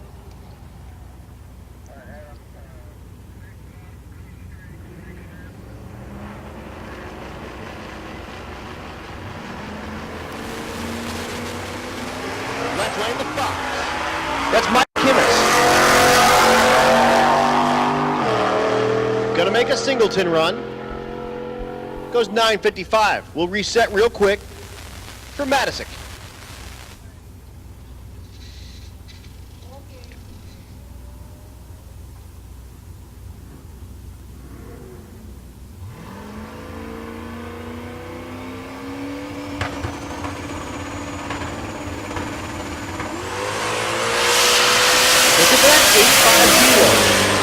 Matisick 4th place, outside looking in, 865 his average. Goes 860 with a 4. Attention in the pits, attention in the pits. Naturally aspirated small block, come on down to 7. Naturally aspirated big block, come on down to 2. And road weakers that want to make a pass, come on down to 8. Again, NA small block, 7. NA big block, 2. Road weakers, come on down to 8. Ron Augustine in the left lane, the Chevelle.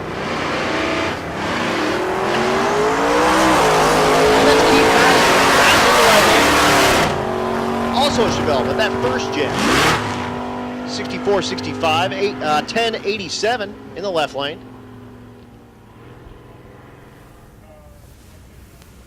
Madison goes 1849 if you're keeping track at home.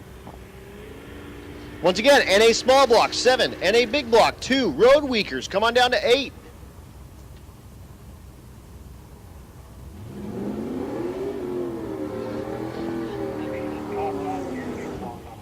Attention in the pits, attention in the pits. Pro Street, come on down to 3. Stick shift to 4. Hot rod to 5. Gasser to 6.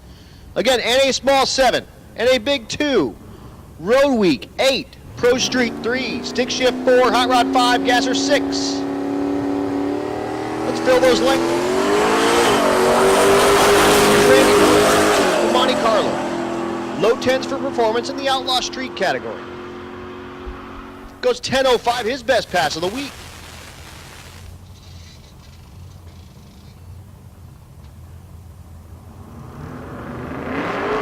The yellow Mustang in the right lane. That's Jason Golden. I incorrectly said that was LS powered. I apologize. I told him I was going to be like, hey, dude, that's Mopar powered. No, it's actually Ford. Small block Ford in a Ford. He said, you can call it anything but an LS. All right. Sorry about that.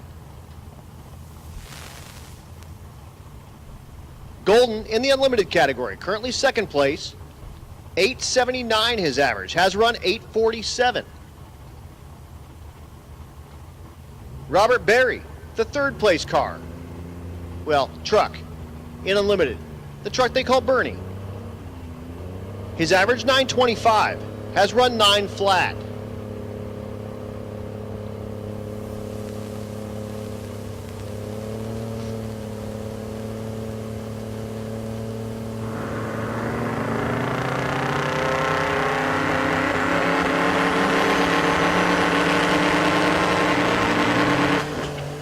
Golden bumps it through the beams, and we'll back him up. We'll let Bernie, Bernie's not going to make a pass because he didn't like the stage bolt. He was pre-staged and just left. So Golden will back up. We'll give him a fresh tree.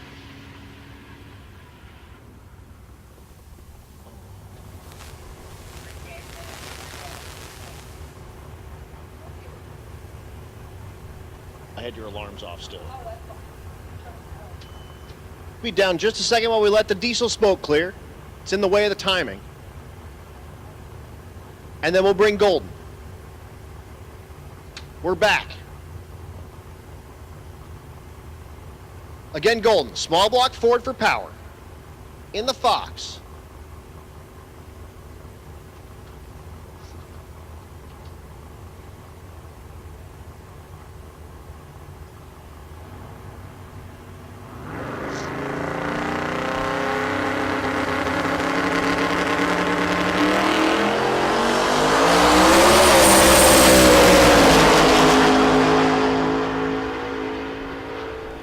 At the stripe, 8:45, his best pass of the week.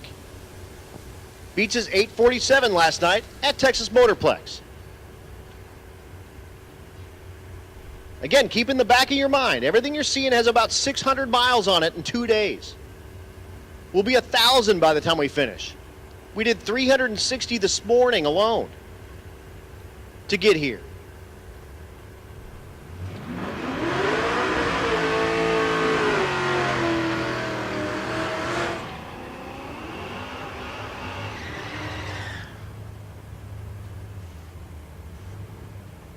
Robert Catrone in the right lane, the A-body Mopar, dark flavor. Left lane, that's Crystal Lum, the G8. You see husband Brian out there filming. 427 of LS for power.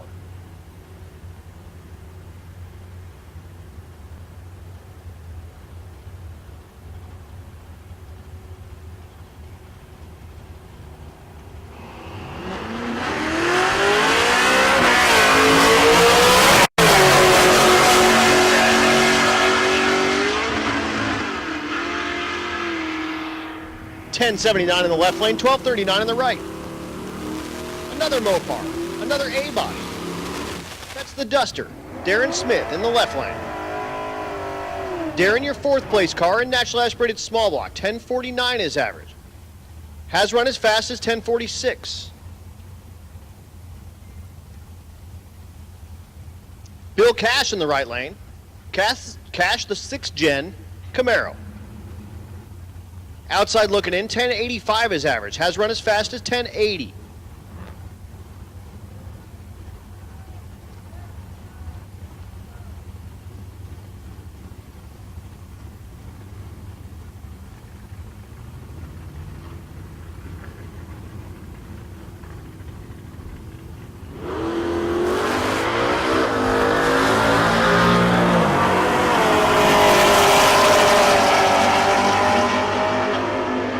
At the stripe, the Mopar 1050 in the left lane, 1141 in the right. It's in the NA small block category. Again, 434 or smaller cubic inches.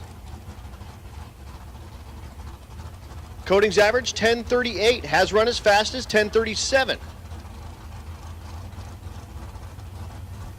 And your current last place car in National Aspirated Small Block, John Gilman, 1363.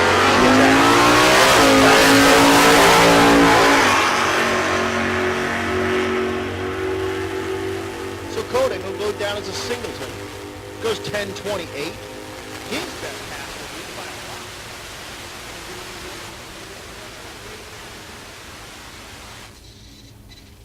Gilman will reset, get himself a fresh tree.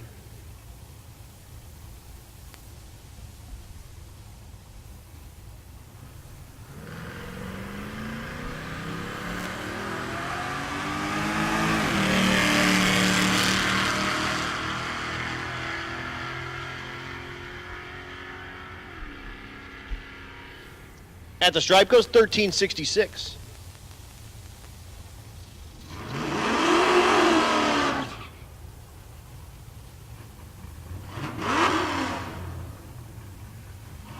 The S550 Mustang in the left lane.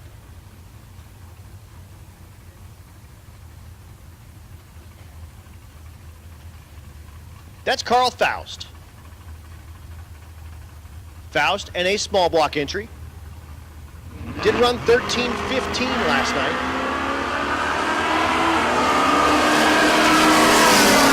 Max Kronig in the right lane. Kronig mid-13s for performance as well. 13:36, 13:65.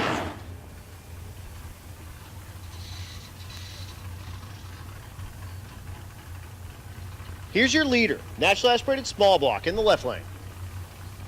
The Nova. 10.21 his average. Has run 10.20. The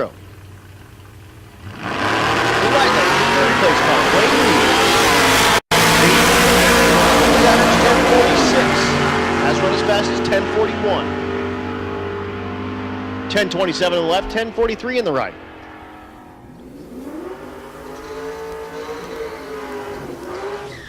Keith Horton is back, the Nova in the left lane. LS3 for power. Joel Lyles in the right lane. Lyles, the F-150.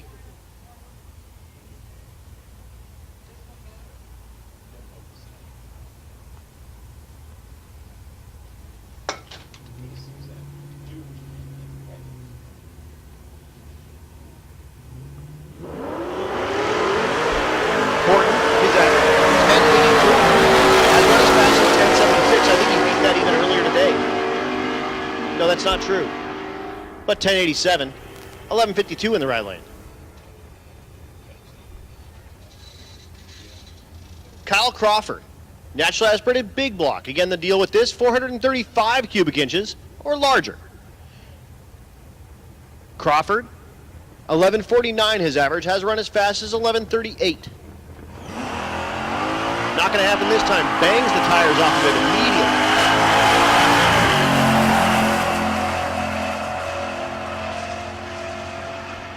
And he'll motor it on down and go 12:21. The first time we've seen both of these cars in Pro Street. That's Adam Crago. Crago in the left lane. Big block Pro charged. Declan Evans in the right lane. Big block Mopar nitrous.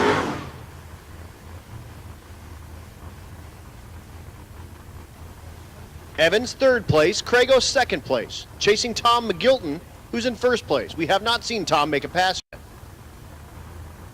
Crago's average, 874. Evans' average, 965.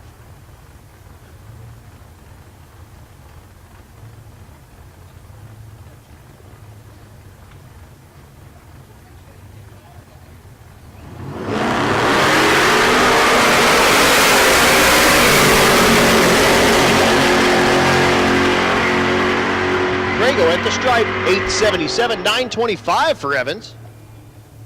So nearly his best pass. He did go at 924 at Noble, but 877 for Crago beats his Motorplex time, but not quite his Noble time. But they'll take that for his first lick on the track. Mike Mead and Zane L. Bobo down there on the starting line, cheering him on, and we call him Alan Jackson.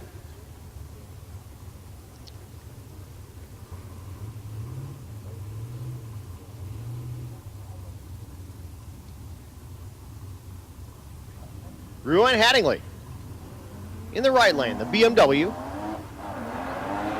1253 her average in the stick shift category. At the stripe, 1253. Next pair, that's Chad Fegley, completing his burnout in the C6. We're in the stick shift category, your leader right now. 815 his average, has gone as fast as 809, looking for a 7. Rich Guido in the left lane, the GTO, 913 his average, has run as fast as 9 flat, looking for 8 in the left lane, a 7 in the right lane. 8 flat with a 3, 898 in the left lane for Guido, though I think that's his first 8 on race week. Very cool, good for him, 159 miles an hour, but look at Fegley, 8 flat, 181 miles an hour in a stick shift C6 Corvette with like body panels and everything. 8 flat with a 3, 181 miles an hour. Hopefully he can get that thing in the 7s when we go racing on our next pass here. Brian Kurkowski in the right lane. The SN95 Mustang. Outside looking in 4th place, 983 his average. Chasing Rich Guido and Bill Armstrong. And Chad Fegley, who you just saw run. Have not seen Armstrong this session. He had some issues the last session. Jason Schroeder in the left lane. Schroeder, his average 1128. Has run 11. Kurkowski has run 970. Goes 1018, that's not going to happen. Left lane 1232. Phil Balacita, the ZR1. Stick shift Corvette.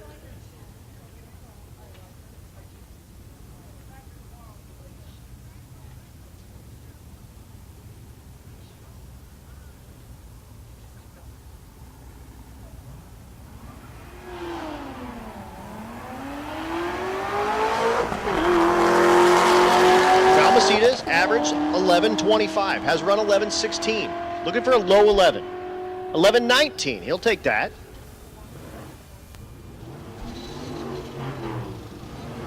Next pair, that's Chris Hawley, the step side C10. In the hot rod category.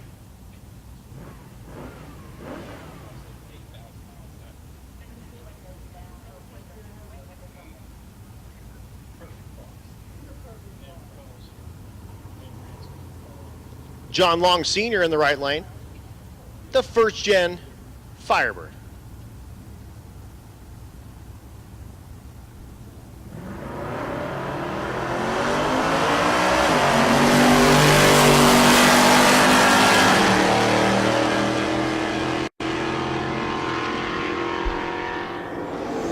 $11.63 in the right lane, $13.28 in the left. Brady Blumma's back, the C10 in the right lane, the truck they call Lucky Sock.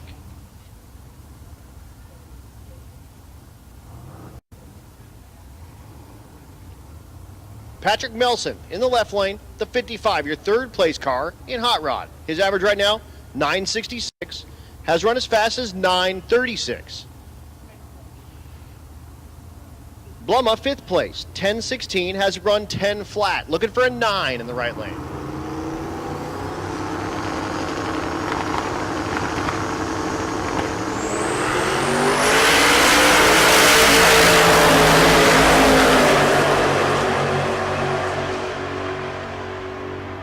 $9.50 in the left lane, $10.14 in the right. $9.50 betters his Noble time, but not quite his 9:36 he put up at Motorplex last night. Next pair, Nico Christofori in the right lane, the stick shift car out of Colorado G-Bodies. Small block Chevrolet Gen 1 with a T56.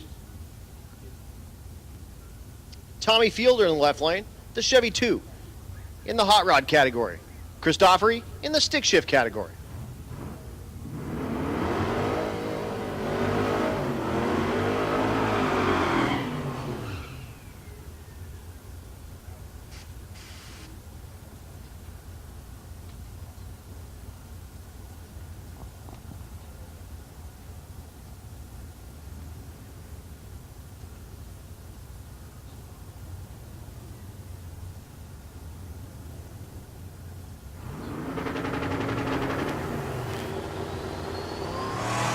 Christofori's average right now, 12.46. Better than this time. Unfortunately, kind of hopping and banging. Not going to happen. Left lane goes 10.13. If you're keeping track at home, he goes 14.56. Jason King's back in the Willys. Your second place car in Gasser. His average right now, 11.86. Way behind Robert Lipinski with that old Yeller Gasser with a 9.58. But ahead of Joe Greer, who's in the right lane, with a 12.28.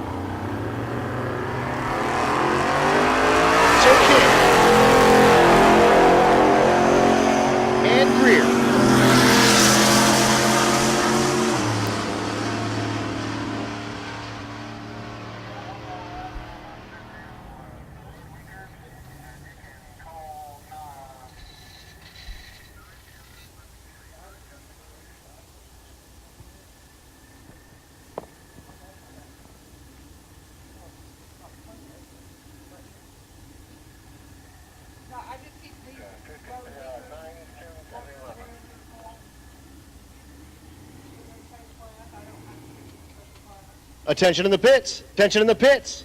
True Street 9, come on down. 2 and 3. True Street 10, come on down. 4 and 5. True Street 11, 6 and 7.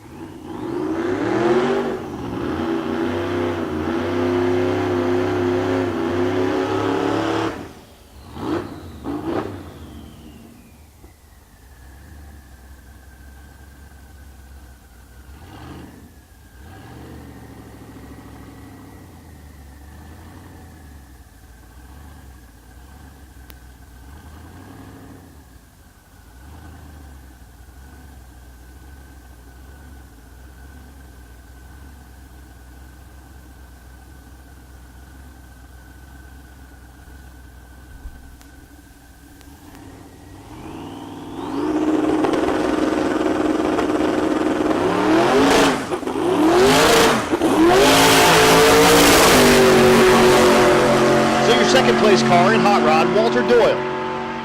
9:53 his average, goes 10:49, that'll be no help. And here's a cool deal. The Road Week cars, getting to make a pass. So these are our idea of like the power tour. They're along for the ride. And they're having a good time, and we're including them in part of this.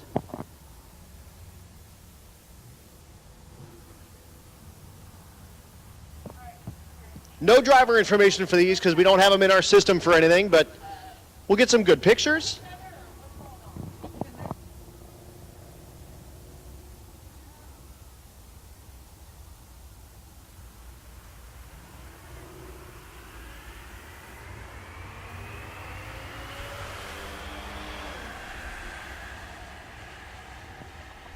So again, no information on these Road Week cars, but we're letting them make some passes. 1803 in the right lane.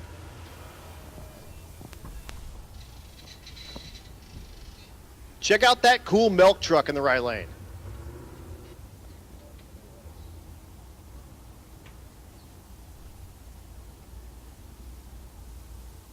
Left lane, the Tahoe.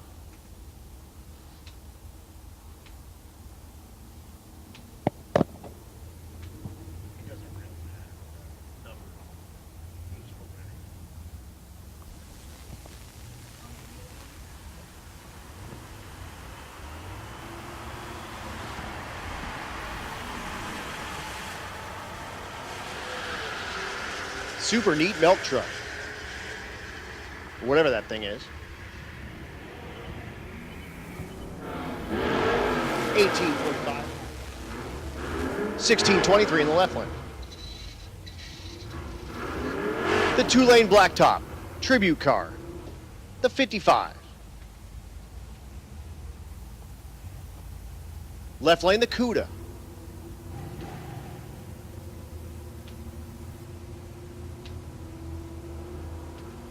I believe the CUDA is hurt and out of competition and joined with the Road Weekers. Did not make a pass last night in Texas.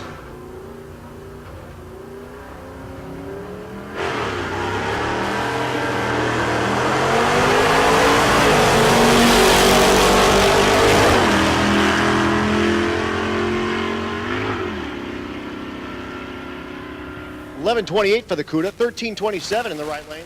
55 car.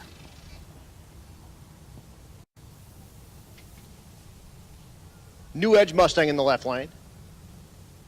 And the Charger in the right lane.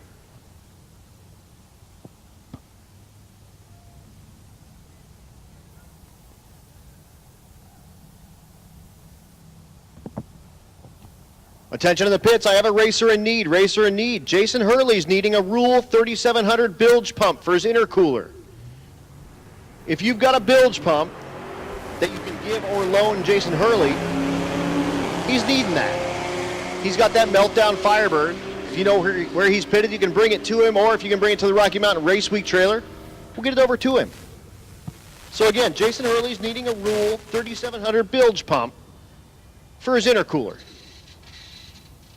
If you can bring that over to his pit or to the Rocky Mountain Race Week trailer, So we can get that to him. That'd be awesome.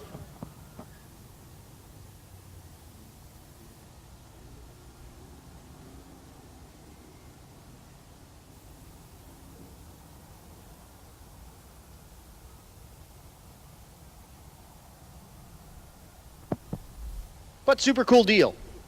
Get those road week folks a couple of passes.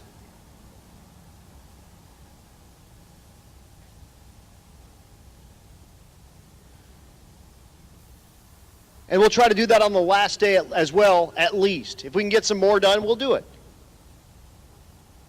We'd like to include you guys because you're part of the team here too.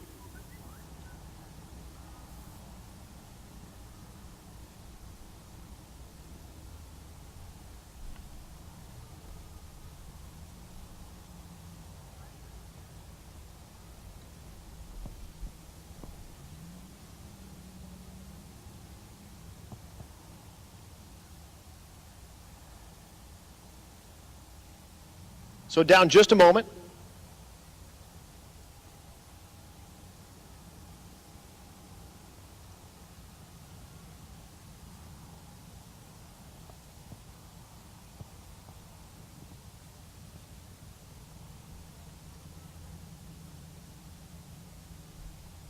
Be bringing you more street cars very soon.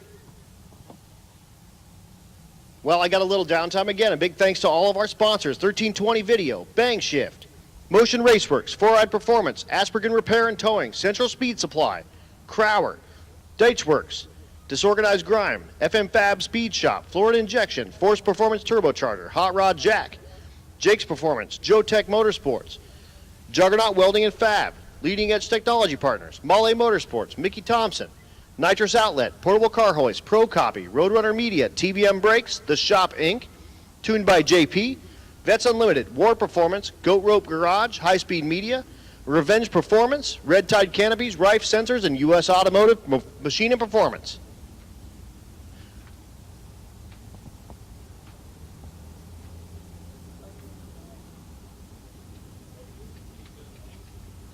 And we're back. The top of our...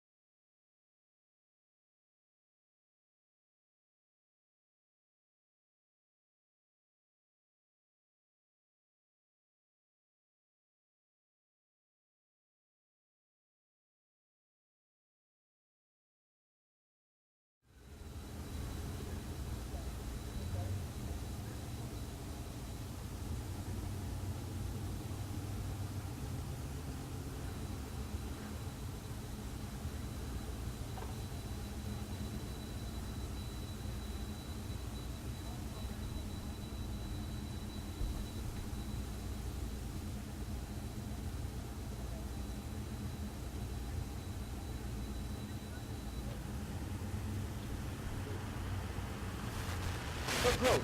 Looking for 9 flat.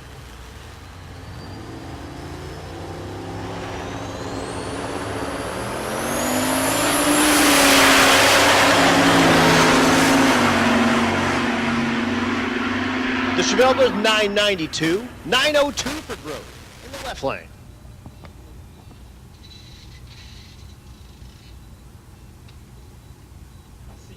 Vince Rui in the left lane.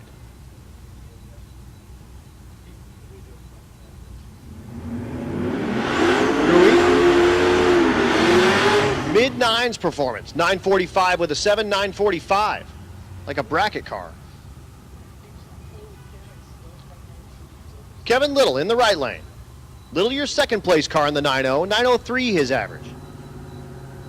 Has put up a 901 with a 6.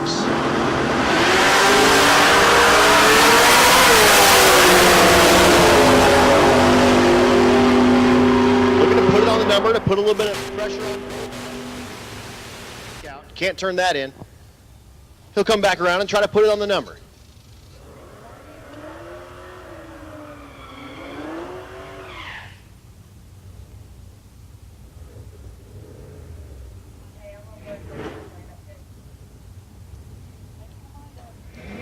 Felicia Smith, the four-door rocket CTSV, positive displacement blown LS, four-door CTSV. Has run 905. Her average right now 906. And remember, streetcars, 600 miles on these. We did 360 this morning. Jared Aspergren in the right lane.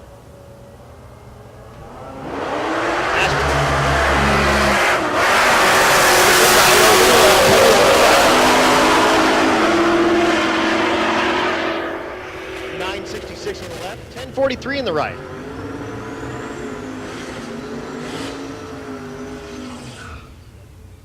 Ronnie Steffen in the left lane. The Silverado, we're calling the HHR all week. The right lane's Brad Bull. Bull, the K5. Attention in the pits, attention in the pits. Zero run cars, like I'm talking about you, Tommy.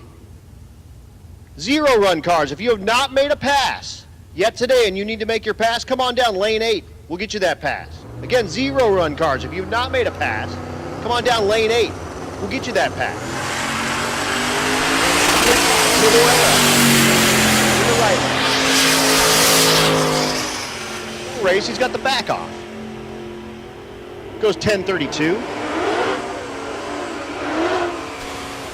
11 flat. But he's in the 10-0 class, so that's not good. It's off by a second.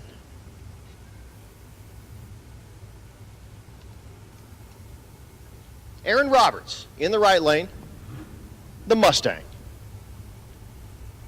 Roberts, fourth place. His average right now, 10.08 in that 10.0 class.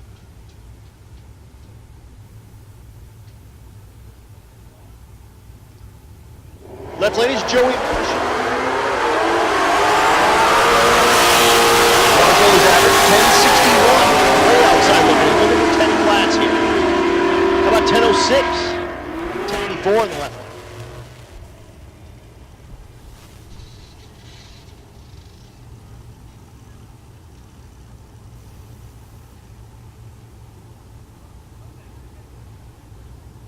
Fort Gen Camaro on the right lane, that's Travis Urbach. Third place in the category, turned in a 10.06 average. His best so far, 10.03. Second place in the category. With a 10.05, it's not going to happen this time. He burns the tires the second the tree comes down.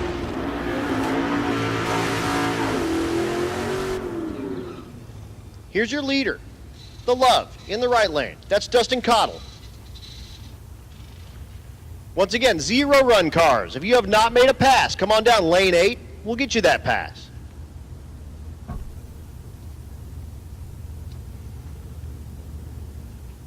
Left lane is Dino Cardella. The Pontiac Ventura.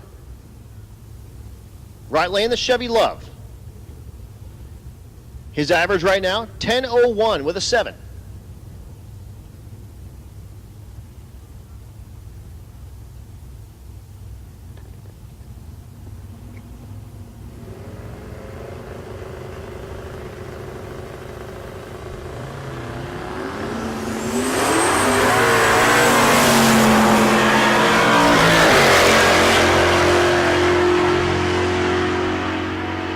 Cardella top 10, 1038. His average goes 1018, 1013 in the right lane.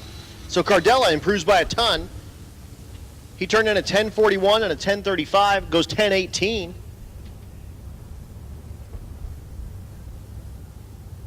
The four-wheel drive pickup in the left lane. That's Dylan Peacock. Peacock top 10, 1036 his average.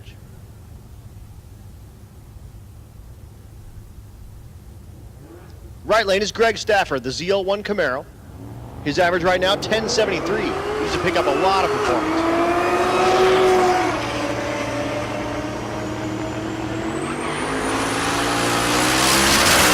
Big 1051, I love that. 2/10 improvement. Pickup lumbers down to a 1035, 130. The beautiful C10 in the right lane. That's Todd Stadel.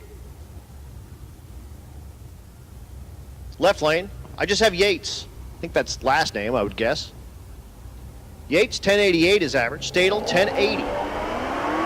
Looking to improve on those numbers.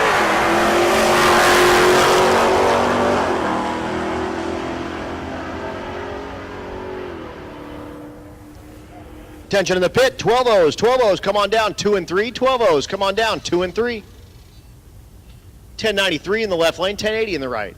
No improvement for either.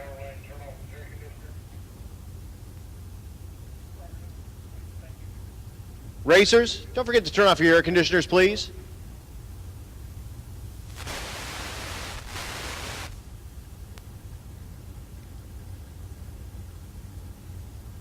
Darren Fielder in the left lane. The G8 in the 10-0 category. His average right now, 1067.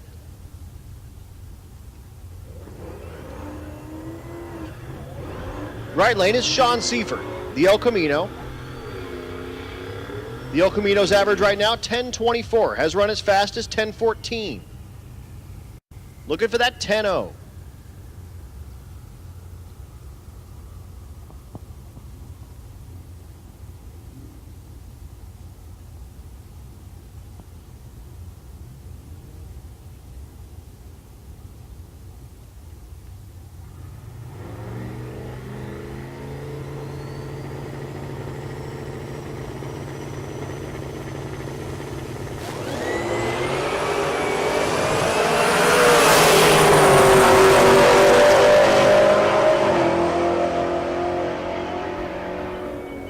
At the big end, 1009 in the right lane. He'll love that pass. So 1009 is going to move him up in that ladder and put some more pressure on Aaron Roberts and Travis Urbach and Jared Kyman and Dustin Cottle. Get him a chance to get up in that top 3 after race day number 3. Again, we're back here at Tulsa Raceway Park tomorrow. Do a drive day, then we finish up on Friday at Thunder Valley Raceway Park.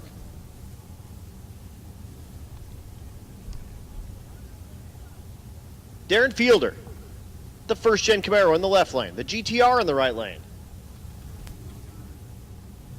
That's Sean Seifert. Seifert, 5th place in the category. His average right now, 1024. Has run as fast as 10.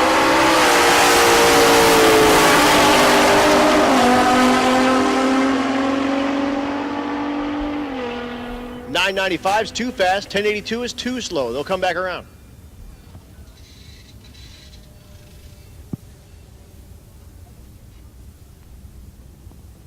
Moving right along into the 11-0 class. Cameron Thorpe, the Volvo wagon, getting ready to pull in the water. Thorpe, 4th place, 1107 his average. He put up an exact 11 trip zip, 11.000, race day 1.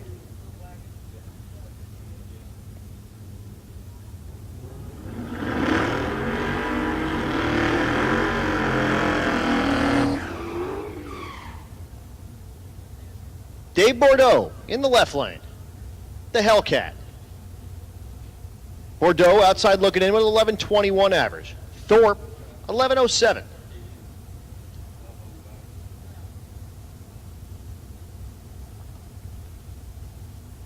Again, he put this thing on the number 11 flat 000 day 1, so you know it's capable of it.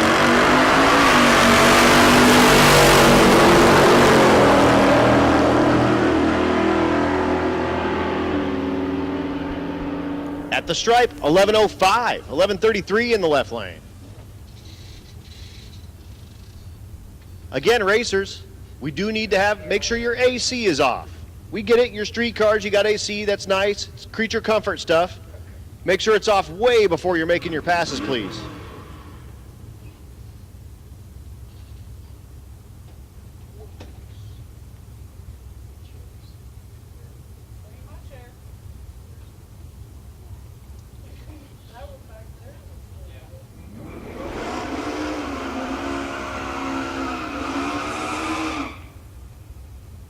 I knew that thing was a Phoenix. Justin Cochran just sent me a message and said it is a Phoenix. That Pontiac Nova, like the X-Body Nova, is a Phoenix. It's not.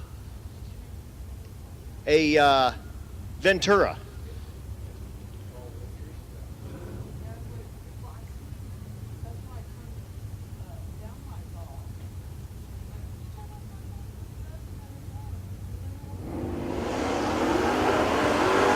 So that's cool. I was right.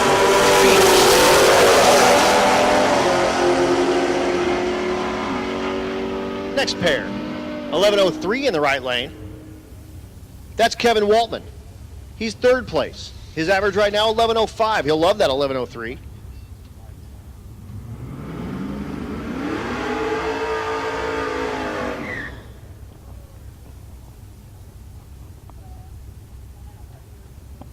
Next pair doing their burnouts. Lance Walker in the right lane. Walker, 1110 is average in the top 10.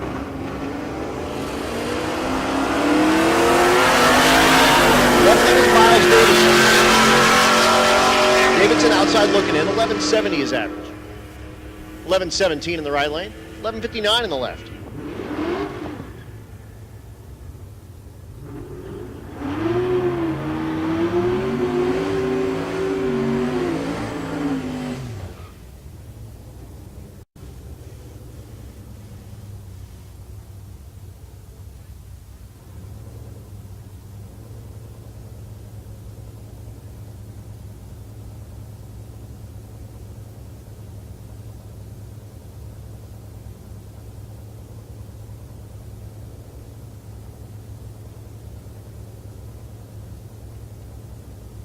Benny Geisbright in the left lane, the pickup truck. The right lane, the GTO. That's your leader, that's Sean Larson. Larson's average 1101. Put up an 1102 and 1101. Goes 1111 at 122. 1175 in the left lane.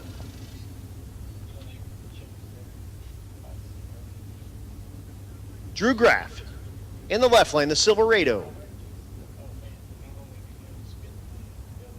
In the top 10, 1116 is average. Dustin Peterson in the right lane.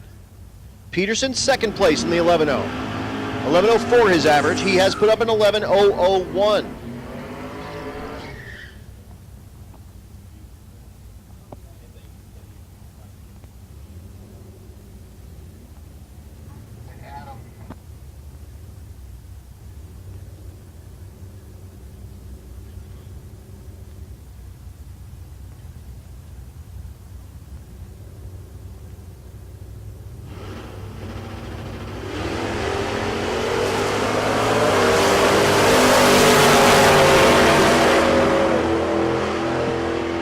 So Peterson, looking to put it on the number, does do it. 1105, 1110 in the left.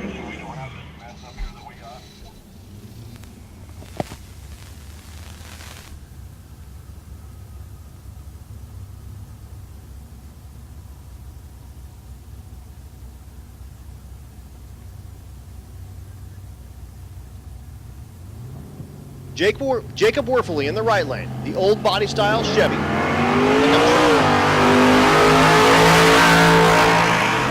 Left lane is Billy Leach.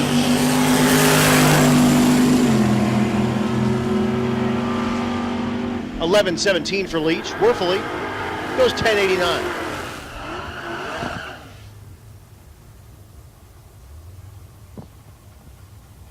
Brittany Friesen in the left lane out of Brittany Automotive. The 4th Gen Camaro, LT for power.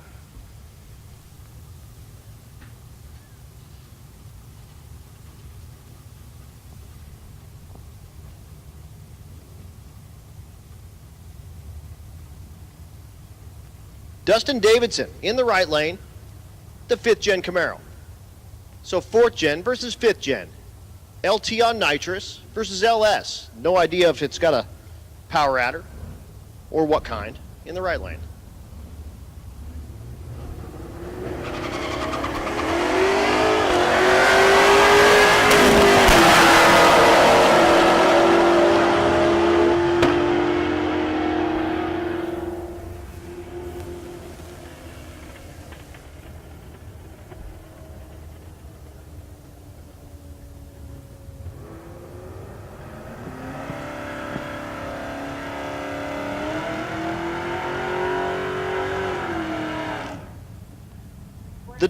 Nova in the right lane. That's Katie Laughter. Laughter, currently 5th place in the 11.0 category, 11.08 her average.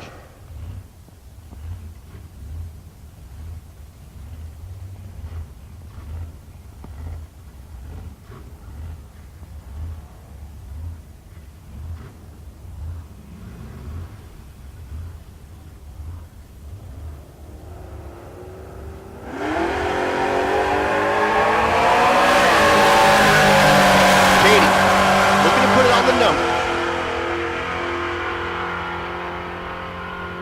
11.06, she'll love that. Running through our zero run cars, this is Blaine Stark in our Junior Street program.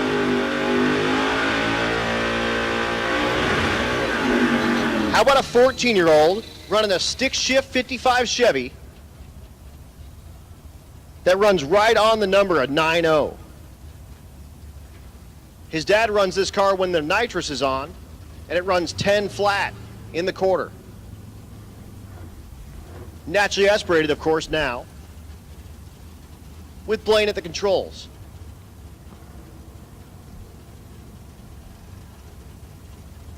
Again, the idea here, not go fast, but be consistent. The time he turned in at the first track at Noble was the 9.02. So looking for a 9.02 or slower on the scoreboard. 9.01's a breakout.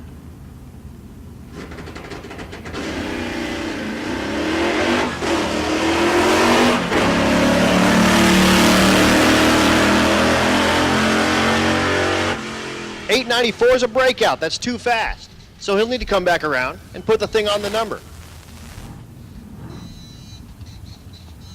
And now we're back. We're going quarter mile racing again.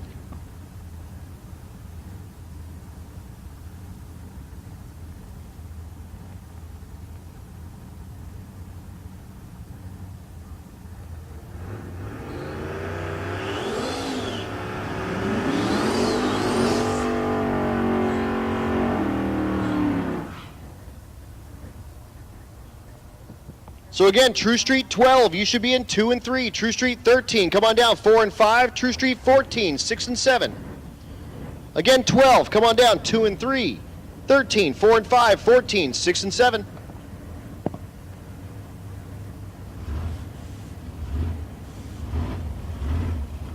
So we're running all over the place because we got all of our zero run cars that are kind of getting in here. That's Josh Miller in the Pro Street category in the left lane. Has run as fast as 9.84. His average, though, 10.52. Could only muster an 11.21 last night. The right lane, the Mustang. That's Troy Meek. He's your leader in the hot rod category. His average, 9.46.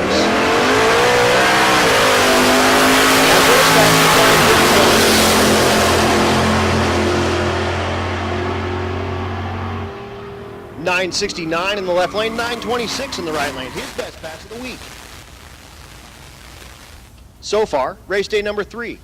We're back here again at Tulsa tomorrow night. Race day number 4, drive day on our 5th day. And we finish race day number 5 back at Thunder Valley Raceway Park to do our shootout. Again, this is our second to last race to lock up the averages. Our last average night is going to be here at Tulsa tomorrow night. Then we set up our field for heads-up racing. Doing that back at Thunder Valley. Corey Butterfield in the right lane, the SN 95 Mustang. And Matt Helms. Helms in the left lane, the old body style pickup.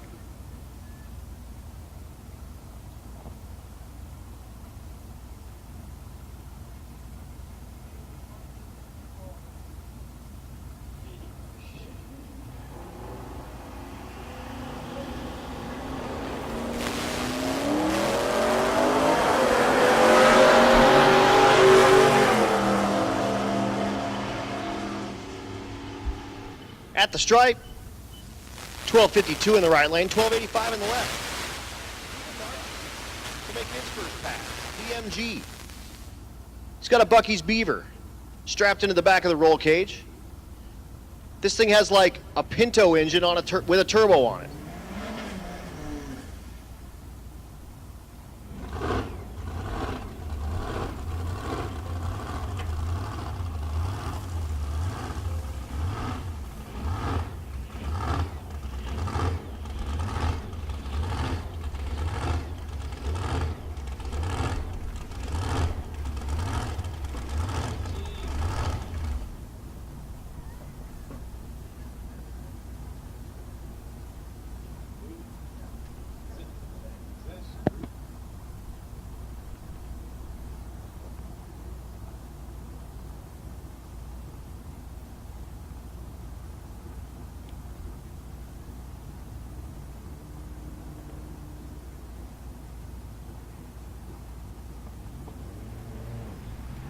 Narks with the MG.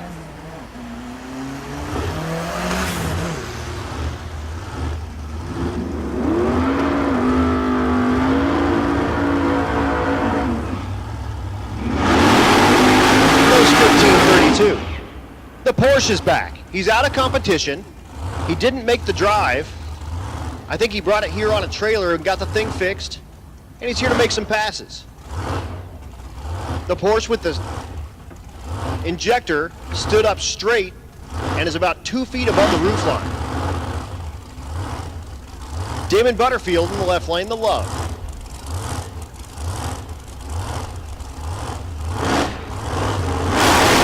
That's Danny Humphries with the Porsche. Out of the gas at about 400 feet and coasts to a 988 at 86 miles an hour. It was 126 to 60 foot though. The thing was booking 328 to 330. But unfortunately had to get out of the power and goes 988 on an aborted run. 1180 in the left lane, 101. The El Camino in the left lane.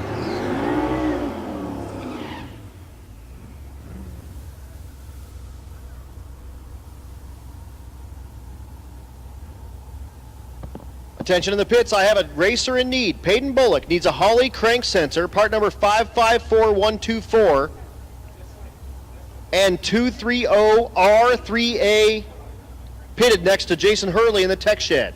So Peyton Bullock needs a Holley crank sensor, part number 554124 and a 230R30A pitted next to Jason Hurley. If you have something to help him, go see the Rocky Mountain Race Week tent or go see Jason Hurley. How about Brandon Tapp in the right lane, the C2. Dave, the ultimate in the left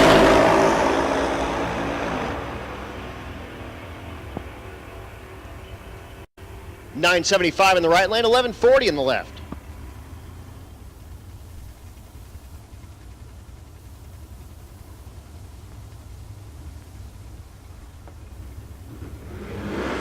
Again, running through our zero run cars, so we're sort of jumping all over the place.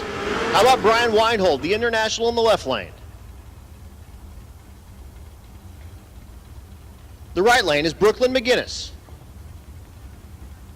McGinnis, that's Chevy SS.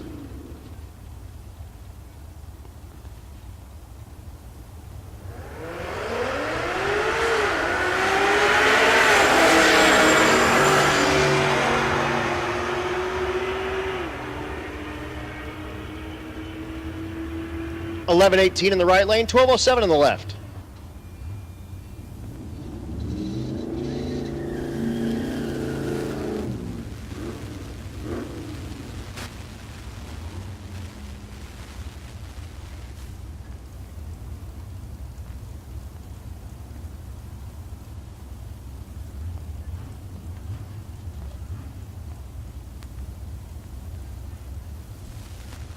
Fred Cullen. The Psycho-Billy Transylvania mobile or something. I'm not sure what he's calling this thing. He tows a trailer that says Transylvania or bust.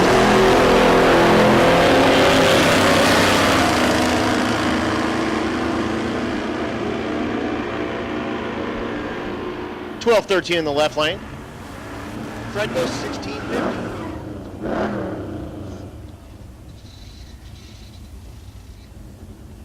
Again, running through our zero run cars. Here's Scott Guthrie. Guthrie, second place in our 12-0 category. His average right now, 12:02, chasing Chris Ghosh with that 12:00. He needs to put it on the number. Racers, it's getting to be that time. It's dark enough. We need to have your taillights on, please. So racers, when you're making your passes, please make sure you got your taillights on, just so we can keep an eye on you at the end of the track. We'll be down just a moment. I'm going to go see a man about a horse. I'll be right back.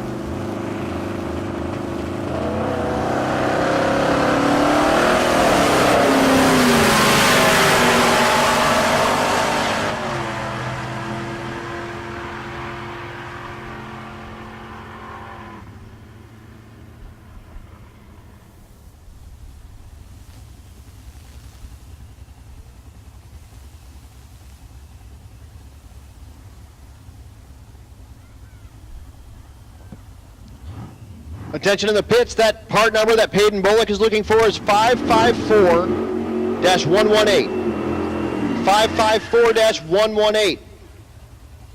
So again, if you have a Holley crank trigger, Peyton Bullock needs it. He's parked next to Jason Hurley. Cruise down to the Rocky Mountain Race Week 10 if you don't know where they're at, and we'll get it over to Peyton Bullock. But he just sent me a message. He needs 554-118.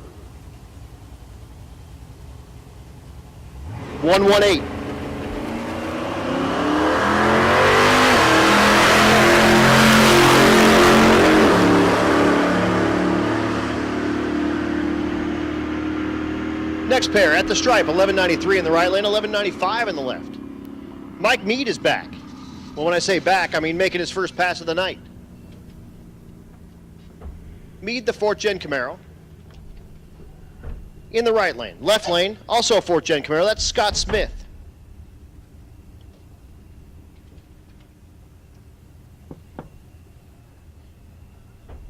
Mead in the 12.0 category, outside looking in, but did put in a 12.01 up last night. 12.12 is average.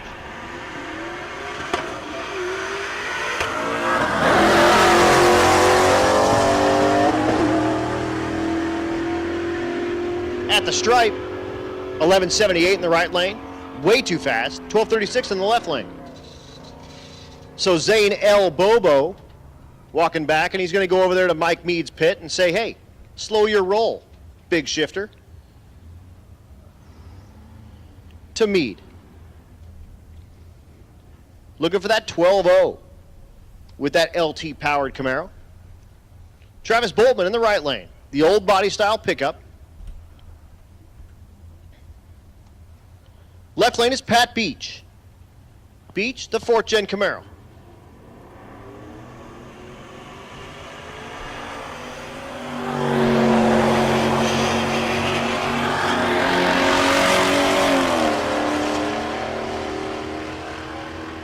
$11.97 in the right lane in the 12.0 category. That's too fast. 12.28, too slow. They'll come back around.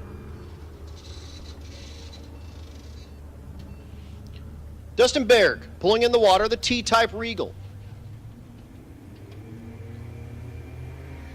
His average, 12.36. Has run as fast as 12.25. And Tyler Maggart's back. Maggart, the new Supra. The license plate, no JZ. 12.10, his average. But did put up a 12.04. Our first night at Thunder Valley.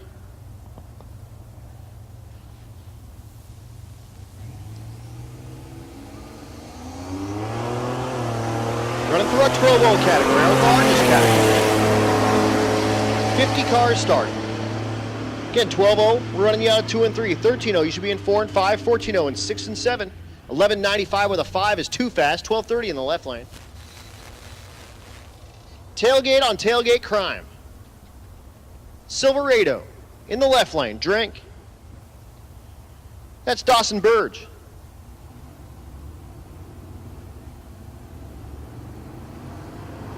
The right lane, Joe Robertson.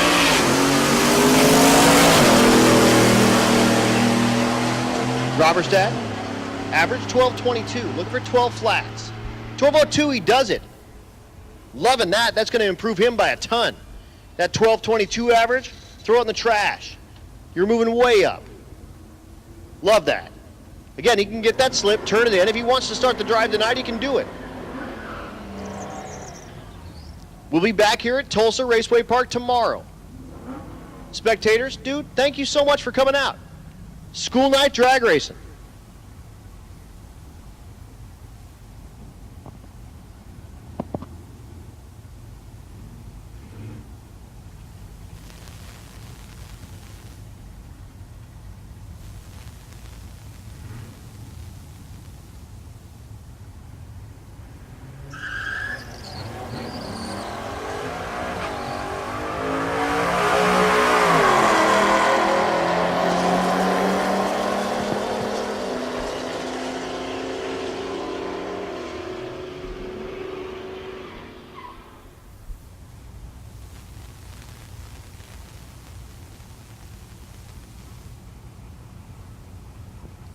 Here's your leader in 12.0. Chris Ghosh. His average 12.00 with a 7th.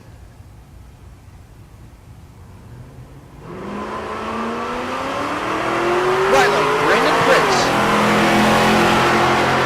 Prince, outside looking in, did turn in a 12.08, but could only muster a 12.44 last night.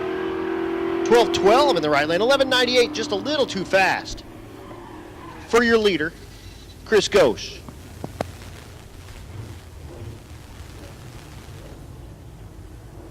Again, racers, tail lights from here forward. Thank you.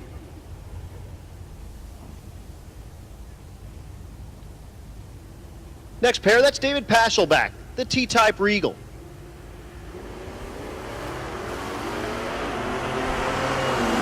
Ray Pagano in the right lane.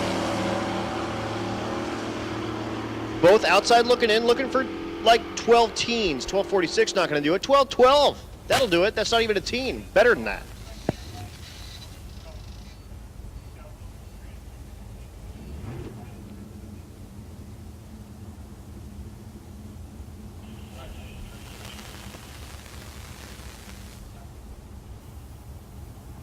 Next pair, that's Mike Barnhill, getting ready to pull on the water in the left lane. Barnhill 3rd place in the 12.0 category. Again, this is coming into tonight. I don't have updated stuff.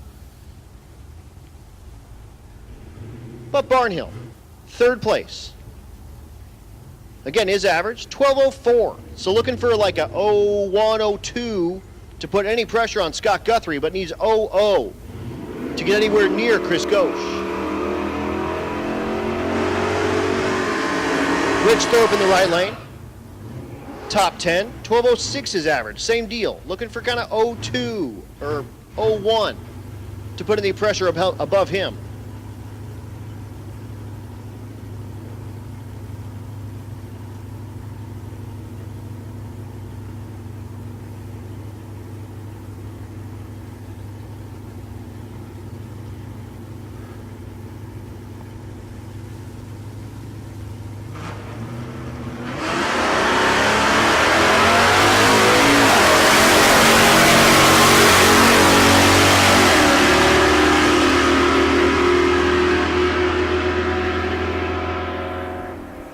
.1207 in the left lane, 12.13 in the right.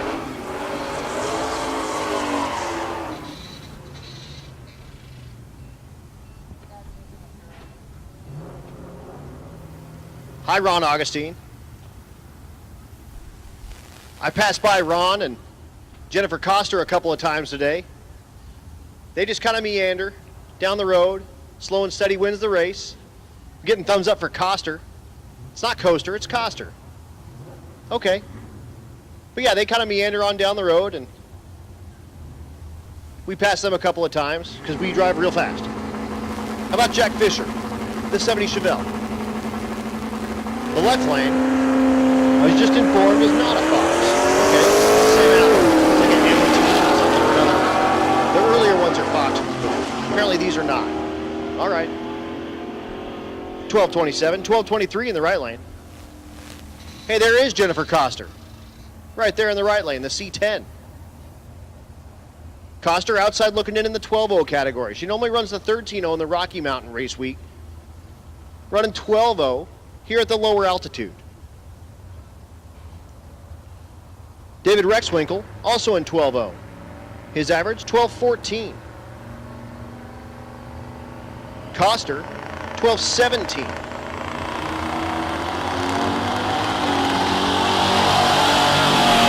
Improve both trucks.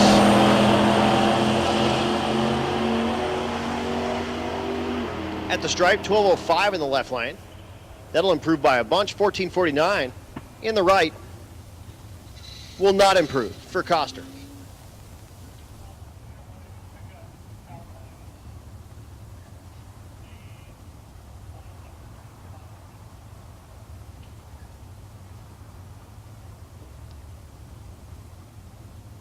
Next pair in the water, that's Michael Butterfield, the 3rd gen Camaro, in the right lane.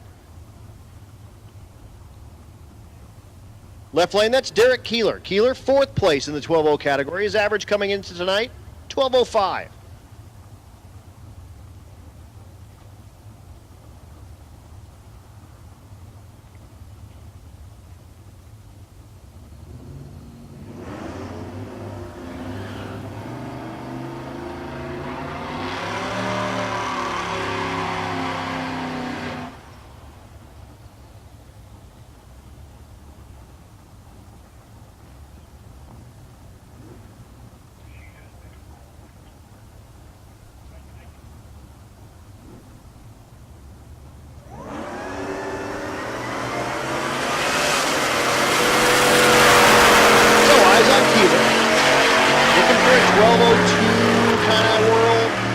put some pressure. 1206, that'll help. But it'll only help really keep Weinhold, who's behind, off of Keeler's back a little bit. I don't think it'll really help you move up on Barnhill, Guthrie, or Gauche. 1376 in the right lane. Krista Long is back. Long. Thumbs down. Long is back. Long, the Chevette. Bill Schallert. Schallert in the left lane. Outside looking in the 12-0 category. Long has turned in a 12-10.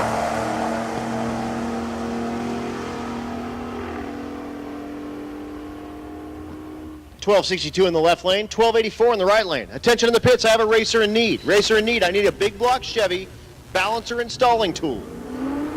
At least the bearing for one. So if you have a big block Chevy balancer installing tool, or at least the bearing for one, run that by the Rocky Mountain Race Week trailer, and we will get it to you. What's your name? Andrew Summers. Which car?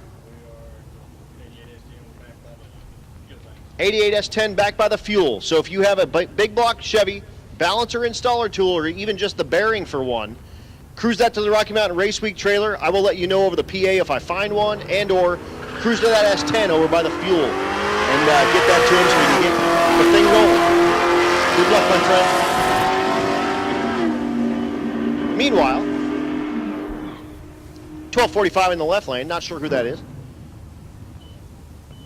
and a 1629 in the right lane.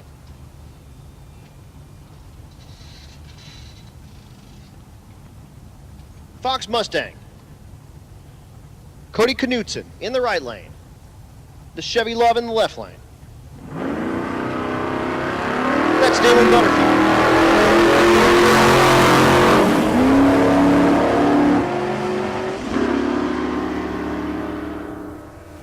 At the stripe, 1214 in the right lane, 1219 in the left.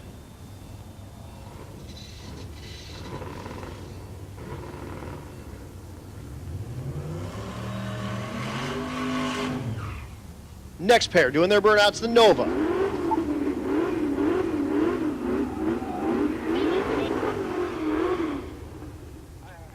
Attention in the pits, motorcycles. Motorcycles, come on down to the lanes. Motorcycles, come on down to the lanes. Junior Street. Junior Street, come on down to 8. Again, motorcycles, come to the lanes. Junior Street, come on down. Lane number 8, motorcycles, you know where to go. Left side of the staging lane's your own lane.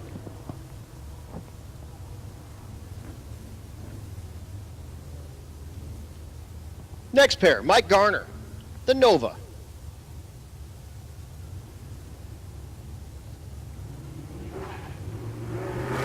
Malachi Fox in the left lane, the Corvette.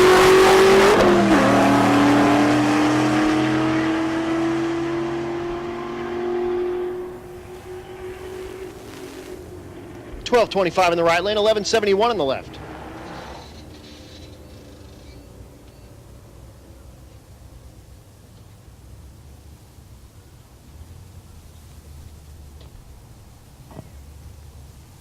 Eric Wilson's back. The STSV in the left lane. Again, racers, tail lights right now.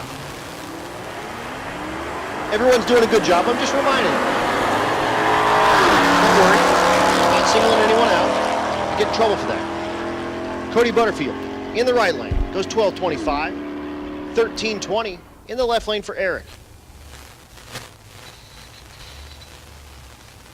Next pair, the Terminator Mustang in the left lane. That's Mark Lewis.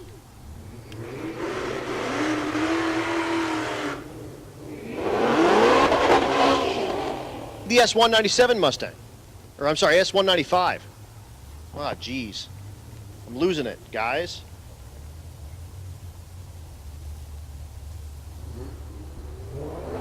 Yeah, S197. Yikes. And unfortunately, it has some smoke coming out of that. Maybe it doesn't burn out of the clutch. But he's going to make his way down the lanes. The Terminator for Lewis goes 13.94.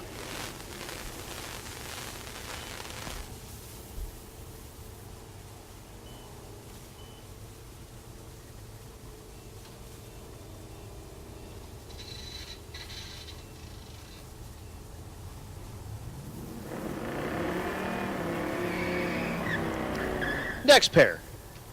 Eric Carroll's back, the Thundercloud. His other car, the Silver Baboon. Again, I don't name these, I just say it. Brian Gebhardt in the right lane. Gebhardt, the Plymouth. Carroll, the Lexus.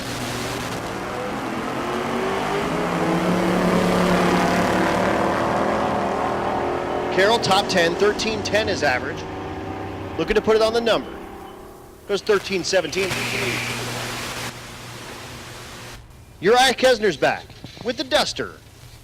Love this car. A-body Mopars have a special place in my heart, as do B's. As do C's. I kind of like them.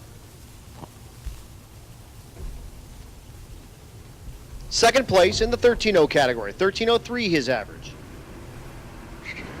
The C5 in the left lane. That's Steve Smith. Smith sixth place, his average 13.07. So Kesner needs to be like 1 or 0, and there it is, 0-0 with a 6. He's going to love that. That's going to put a lot of pressure on Brendan Moll, and it's going to help hold off Martin Ranker. There's Red Hat Scotty. This is the car they built in like a week. The Fox Mustang.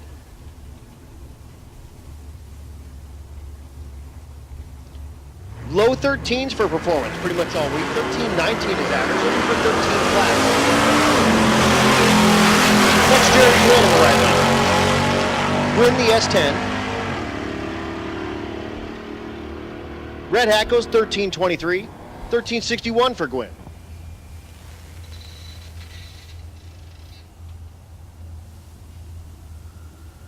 Here's Darren Gebhardt.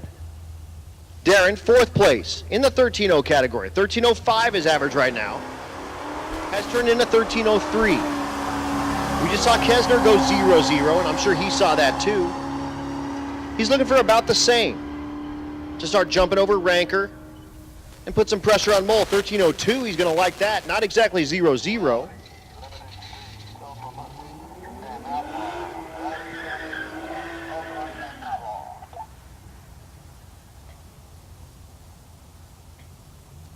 Attention in the pits, attention in the pits. Rowdy Radial. Lane 2, Limited Street 3.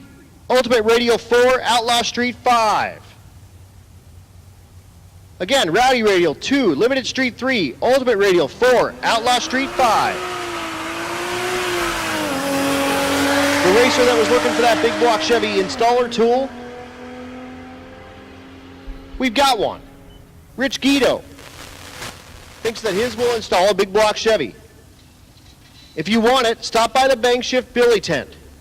You'll see it. It's big, double wide Bank Shift Billy tent. Red. Bill Armstrong's car's under there and Rich Guido's car's under there. So if you need that balancer install tool still, go find the Bank Shift Billy tent.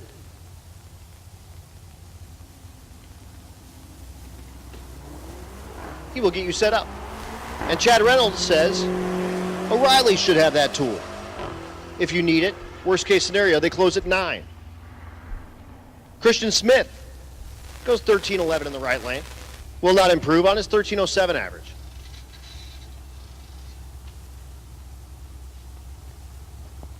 Justin Cochran in the right lane. The Disco Nova. That's the one they call the X-Body.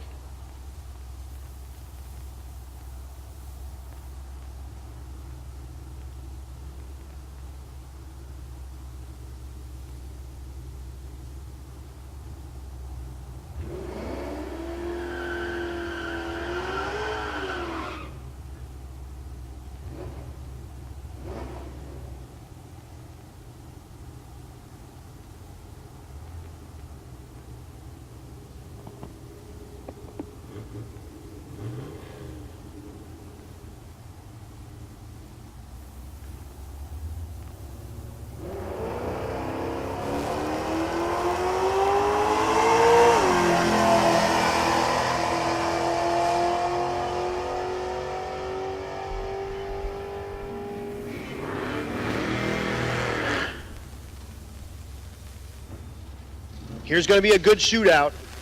Dale Gebhardt. Your second place car coming into tonight in the 14.0 category, 14.04 with a 5. Your leader, Anthony Watson, 14.03 with a 2 is average. Looking for 14 flats on the scoreboard.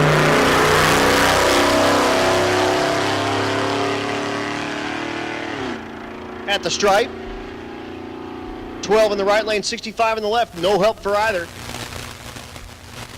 Stevie's back. Stevie was 4th in the 14.0 category. 14.08 her average. She needs to kind of be 0.00102 to put any pressure on Watson, Gebhardt, or Tank. Of course, that's my car, that's my girlfriend. Drink.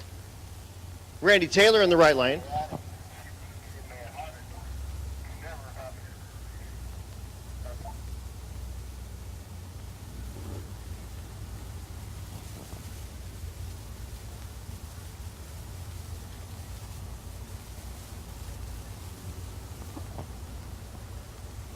Taylor in the right lane, top 10. 14.23, the average in the right lane. Stevie in the Cadillac, banging gears, looking for the right place to put it on 14.0. Doesn't do it, 14.20, that's not going to do it. 14.16 in the right lane.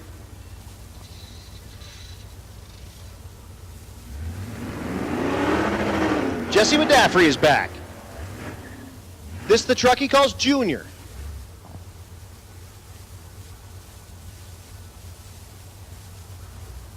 The John Deere livery. Garrett Hahn. Hahn in the right lane. Top 10, 14.23, his average.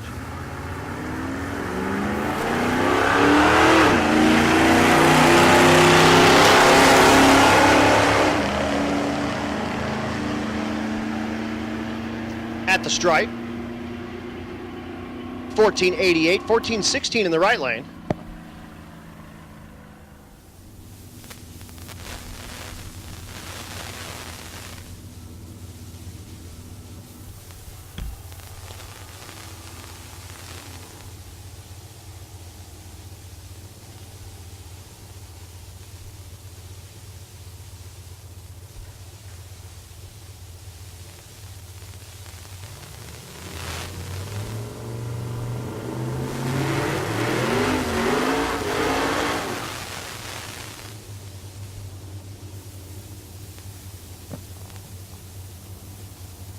The Escalade's back in the right lane.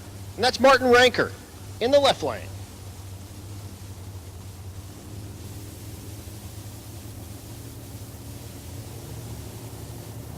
Ranker, 13.03 is average. Looking to put the thing on the number.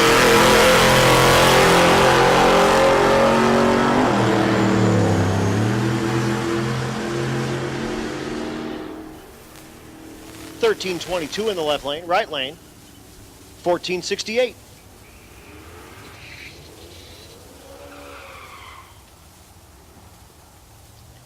John Gillard in the left lane.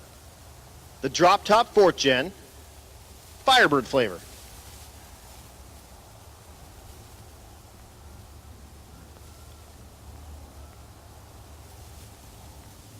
Right lane, I just have Whitaker. All right.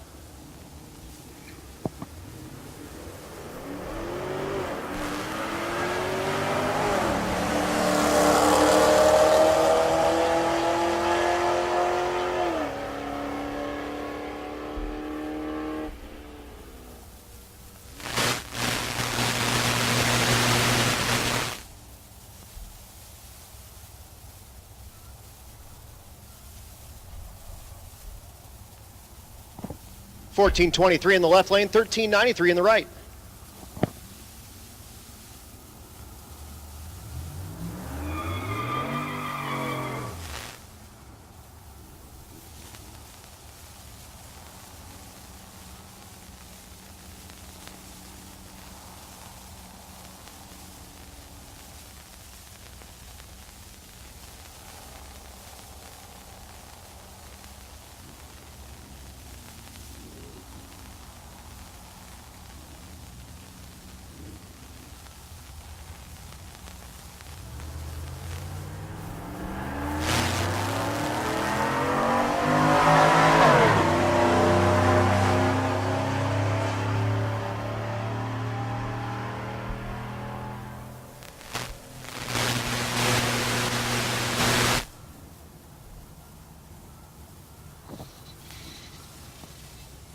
So we're running through all of our motorcycles. We get all of our takers in the motorcycle class.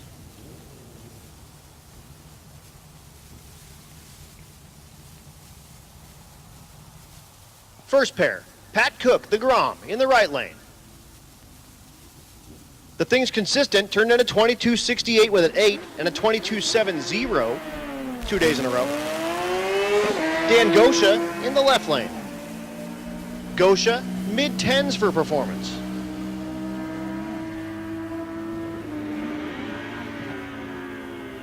$10.48 in the left lane, and then we pull out the calendar for the Grom. Again, riding with everything for a week on this little thing.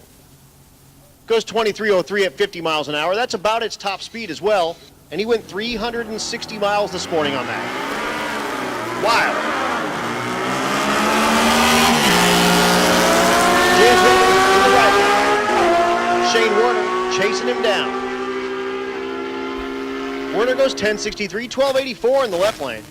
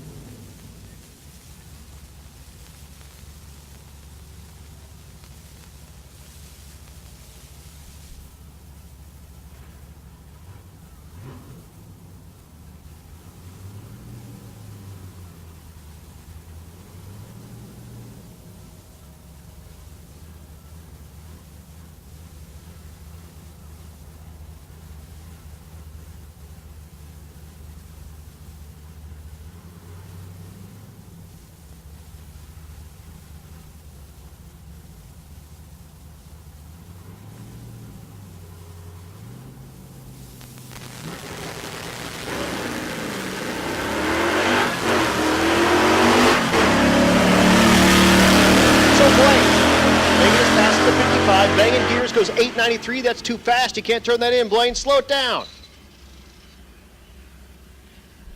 The middle one is the brake. You can only go 9.0 in the 8th. So an 8.90 is a breakout. And actually, in this, we set your time from your first day. So his time on the first day was a 9.02. So if he goes 9.02.5 or faster, he breaks out. So here's Hunter Hay. His time to aim for is 9.16 with a 5. So a 9.16 with a 4 is a breakout. So we're looking for as close as we can go to 9.16 with a 5 without going faster. It's like Price is Right. $1, Bob.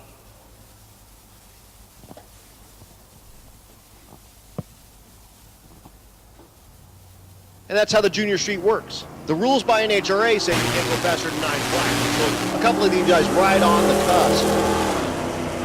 Anyway, Hunter goes 9.18 on that 9.16 dial. He'll love that. And he can absolutely turn that in. Absolutely. So that's the name of the game. He can take that slip, turn it in, and they can go to the hotel.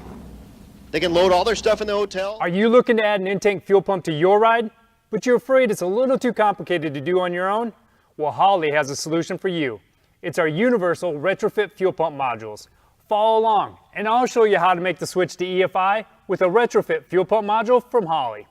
With pumps capable of flowing 255, 450, all the way up to 525 liters per hour, Holley's sure to have a fuel pump for your EFI needs.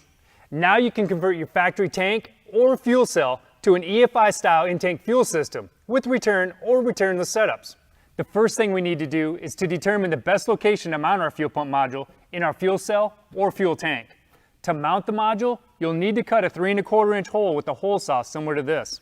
Identify things like where the vehicle's fuel tank straps and frame rails will contact your fuel tank. That way we can avoid these areas. Now evaluate the position of your fuel level sender float. Removing the existing unit, if yours has one, will help you determine the float arm path. That way you can cut your new hole without interfering with it. Be sure to look for and avoid any bowls or baffles internally in the tank as well. You'll also want to look and determine the best routing position for any supply, return, and vent hoses may be required for your unit. Once you've determined the best possible location for your pump module, drill the 3 1/4 inch diameter hole in the tank with your hole saw. Remember, gas burns but fumes explode, so don't become a statistic. If you plan to reuse a fuel tank, make sure that all the fuel has been removed and consult with a professional about degassing the tank before cutting or drilling. Once you have the hole cut, use a file or some emery cloth to deburr the edge of your cut. The thick foam gasket supplied with your fuel pump module can compensate for ribs up to 1/4 inch thick in the fuel tank surface. If your tank has deeper ribs or the ribs are perpendicular and have sharp edges, you'll need to use some additional sealant, such as Dow Corning's 730 RTV. Apply the sealant between the foam ring and the tank surface to seal it properly. Remove and clean any debris that may have fallen into the tank during the hole cutting process before you start the installation. Next, we need to measure the tank depth from the highest part of the fuel tank to the very bottom of the floor directly below. The maximum tank depths that our pump modules can accommodate vary from 12 to 13 7/32 of an inch, depending on which pump module you choose. And minimum depth requirements range from 7 to 9 inches depending on the model. Now take this tank depth measurement and insert it into the chart found in the instructions. Subtract your depth measurement from the supply hose specifications listed for your specific model to get the proper length for the supply and return hose. Now measure and mark your return hose, starting with the end of the tape at the end of the hose and pulling back towards the module. Once you have your mark, you can cut the hose to length. Now cut the supply line that's already pre-attached to your fuel pump using the same method, pulling from the end of the hose back towards the fuel pump, then mark and cut. To determine the length we'll need for our pump hanger bracket, you'll use the same measurements that we used earlier for our return and supply lines. Using your measurement, place a mark on the hanger bracket, then cut the hanger at the mark. Install the pump hanger bracket to the flange boss using the 2 screws and lock washers supplied with your kit. Install the bracket so that the groove is facing your fuel pump. You'll have to remove the foam ring in order to access both holes. Install the pump hanger bracket to the flange boss using the 2 screws and lock washers supplied with your kit. Then torque them to 12 to 18 inch-pounds. Don't forget to reinstall the foam gasket. Slide the screw clamp over the supply hose and push the hose outlet onto the hose barb found in the pump module body. In order to gain better access to the clamp screw, you can remove one of the clamping lugs. Next, rotate the pump until it contacts the hanger bracket. Then slide the hose clamp towards the pump and over the hose barb. Tighten it to 13.5 inch-pounds. Now install the 2 2-inch diameter screw clamps around the pump module and mounting bracket. Place a clamp at each end of the foam sleeve on the pump. If you've chosen an EFI system that's capable of being run returnless, why not choose one of our returnless fuel pump modules? The installation is the same as before, but be sure to check the chart included in the instructions since the base measurements change with the returnless style pump modules. When you go to install the hydromat filter onto your fuel pump module, position the hydromat so that the shortest length of the filter is closest to the wall of the fuel tank and the longer section is pointed towards the center of your tank. You'll also want to avoid interfering with the swing motion of the fuel level sender float, as well as any internal baffles or bowls. First, remove the caps from the pump inlet and the filter outlet. Line up one of the holes found in the filter mounting tab with the locating pin found on your fuel pump. Be sure that the fuel filter is going to be orientated correctly once it's installed into your fuel tank before you proceed. Once you're sure it's in the correct position, push the hydromat onto the pump inlet until it bottoms out and locks into place. If you're installing one of our retrofit fuel pump modules into a polypropylene tank, better known as a plastic tank, we recommend that you use one of our stiffening shims. Separate the shim at the slot and spiral it through the tank opening. You can apply some adhesive compound like Loctite 571 between the shim surface and the tank to hold it in place. Use clamps or tape to keep the shim against the inside surface of the tank opening until the adhesive sets up. Position the shim so that it's not visible in the opening and wipe away any excess Loctite that protrudes into the tank opening. Before installing the pump module into your fuel tank, install any adapters or ports needed for your supply, return, and vent lines. Now's also a good time to go ahead and install the preferred electrical connector. Now we're ready to install our pump module into our fuel tank. Make sure that the foam ring is installed on the flange of the pump module. Slide the longer side of the hydromat into the tank opening first. Then fold the shorter side, just enough to allow you to get it through the whole opening. Now lower the universal pump hanger into position. If you can, look to see that the hydromat is in the desired position and that it's not interfering with any internal obstructions. If it is, you can rotate the universal pump hanger assembly as needed. Make sure that all the swing out mounting lugs are in the closed position, then lower the module the rest of the way down into the tank. Press down on the module and compress the seal against the tank surface. Then tighten the assembly screws in a clockwise motion to swing the mounting lugs out into the open position. Then gradually torque the 5 assembly screws using a crisscross pattern until the torque of 40 to 60 inch-pounds is achieved. Finish your install all the way to the engine bay with one of our fuel system kits. We have several to choose from depending on your needs, and they include hose, pumps, regulator, fittings, filters, and clamps depending on which one you choose. To complete your installation, make all the necessary connections for your fuel, vent, as well as the electrical connections and the fuel sending unit. Once you have your tank up in place but not fully secured, it's a good idea to go ahead and power up the pump. That way you can check for any leaks. If you're leak free, go ahead and raise it in its final position and secure the tank. Make sure that you don't pinch any wires or crush any fuel lines though. And remember, all vent lines must terminate at least 6 inches above the top of your fuel tank. That wasn't so bad. Now you can convert your factory tank or fuel cell into an in-tank EFI system quickly and easily, all on your own. For more great fuel system solutions and how-to videos, visit us at holley.com.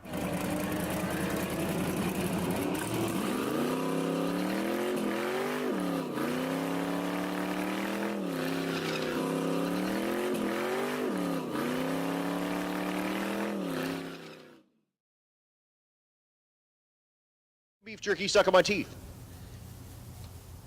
But again, just doing track prep.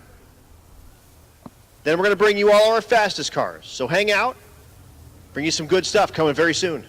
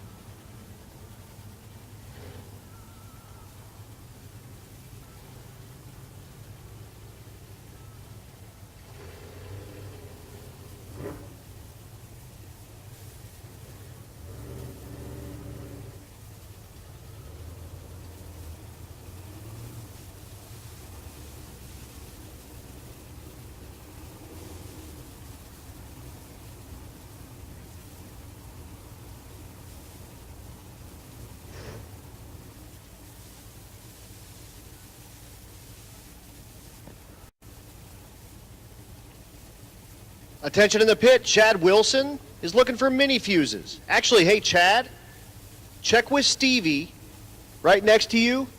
In that tackle box, I've got all of my electrical stuff. I think I've got mini fuses in there.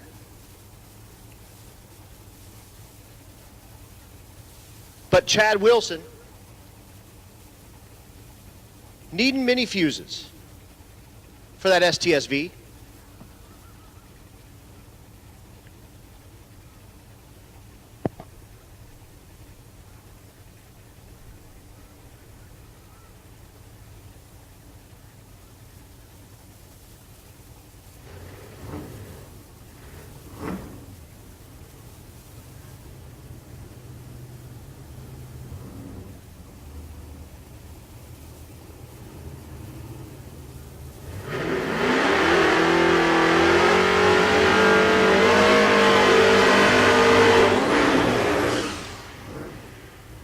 Those cars are Rowdy Radial cars.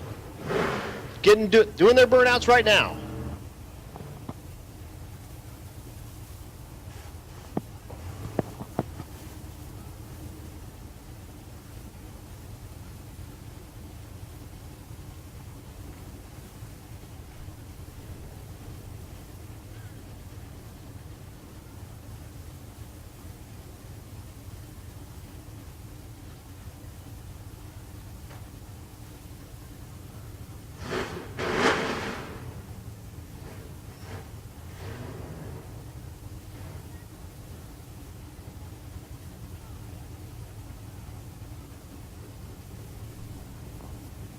All right, Rowdy Radial racing going at you. Will Noble, the Mazda B2200. Third place in the category, 556 is that. At the stripe, 583. 656 in the right lane. Next pair, Jason Deutscher. Deutscher in the right lane.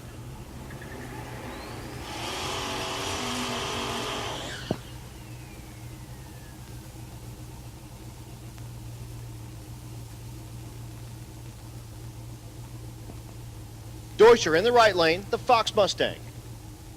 The left lane, that's Travis Wise.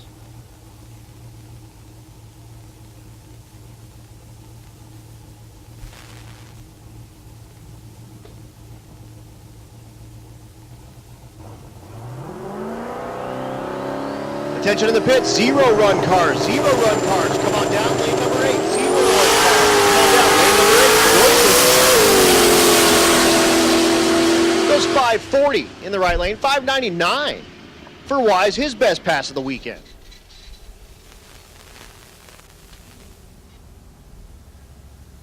Or week. Feels like weekends. We normally race on the weekends, but I keep forgetting it's Tuesday. Again, I'm still, I'm a little delirious. I'm still losing my mind. We're still only on race day 3. I got 2 more of these to go. Wild. Chris Patterson in the left lane. The dually pickup. Again, the solid block, 6.7 Cummins. No water running through the block. 3 turbos. His average, 591. Has gone as fast as 586.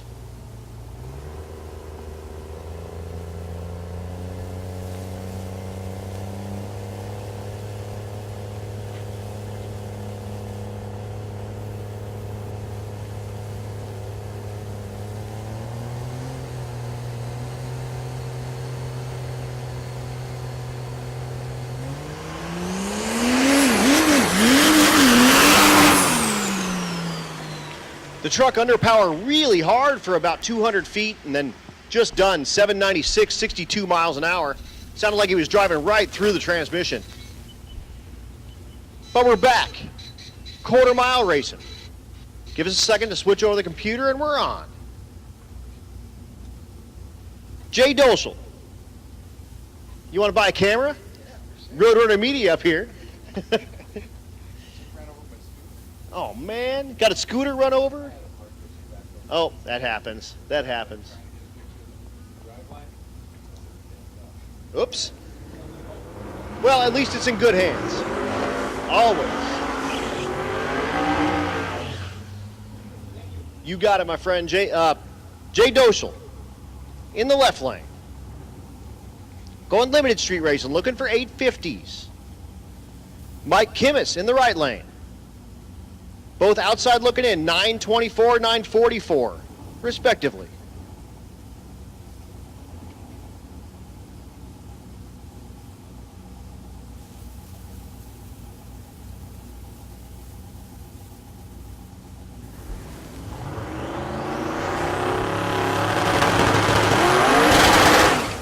Doschel bangs the tires as soon as he lets off the button.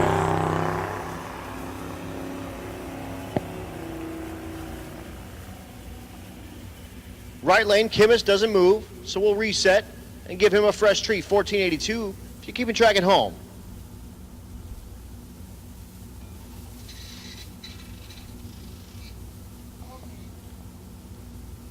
So anyway, Eric Wilson's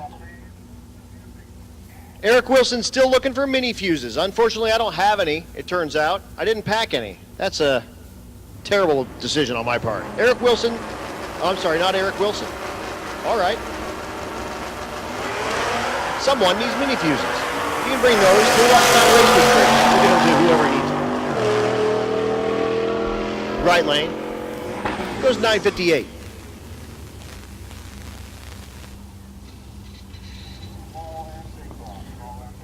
Attention in the pits. NA small block, come on down to 7. NA big block, come on down to 2. NA small block to 7. Big block to 2.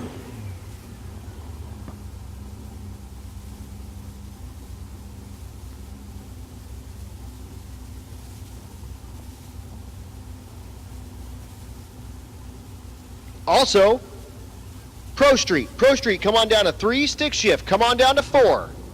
Again, NA small block to 7. NA big block to 2. Pro Street to 3. Stick shift to 4.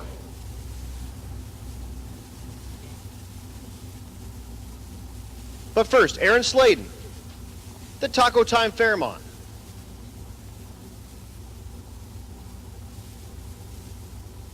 We're going to run him as a single. Sladen outside looking in, 880 average, looking for that 850. Wheels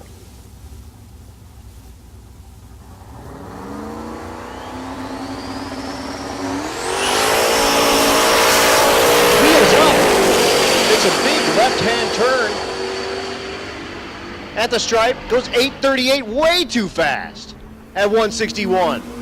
So big wheelie, 838. He'll be happy with the time slip, but can't turn it in. That's all right. Just turn it down, swing it back around. We're just drag racing, no big deal. Here's Jonathan Lord. Lord in the left lane. And Brady Matisic. Brady in the right lane, the Camaro. Left lane Lord, the Mustang. 851 in the left lane. 865 in the right lane. 850.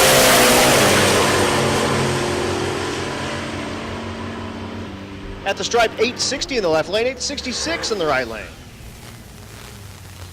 Our first look tonight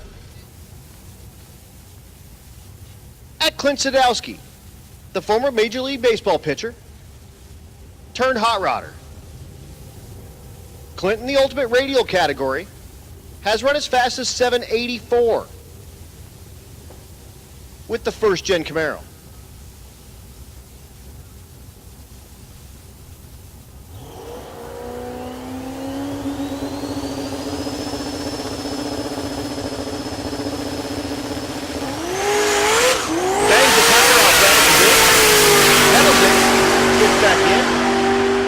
The stripe goes 832, 169. Here's Jim Parkinson and Brian Lum. Again, 0 run cars. Come on down lane 8. Get you that run. 0 run cars. Come on down lane 8.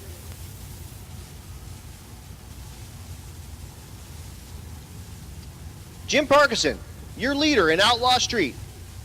He has his average right now, 839. He's gone as fast as 834. Brian Lum, high 10-second performance in the same category.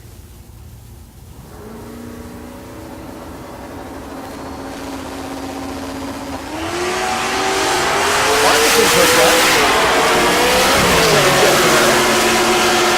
At the stripe, goes 867, 146.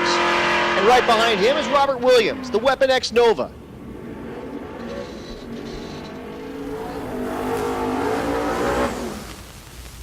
Weapon X just saw Parkinson run that 860. That leaves the door open for Williams in this session. Williams trails, 844 his average, Parkinson 839 his average. So in striking distance, Williams has run as fast as 840. Looking to put some pressure on Parkinson now. Needs to be kind of 830, 5, 4 to really put some pressure on him. Let's see if he's got it.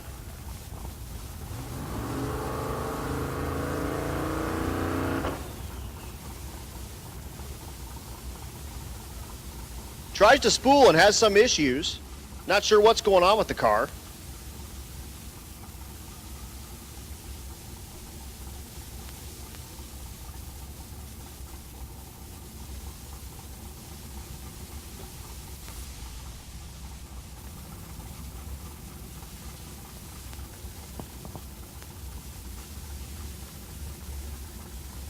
And there is some issue. They'll push the Weapon X back out of the beams. And he'll come back for the next session. If you look back behind the water, that's Jason Hurley. That's your fastest car on property. He's about to make his pass. His first one of the day. Jason Cunningham in the left lane, the pickup truck.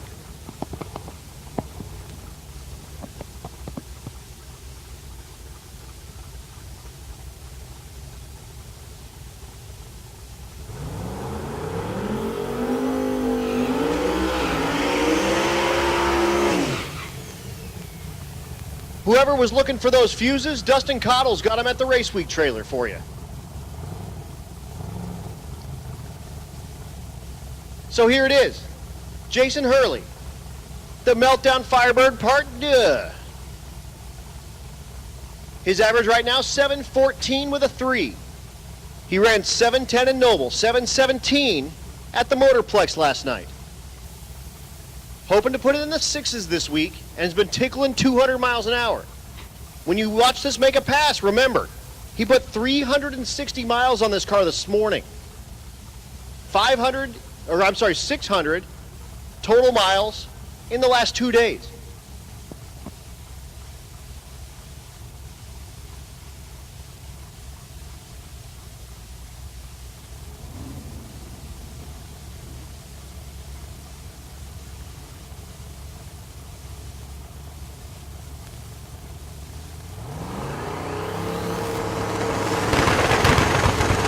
Pulls it up, gets to the beams, and we're gone. Tires spiked for 60 foot. At the stripe, 716, 199.29. Almost 200 miles an hour. We'll see him come back and try to put that in the 6s at 200. But again, your fastest car on property lays it down, 716, 199 on his first pass of the night.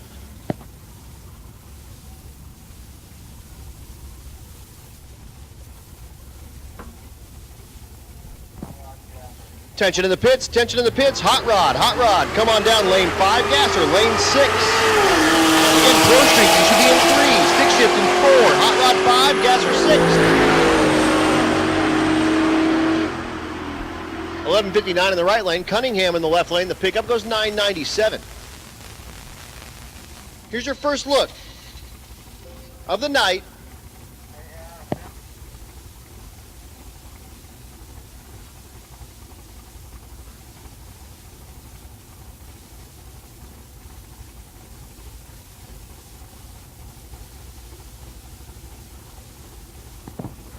Your leader in nationally aspirated big block. In the left lane.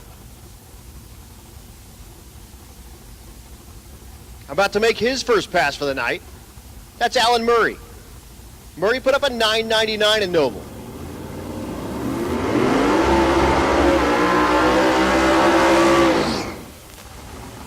The right lane, the Fox. That's Will Carner.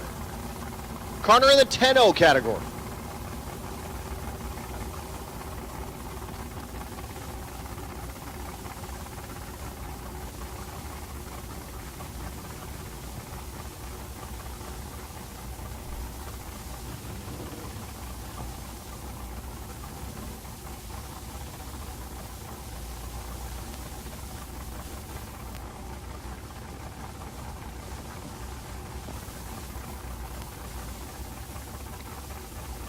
We'll get him staged. Carner, pre-staged. Lights turn green, we're gone.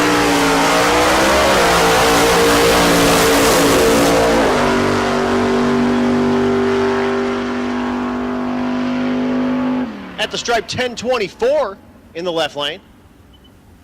And 1384 in the right. Way off the gas.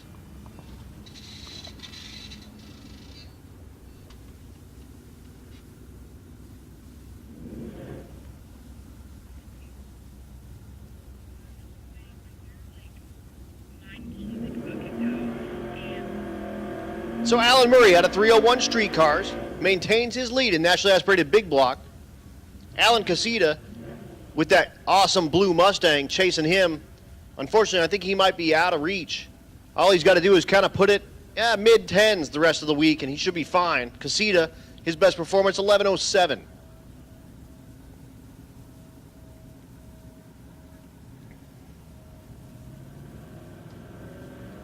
So Scott Guthrie, your second place car in the 12-0.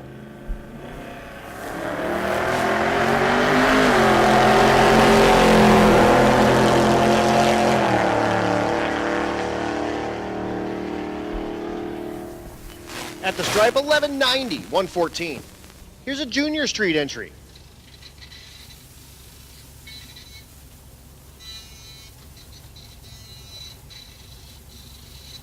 That's McKenna Lipinski. Lipinski driving the old Yeller Gasser. Twin turbo LS for power, turn way down.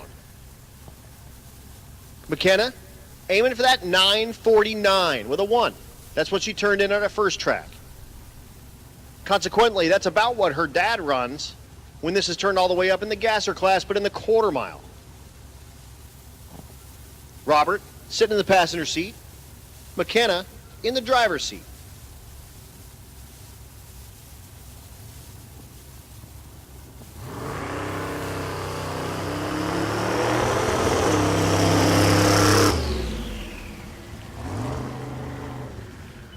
At the 660 stripe goes 982 at 53 miles an hour.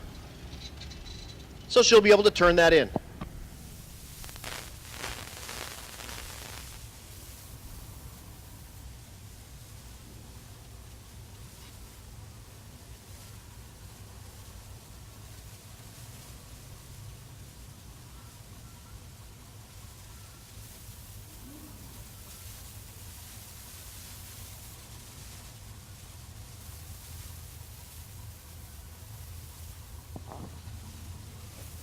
Next pair. Naturally aspirated small block. That's Max Kroning in the right lane. And that's Keith Horton in the left lane.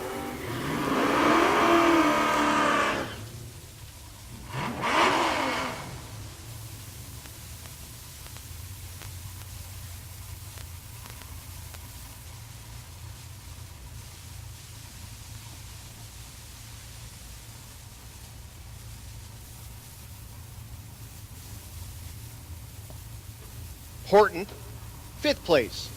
His average, 1083. I think he even went faster than his personal best earlier, which was 1076. I'm looking for better than 1076. Right lane, Kroning, 1359 his average. 1090 in the left lane. 1343, Kroning's best pass of the week. John Gilman's back in the left lane, aiming for not last. His average right now, 1363. He just saw Kroning go 43, so he's going to need to find 2/10 somewhere. Tall order in a naturally aspirated car. Bill Cash in the right lane. Cash, his average, 1085. Currently sits 6th.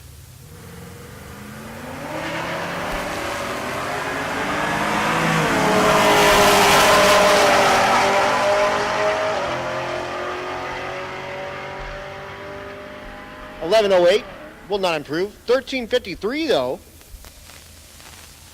for Gilman. His best pass of the week.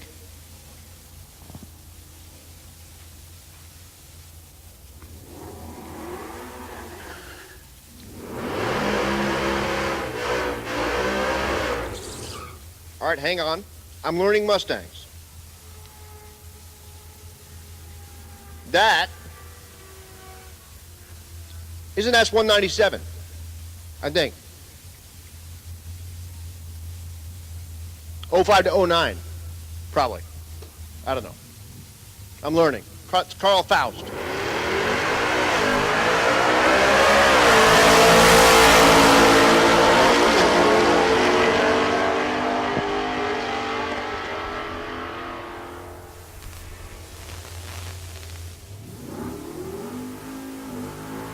$13.01 in the left lane, $11.53 in the right.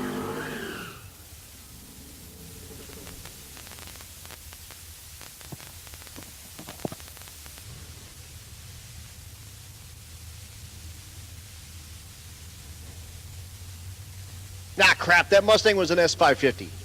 It's tough to tell from the back, especially when the lights are on. It looked just like that first S197. Oh well, I'm gonna get it. Big shout out to Jay Mann for his help.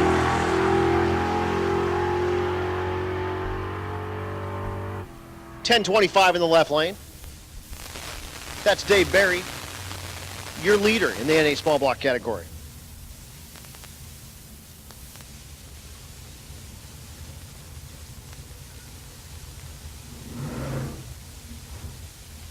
William Heath, the duster in the right lane. We're going to name that thing the Purple People Eater.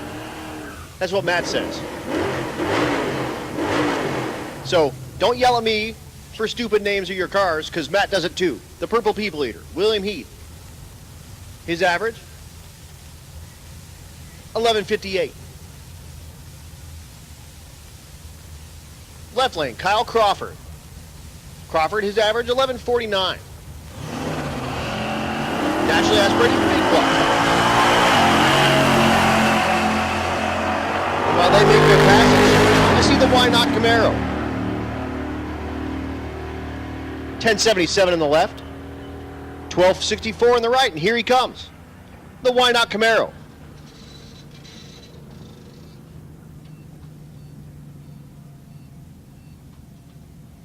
This is Tom McGilton. McGilton in the Pro Street category. His average right now, 769. Has run as fast as 737.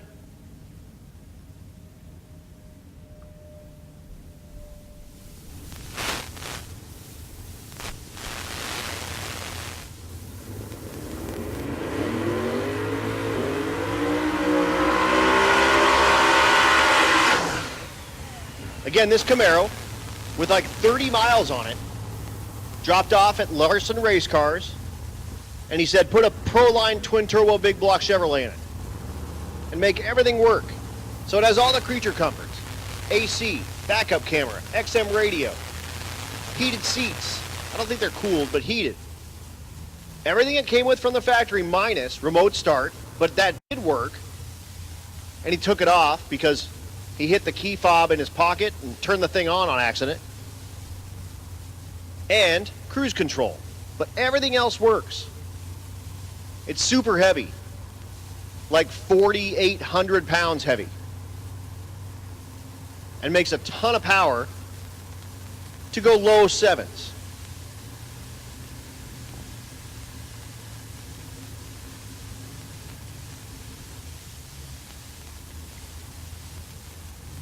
Attention in the pits, attention in the pits. Arvenge, the Arvenge guys with that white Stealth, they're looking for a 3/4 inch ratchet or a 32 millimeter socket that's a 1/2 inch drive. First, we're gonna look at McGilton.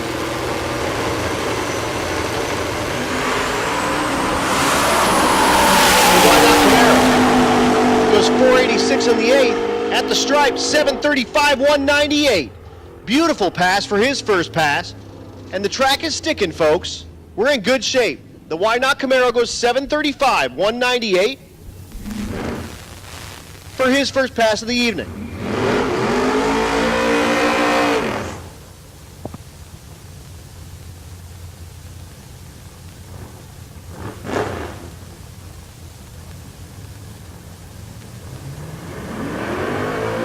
Declan Evans does his burnout.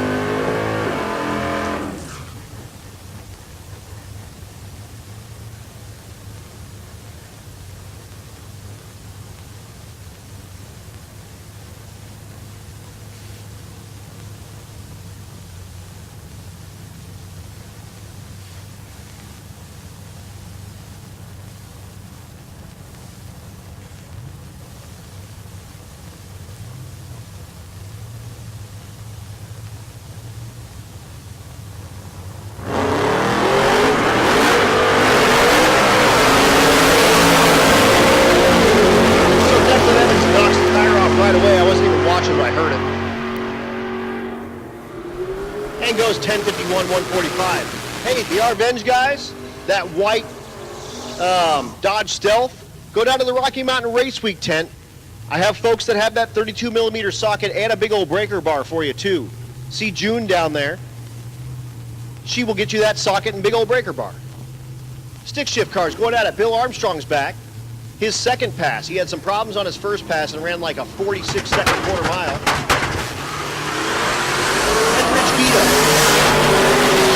ran his first 8 in race week trim. He's ran 8s, but not at race week. 918 in the right lane for Bill, but look at Guido. 894 comes back with another 8, but well in the 8s. But look at the mile an hour. 161 in the left lane, 165 in the right lane. Those cars are making some steam. Those things are sweet. Guido also way out of the groove, but stayed in it because he's the Canadian Chuck Norris. Phil Balmaceda in the left lane, with the ZL1 Corvette.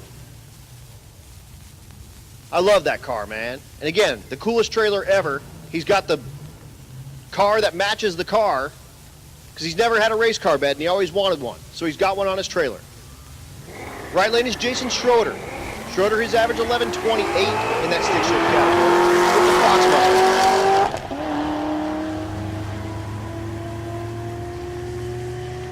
Balmaceda goes 11.18, and the Fox, unfortunately, having some issues. If you're keeping track at home, goes 18.47.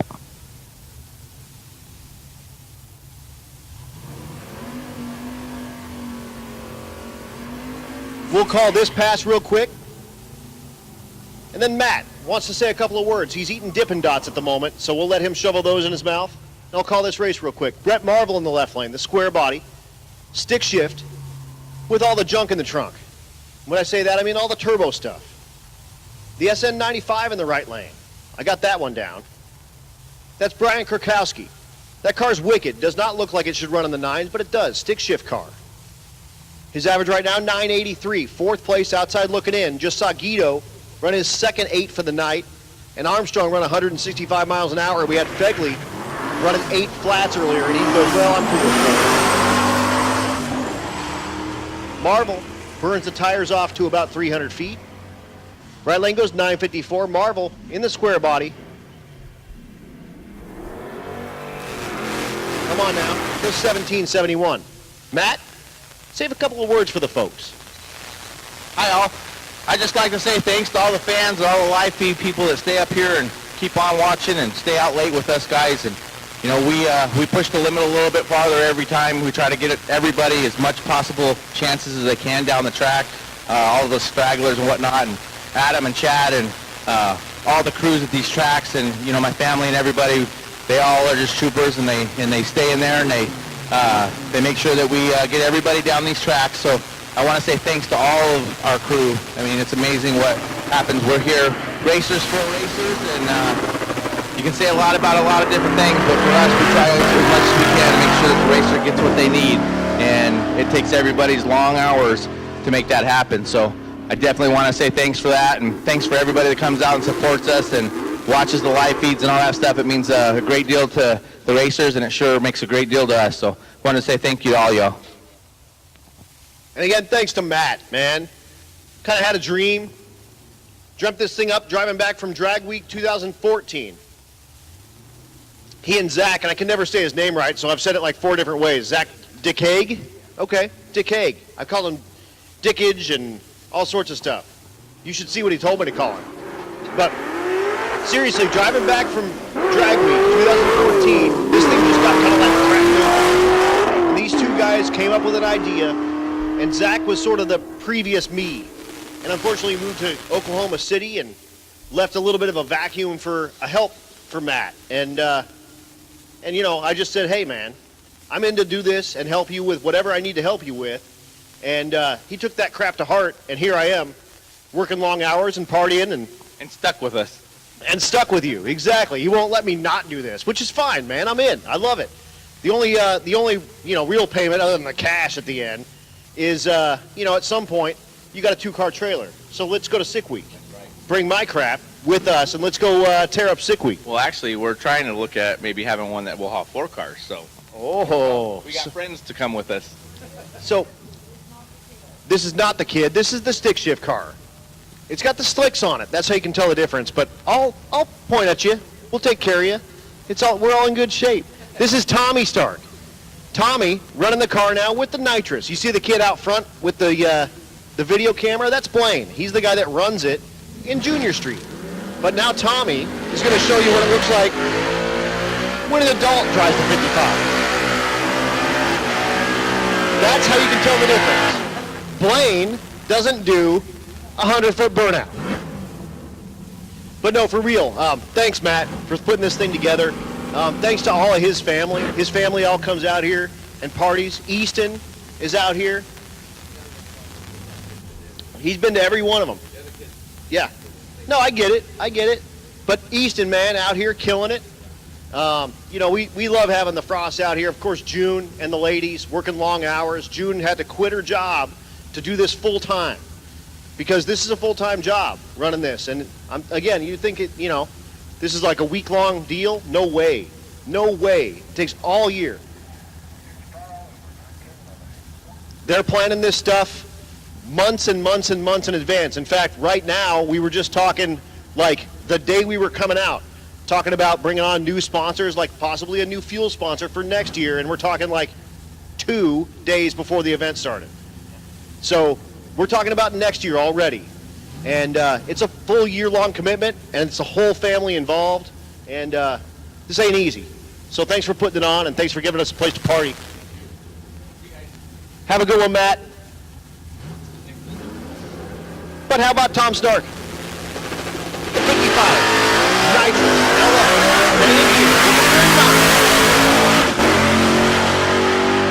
Hits fourth. Not going to happen this time. Goes 10:08. Oh, so close. 8:39 in the 1,000 foot. And I was like, ain't no way he's going to be anywhere near. Goes 10:08, 127. The mile an hour is a little low, actually. So that thing will go in the 9s this week, if he wants it to. Blaine, take the back seat out. Blame the crew chief on that car. Whatever he says goes.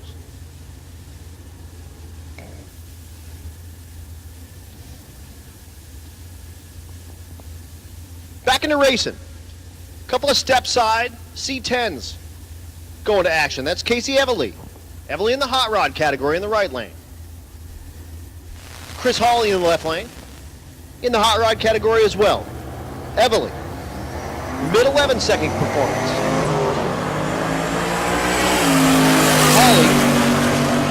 High 12-second performance. 12:70 and 11:07. Actually, best pass for both trucks, side by side. They're going to love that when they get that slip. And when I say get that slip, I mean see it on their phone on the app. Attention in the pits, attention in the pits. True Street 9, True Street 9, come on down, 2 and 3. True Street 10, come on down, 4 and 5. True Street 11, come on down, 6 and 7. Again, 9, 2 and 3, 10, 4 and 5, 11, 6 and 7. And again, 0 run cars, you can still be an 8. 0 run cars, you can still be an 8. Here's Walter Doyle. Walter, second place in the hot rod category, 9:53, the Chevelle. Tommy Fielder in the left lane, the Nova.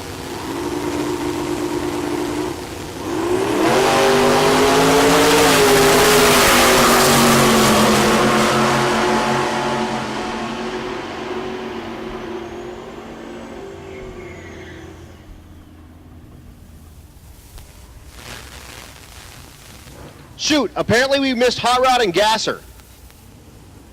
So Hot Rod and Gasser, why don't you guys come down as well? Just filter into any of those lanes with the 9, 10, and 11 guys. So Hot Rod and Gasser, I apologize. Come on down, filter in with any of the 9, 10, and 11 guys. 2, 3, 4, 5, 6, or 7. Hot Rod and Gasser.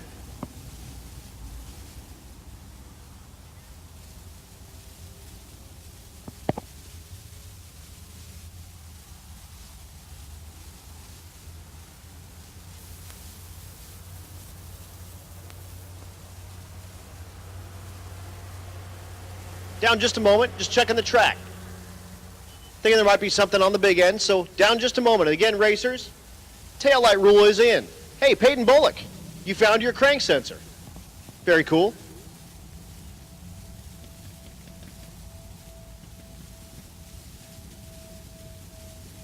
So again, down just a second. Check that top end of the track out real quick.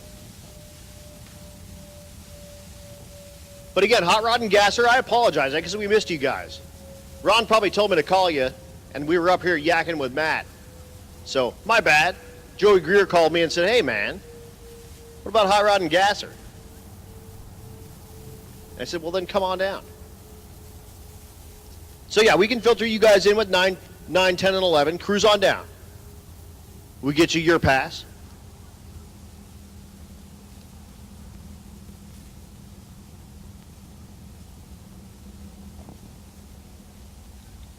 But again, as Matt was saying, thanks to everyone for tuning in. Thanks for everyone for coming out. School night drag racing. Tulsa Raceway Park. We're here again tomorrow night. Is that Daniel Green down there?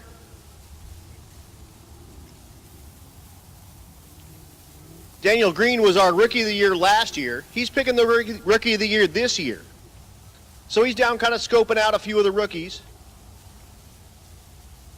And he's got Mr. Rudy down there. So I think he's kind of checking that out and just making sure, hey man, are you worthy?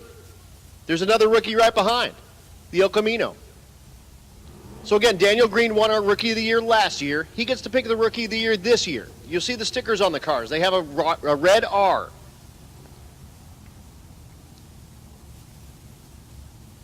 Also Young Guns. Young Guns are out there. You'll see 2 stickers, one on each side. A red Young Gun on each side of the car. But rookies, never done an endurance drag race event ever. And we like to throw them a little extra cash. That's a deal I kind of do on my own. I start with $250, and I beg, borrow, and steal money as I go.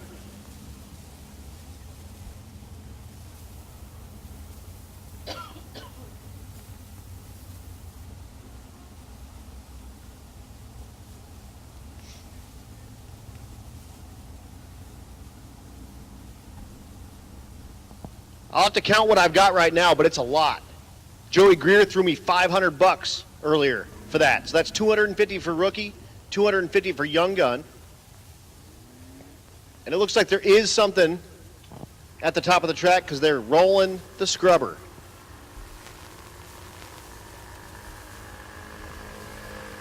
So we'll be down in just a moment. We'll figure out what's going on.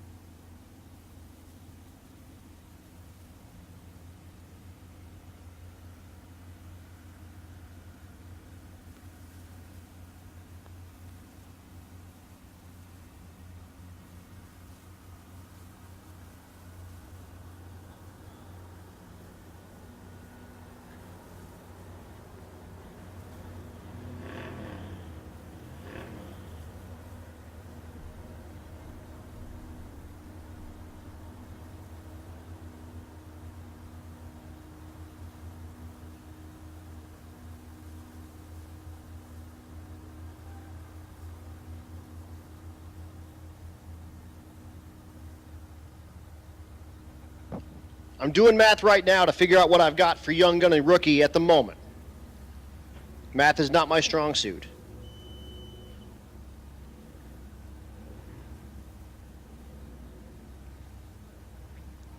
Right now, I have $2,070 plus Razor Tracker. CJ down there at Razor Tracker is doing a raffle. Whatever you throw in, you win half of that raffle. The other half goes to the Rookie and Young Guns. So he'll have some to give me by the end of the day. And I think he's probably going to be out here tomorrow as well. Tomorrow night here at Tulsa. So I'm still working on it. Right now, $2,070. That's $1,035 each. That means just for showing up and being under 21 to be the Young Gun, and the Junior Street Racers are actually involved in that as well this year. So we've got a handful of folks involved in that, and Eric Wilson will pick the winner of that. He won Young Gun last year. And then rookies. We had a ton of rookies this year. And again, Daniel Green gets to pick that Rookie of the Year. So right now, if it stopped today, right this second, it would be $1,035 each. But I'm still working on it. I'll come up with what I can come up with, but that's a super cool deal. And again, that started as kind of like, hey, I'm going to throw $250 in. We're going to see what happens. It started as rookies, And then we added the young guns, and it's just kind of blown up. It's a very cool deal. I enjoy it a lot, and I really like giving that out, and it gives someone that maybe wouldn't even have another opportunity to win anything a chance to go home with some cash, and that's cool, man. I dig doing that.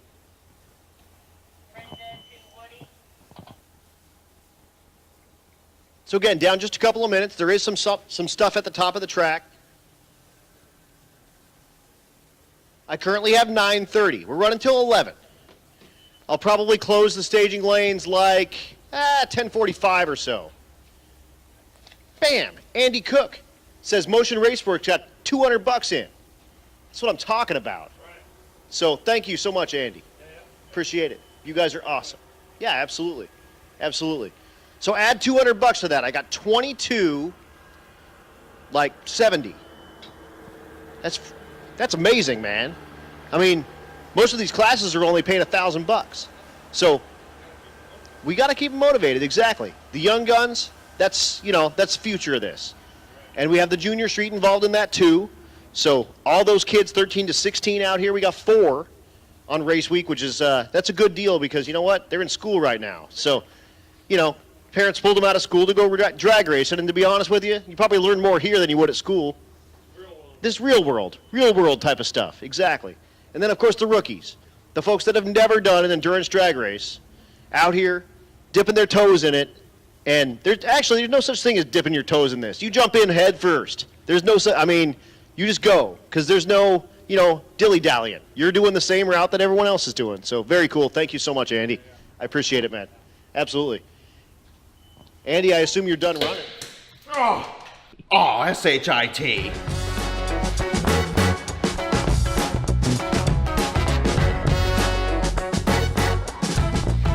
That was easy.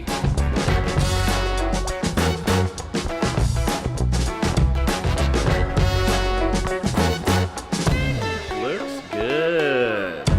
Send it.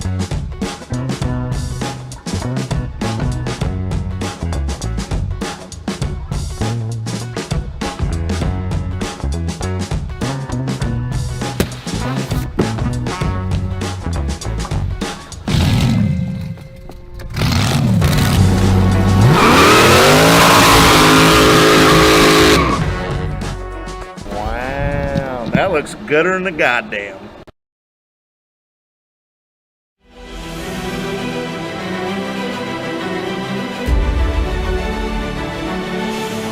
I look where I can make it more bulletproof, where I can make it perform better. But beyond that, the engineering and technology with it, it's choosing the appropriate components. Each component is thoroughly inspected. It's that level of inspection. It's that level of attention to detail to make it across the finish line.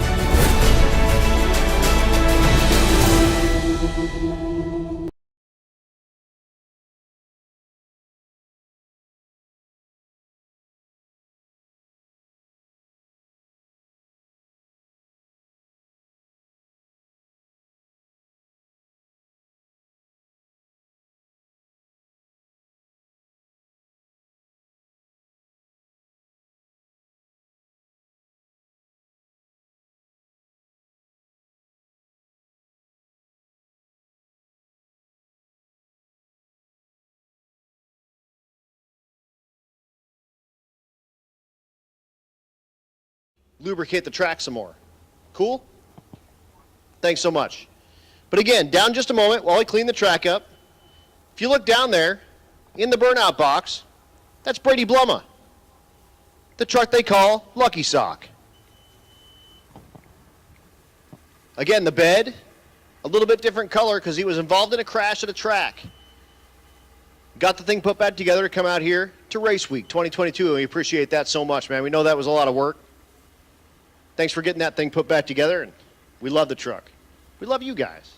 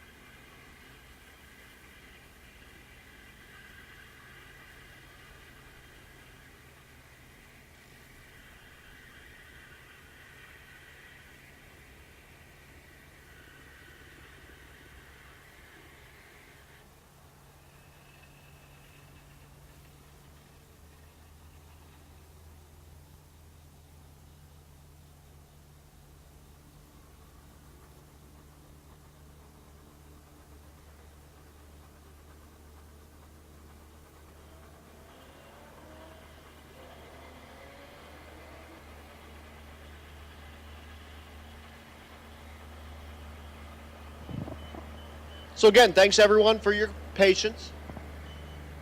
Just down scrubbing that track, making sure it's safe. And again, this isn't real time, but coming into the night, let's run through those classes one more time. The 14-0 category. Your leader, Anthony Watson. 14:03 is average. Right behind him, Dale Gebhardt, 14:04. Curtis Tank, 14:07. Outside looking in, Stevie Ellingson, 14:08. And John Gillard, 14:17. 13:0, Brendan Mull with a 13:02 in the lead. Uriah Kesner with a 13:03, but he put it on the button earlier today, so that'll change. Martin Ranker in third with a 13:03. And Darren Gebhardt outside looking in with a 13:05. 12, Chris Ghosh, the Buick, 12:00 with a 7. Scott Guthrie in second place, 12:02. Mike Barnhill in third place, 12:04. Outside looking in, Derek Keeler, 12:05 with a 3. Tied with Brian Weinhold as well, 12:05 with a 3. Right on their heels, Noah Cash, 12:05 with a 7. You have to go all the way down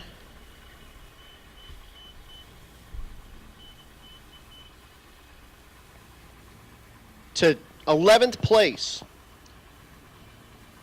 and you have 12:09. So 11 spots, less than a 10th difference in average after 2 days. It's wild. Big class 2. 50 cars we started with. 11:0, your leader coming into tonight, Sean Larson with an 11:01. Dustin Peterson with an 11:04. Kevin Waltman with an 11:05. Outside looking in, Cameron Thorpe with an 11:07. And Katie Laughter with an 11:08. In the 10, Dustin Cottle with a 10:01. Jared Kime in second with a 10:05. Travis Urbach in third, 10:06. Outside looking in, Aaron Roberts, 10:08. And way back, Sean Seifert with a 10:24. The 9-0, Mark Grote with a 9:02. Kevin Little in second with a 9:03.3. Brad Long with a 9:03.4. And Felicia Smith outside looking in, 9:06. And a small block, Dave Berry in the lead, 10:21. Bob Coding in second, 10:38. Blaine Reed in third, 10:46. Outside looking in, Darren Smith with a 10:49 and Keith Horton with a 10:83. And a big block, Alan Murray, 10:19 is average. He just did do like a 10:20, I believe, or something like that. So that'll help. Alan Casita behind him with an 11:10. Kyle Crawford in third with an 11:49.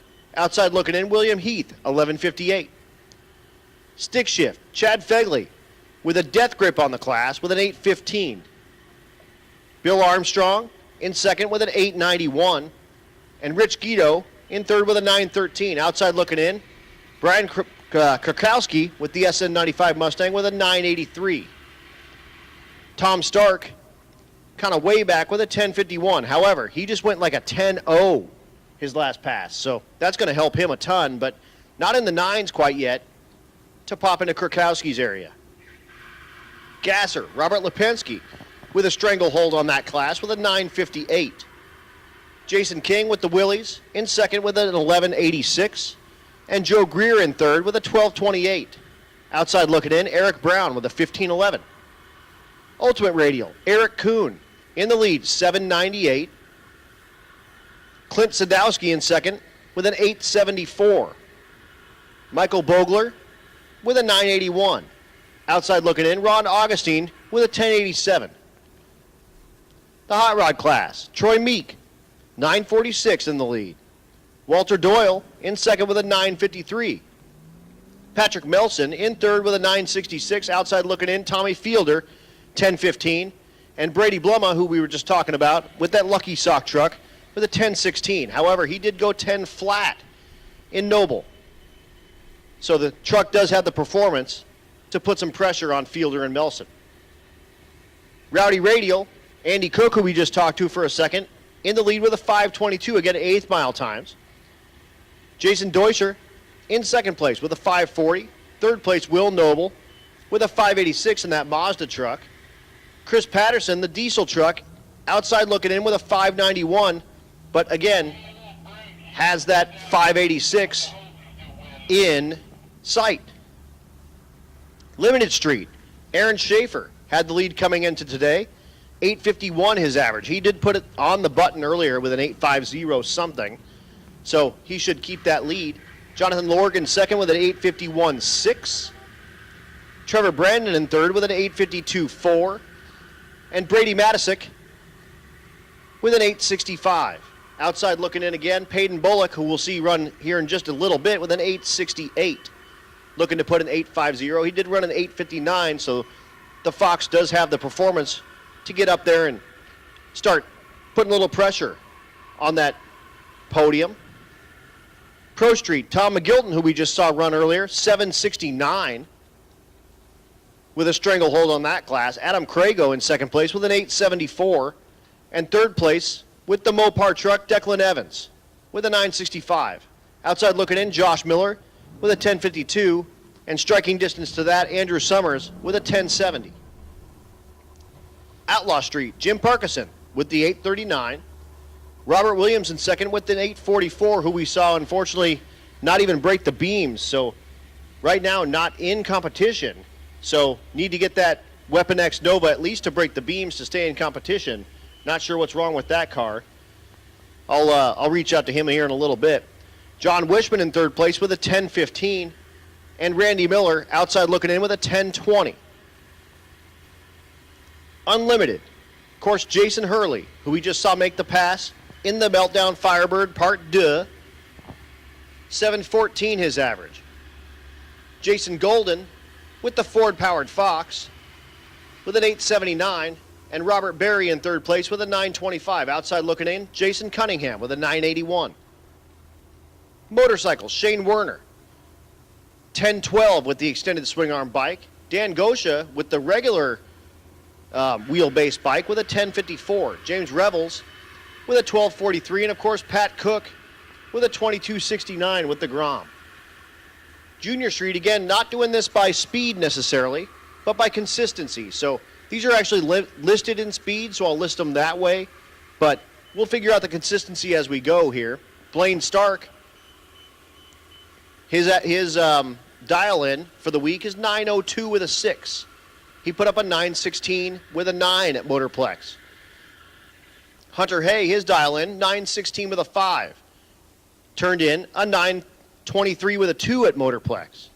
McKenna Lipinski, 9:49 with a 1. Turned in a 9:59 with a 1 at Motorplex. And Gracie Gwynn, 9:78 with an 8. Turned in a 9:87 with an 8. So that rounds out the top of all of our classes. And once again, big shout out to all of our sponsors. 1320 Video, Motion Raceworks, who just threw in that $200 for the rookie and the young gun. We appreciate that, guys. Bank Shift, 4-Ride Performance, Aspergen Repair and Towing, Central Speed Supply, Crower, Dites Works, Disorganized Grime, FM Fab Speed Shop, Florida Injection, Force Performance Turbochargers, Hot Rod Jack, Jake's Performance, Joe Tech Motorsports, Juggernaut Welding and Fab, Leading Edge Technology Partners, Mahle Motorsports, Mickey Thompson Tires, U.S. Automotive Performance and Machine, Rife Sensors, Red Tide Canopies, Revenge Performance, High Speed Media, Goat Rope Garage, War Performance, Vets Unlimited, tuned by JP, The Shop Inc., TBM Brakes, Roadrunner Media, Pro Copy, Portable Car Hoist, and Nitrous Outlet. Also, don't forget about the Wicked Chicks. That's that class that Chad and Cody put together. There's a little girl running around trying to get donations for the Wicked Chicks for our awards ceremony.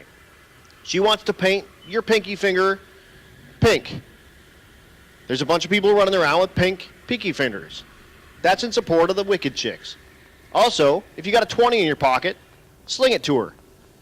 She's trying to get $800 to give to the Wicked Chicks at the awards ceremony. So if you see her running around, please let her paint your fingernail and throw her a little something to add to that cart.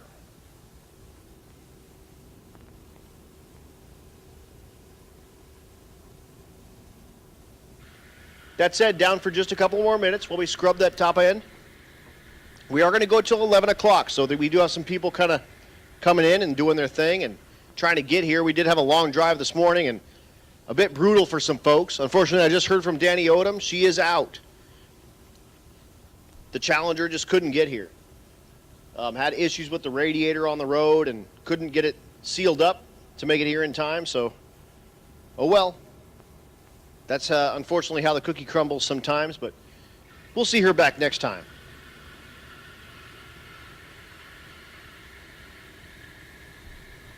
Anyway, down just a few more minutes. We'll be right back.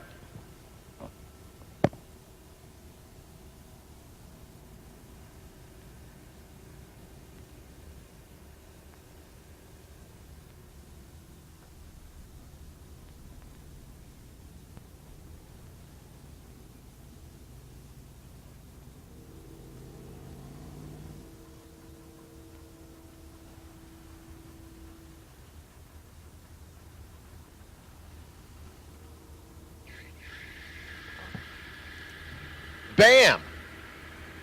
Ryan Psyche from Freeform Motorsports just threw $200 for the Young Gun rookie deal.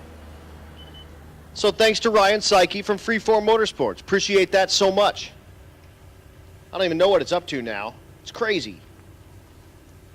Also, folks, don't forget about the Rocky Mountain Race Week YouTube channel. Again, doing racer interviews, near real-time stuff as we go along. Getting help from the folks from High Speed Media. April and James run that company, and if you need to improve your social media status anywhere, High Speed Media is the place to go. And again, they're helping out Race Week and Rocky Mountain Race Week with theirs as well. So if you see them cruising around, talk to them. They're going to put you on YouTube. Maybe you'll be famous. You could be the next Cletus. Cletus we're missing. He had the Cletus in Cars in Bristol. Normally runs either in the stick shift category or Outlaw Street. Depends on what car he brings. Either Leroy or Mullet. But we're missing him. Hopefully he's watching on the live stream. And we'll see on the next one. But he looks like he had a really successful Cletus in Cars. So shout out to him, man. If you don't know, Cletus was born on Rocky Mountain Race Week. The very first one. His persona was him with Tom Bailey when he was working with 1320. Still really good friends with all those 1320 guys. And we consider him part of our family here at Rocky Mountain Race Week.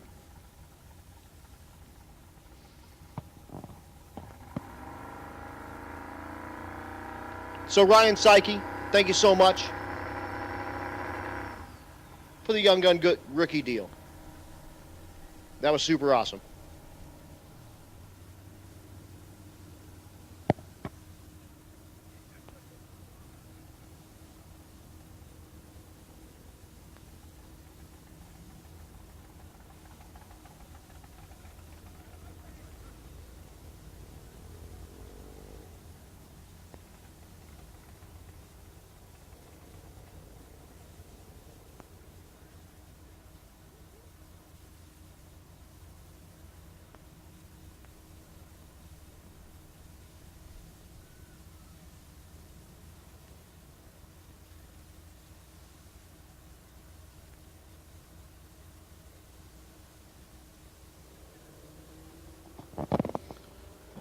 Just scrolling through my Facebook right now. Tough break for Craig Hambright with Central Speed Supply. Added a little bit extra ventilation to the engine of the GTO. Unfortunately, a hole in the block, which means he'll be done. That was the one that I thought maybe was a head gasket because it didn't really look like death smoke. Well, hole in the block. Tough break for Craig at a Central Speed Supply. But now you get to build a better motor. Nothing wrong with that.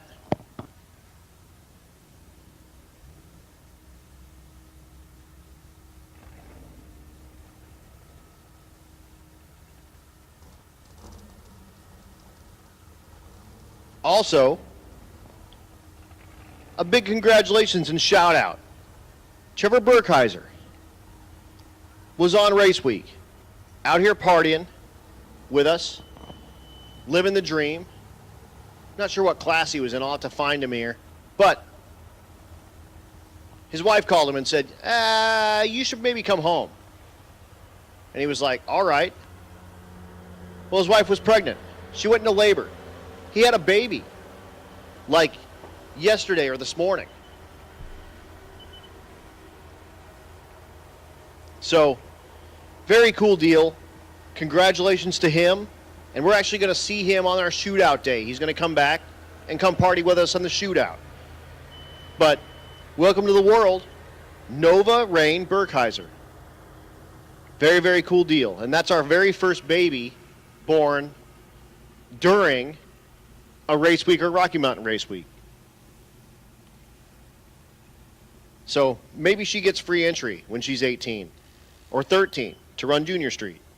That'll be cool. We'll talk about that in 13 years.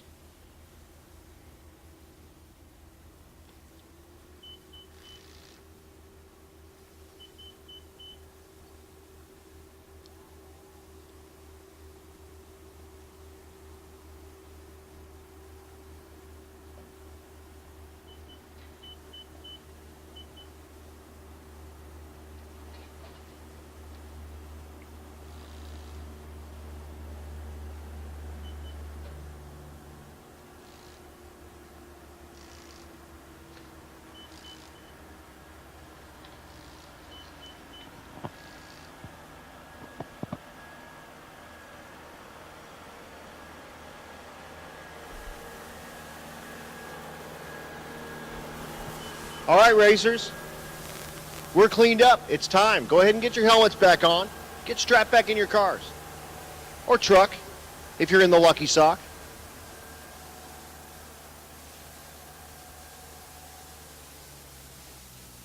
Getting the thumbs up from the crew. Track looks good. As soon as we get everyone back in their positions, we're ready to run cars.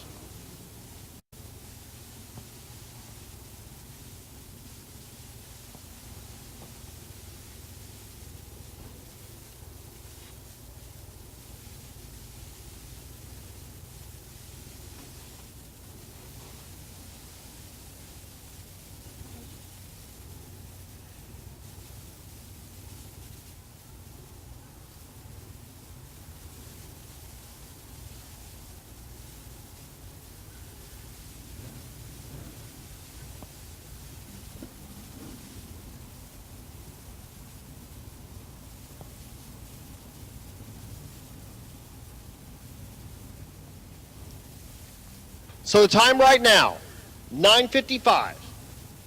We're going to run till 11. What's that mean? We have an hour and 5 minutes. What's that mean? We need everyone to be on top of their stuff. However, this pass is likely your last. So make it count.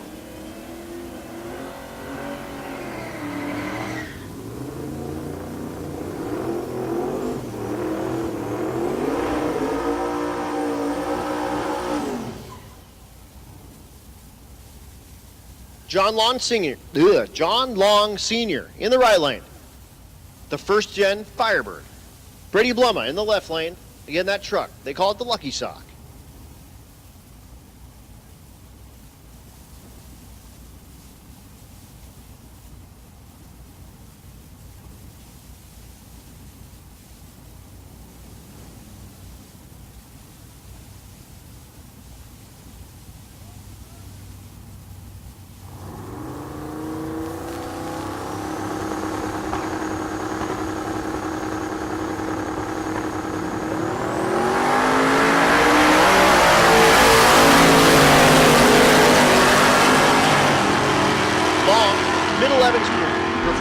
much all week.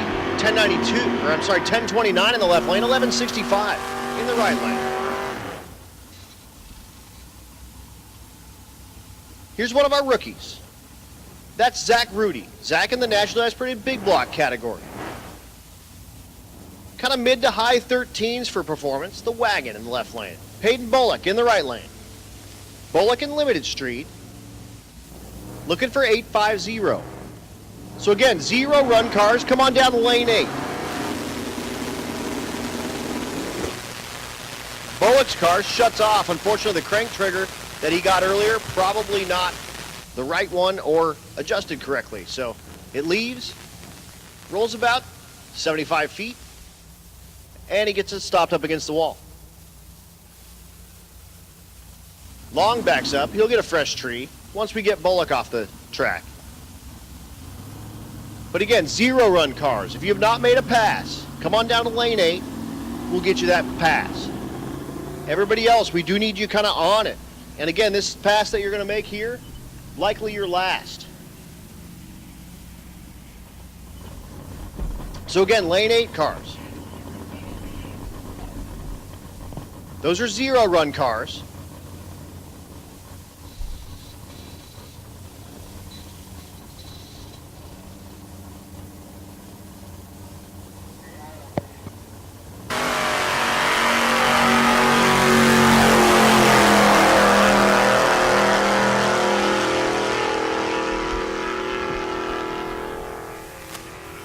The big old wagon goes 1342.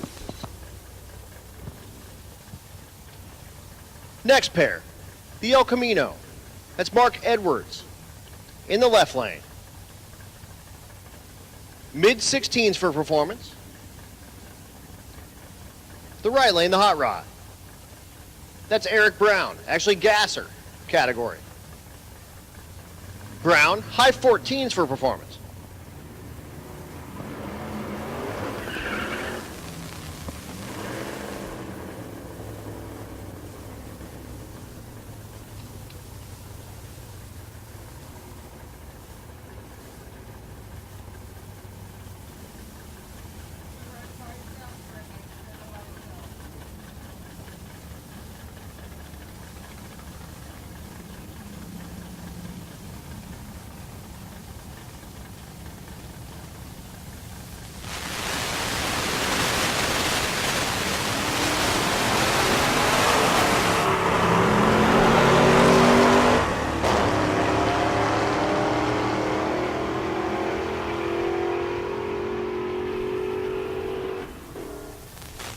$14.61 on the right, $15.98 in the left.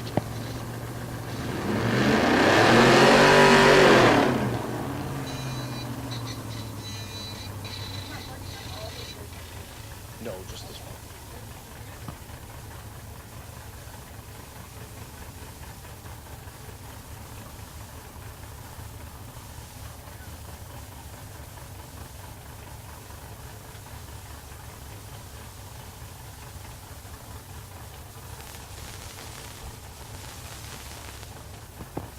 So a junior street competitor in the right lane.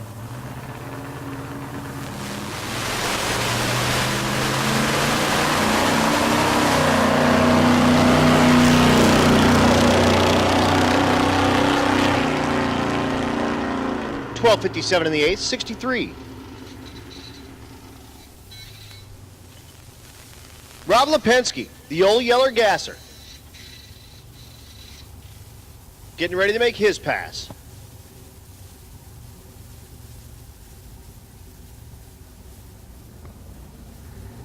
Old Yeller.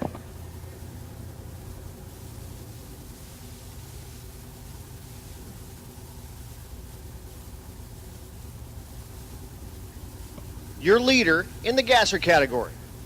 His average, 958. He has gone as fast as 926. Twin turbo LS for power. Again, racers, this is likely your last pass.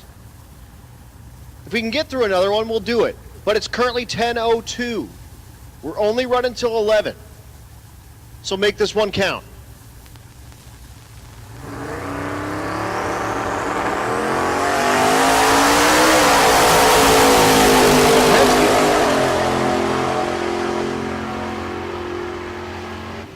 goes 9:15, 138 at the stripe. So his best pass of the week.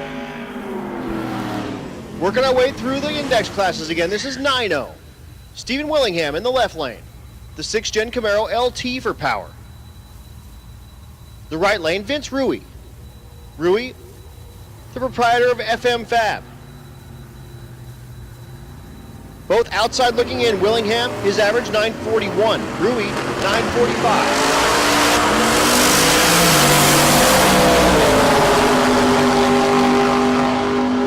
At the stripe, Willingham goes 913, 933 for Rui. Felicia Smith is back, the 4-door Rocket. Been having issues getting this thing hooked up. It's pretty much spinning the tires the second she hits the throttle. So hopefully, we can get the thing hooked up this pass. The right lane, Kevin Little, your second place car in the 9-0 category. His average right now, 903 with a 3. Chasing Mark Grote with the Gremlin, who has a 902 with a 1. Again, coming into tonight. This doesn't include any of the runs from today. Felicia, outside looking in. 6.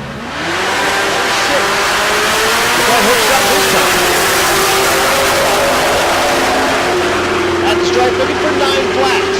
896 in the right lane, 910. Her best pass of the night, so she'll take it.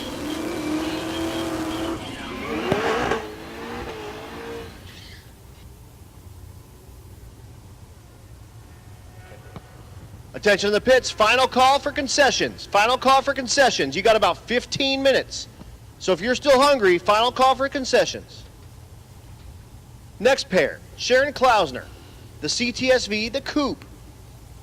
The purple car they call Valkyrie. Attention to the pits, 12-0s, come on down, 2 and 3. Blaine's up here. How you doing, Blaine? Good, good. That's okay, you're allowed to be nervous. You're running your dad 55. Herbeck in the right lane, third place in the 10-0 category. 10.06 is average. 10.13 won't help. Left lane, 14.83. This thing's a unit. Yeah, Omar Morales drives that. The Monty, that first gen A body. It's loud, it's nasty, it's naughty, it's awesome. I love that thing. As Blaine would say, that there's a unit. Shoe Buddy. That's right. He does have that shirt on, the Shoe Buddy shirt. You can get that at the Motion Raceworks trailer.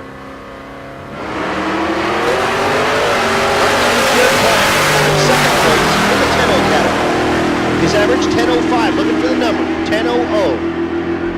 10.08 in the right lane, no help. 10.37 though in the left lane. How about the Underglow in the right lane? Oh man, he's gonna get me. That's an S550.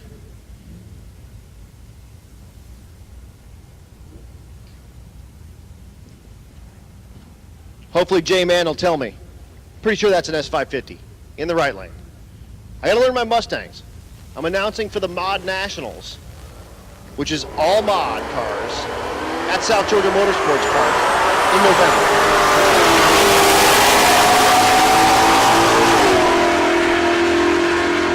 Pull it up on the live stream, man. 10.05 in the left lane, 10.73.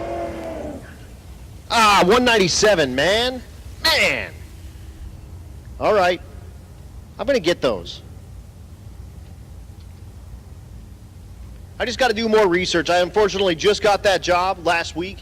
I've been just dealing with all kinds of race week stuff in the process, so I'm going to learn that before November. I got a lot of time.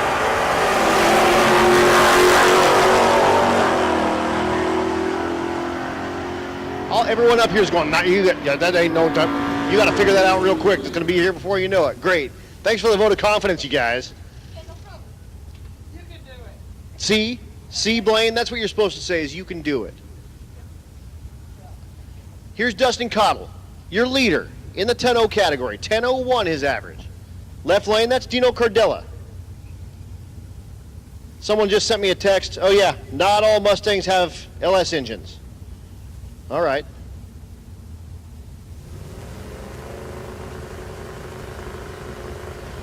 Dino Cardella. The Pontiac Ventura. Justin Cotter in the right lane.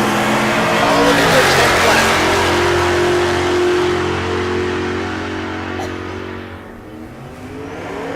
.10.05, 10.22 in the left lane. Brad Bull in the left lane, the K5 Blazer. The right lane, that is an S550.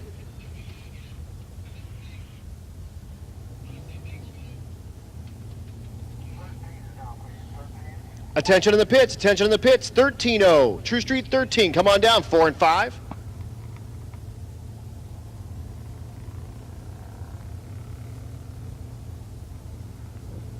That's Aaron Roberts.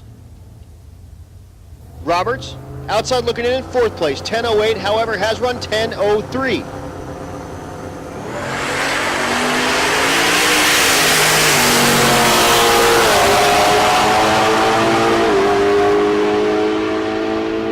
At the stripe, the Mustang goes 10.04. He'll love that. Beautiful pass for Roberts.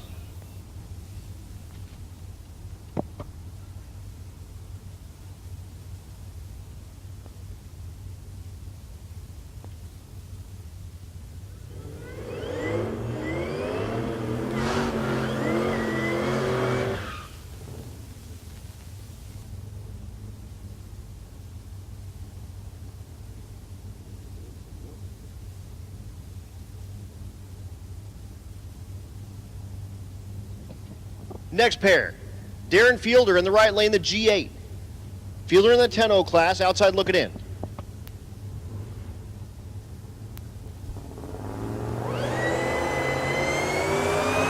That's Joe Greer in the left lane, the Gaston class. Joe at 4 after 4. Well, announcer with me, Glenn? He said, no, I'm good. No, man. No, man. But you gotta just do one thing for me. What do you do at Motion? I don't work at Motion. See? You see? Yeah, but What are y'all talking about? yeah, but what do you do at Motion? I don't know. I don't work at Motion. See? I told you. And then I'm going to get a message from Doug Cook saying, well, if he doesn't work at Motion, I don't understand because he's the CEO. He's my boss. Well, CEO when I want to be, you know. CEO when I want to be. That's good. That's good. You got a good job, man. How about Ronnie Steffen? The left lane. Right lane, Brooklyn McGinnis. That is a diesel pickup. We'll talk about that in a second, dude. 1073 in the right lane, 1072 in the left. So, the diesel pickup, out of Unrivaled Diesel, 11.0 category, ran an 11.26 last night. 4 drag radials, leaves in 4-wheel drive, does not do a burnout, cruises around the water. But watch this thing go. And really, what to really watch on it, big old truck, see if you can get a look at the sidewall on the rear tire when it leaves. This thing is sweet. Watch. All right. All right. Doesn't work at Motion. Greg Stafford in the right lane, the ZR1 Camaro. Watch the sidewall. I think he bumped through.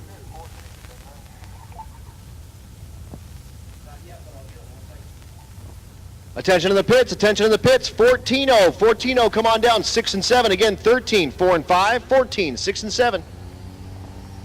So big old diesel, he spools it up, watch the back tire.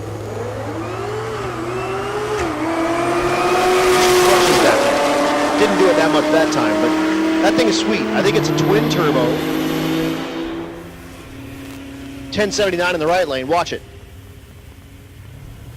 1212, 114, so down a little bit on power, but that thing is pretty sweet. Not bad. Not bad, it's a unit. It's a unit. It's a diesel. I never worked on a diesel, so. I don't know anything about them, man. That was my problem. People were like, why don't you diesel swap your Suburban? I had a 3/4 ton Suburban. You could put a Duramax in those pretty easily. Here's why, I don't know how to work on them. Yeah. I know a gas engine, I can put spark plugs in it, and there's... Sparkulators, just stick Yeah, them stick the sparkulators right in there. If you're a five-strip garage fan, you missed him doing the whole hand bit and everything. Yeah. Gotta get the hand bit in there. How about 11.04 in the left lane for Peterson? The right lane, Goes 11:06. Tell me, Blaine, driving that stick shift 55, I mean, you obviously learned to do burnouts from your old man, right? Yeah. But The first thing he told me was, "You're good.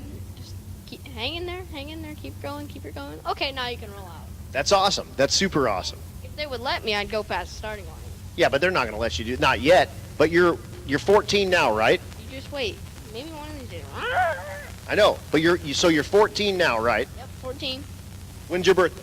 December 12th.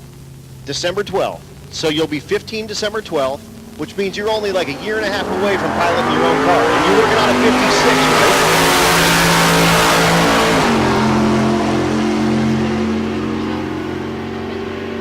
Trying to get the chassis out from under it. Start doing some of that stuff. So. Super cool, man. So, yeah, so year and a half, you're technically going to be a rookie in this event. I don't know if you say that. Oh, I'm going to say that because rookie in my world is piloting your own car the whole way. Okay. I'll do it. So rookie, in a couple of years, Blaine Stark. Do you think you can earn that Rookie of the Year money? Yeah. Think so? I'll turn her up. That's what I'm talking about. Turn it up to 11. Just make it happen.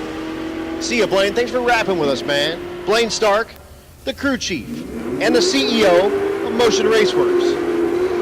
But if you ask him, he doesn't work at Motion. I don't work at Motion. I love Blaine, man. So if you don't know, Motion does a deal that's 60 seconds one human, and they interview a different employee. Well, Blaine was down there on an internship, helping them out, and they did a 60 seconds one human with Blaine. Do yourself a favor and go watch that. It is the funniest thing you ever saw. Anyway, right lane, your leader in the 11-0 category, Sean Larson. 11:01, 11:12. That's not going to help. He'll turn it back around. Drew Graff, the Silverado in the left lane, doing his burnout. The right lane, the Nova. Katie Laughter. Attention in the pits, attention in the pits. Motorcycles, come on down to your lane. It's on the left of the staging lanes there. Motorcycles, come to your lane, left of the staging lanes. Junior Street, come on down, lane number 8. Lane number 8. You'll be behind those zero run cars. We'll run them out before you get there. Or before it's time for you to run. So Katie Laughter, the Nova, in the right lane.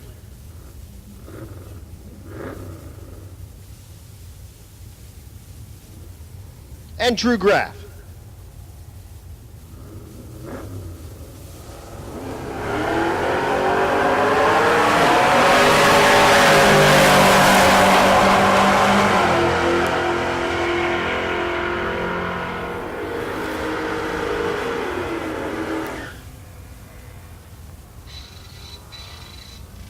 At the stripe, 11:02 in the left lane, 11:05 in the right lane.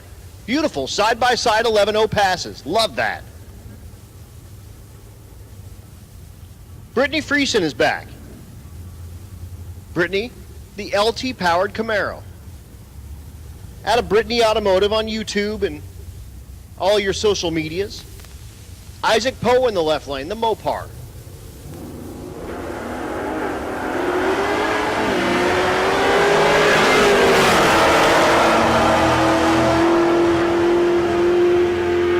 At the stripe, 11:86 in the right lane, 13:56 in the left. Another Silverado, completing his burnout. Drink.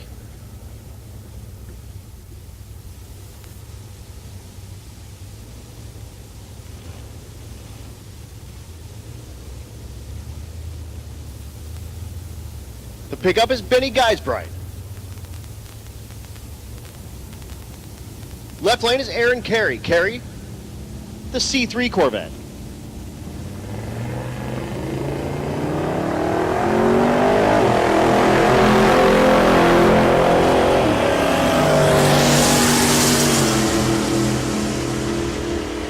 At the stripe, 12:09 in the left lane for Carey, 11:56 for the Silverado. Robert Williams is back to make his first pass. He got the thing in the pre-stage bulbs. It wouldn't bump into the beams. And so this will be his pass to stay into competition. The left lane. Chris Ghosh, your leader in 12-0, looking for 12-0 in the left lane. The right lane. Robert Williams in Outlaw Street, trying to chase down Jim Parkinson. Looking for a mid-8.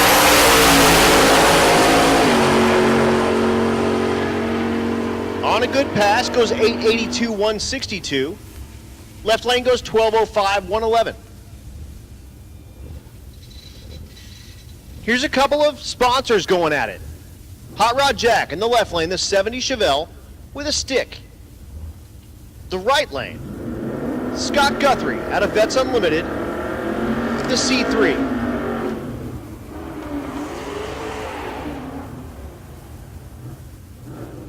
So a little Corvette versus Chevelle action.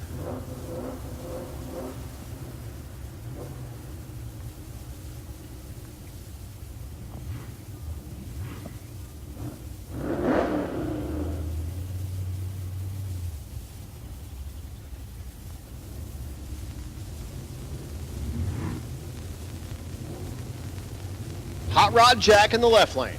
Vets Unlimited in the right lane.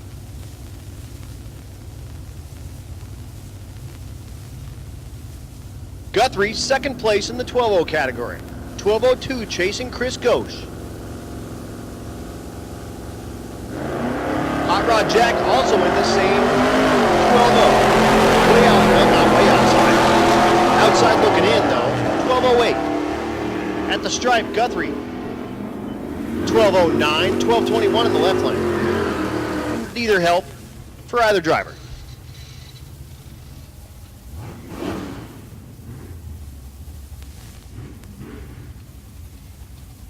Coming up now, the third gen Camaro in the left lane. That's Matt Walker.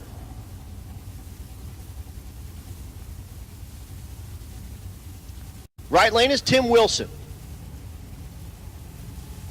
Wilson the Nova.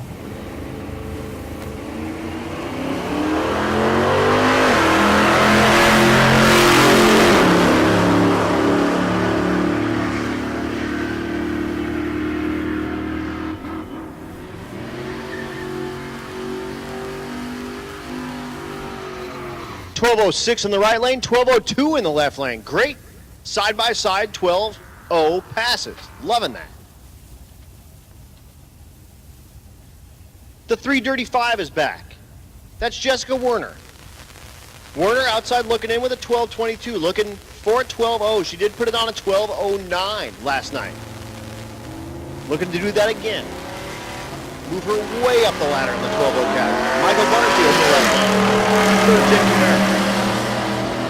12:12 for Butterfield. At the stripe, 47 is not going to do it in the right lane. 85 not going to do it in the left. Here's Tyler Maggard.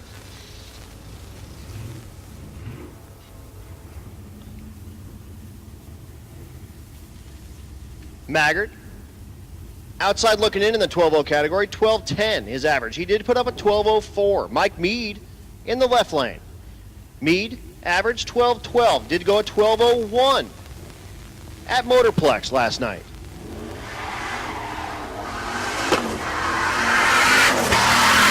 Mead smashing gears. Looking for that 12:0.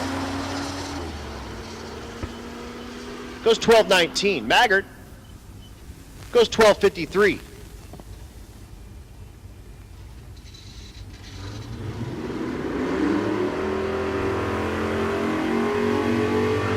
Mike Barnhill in the left lane, the Monty. Third place in the 12:0 category. 12:04 his average. Looking to go like 01:02 to put some pressure on Guthrie and Ghosh.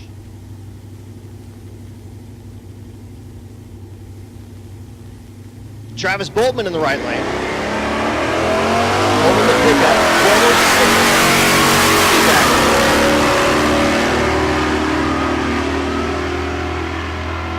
At the stripe, 11:95 is too fast. 12:04 though, he'll like that. That'll better his 12:10 that he turned in last night at Motorplex.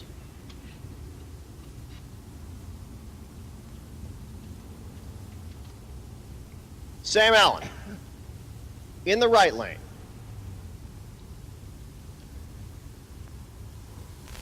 His average 12.12. The Thunderbird, that's not a Fox. Thought it was. The earlier ones are. Pat Beach in the left lane. The 4th Gen Camaro. 12.27. It was 12.07 last night.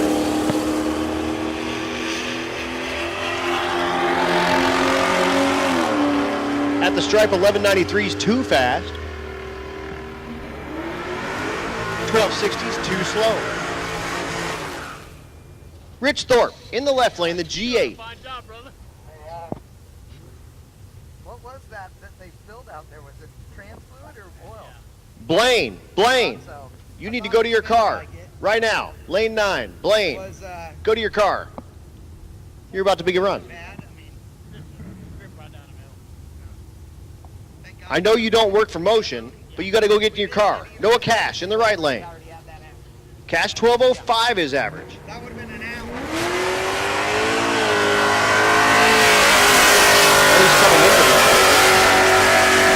Rich Thorpe in the right lane, 7. 12.06 is average. Looking for 12 flats. 12.02, he'll love that. 12.02 in the right lane, they both love that. Great side-by-side 12.02s. It felt like it was starting to get dewy, but then it quit, so. It kind of fluctuates a little bit. Yeah. Nova in the right lane. That's Mike Garner. Garner outside looking in, 12.33.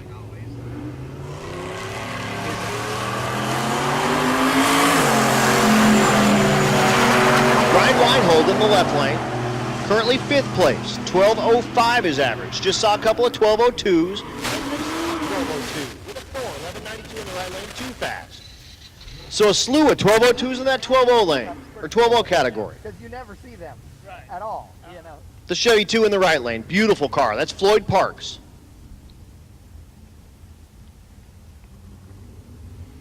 Matt Helms in the left lane. The OBS truck. Yeah, I'm going to come out tomorrow earlier because I'm not going on the drive. Right. Because I'm going to actually set a couple of the cameras up out there because I'll have more time. Okay. So I'll be out here.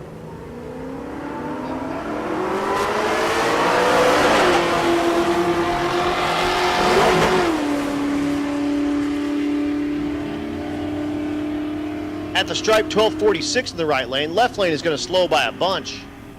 It looked like the shift light was just on forever and ever and ever. Maybe it's just not shifting. Having some issues with the transmission in that. Goes 16s.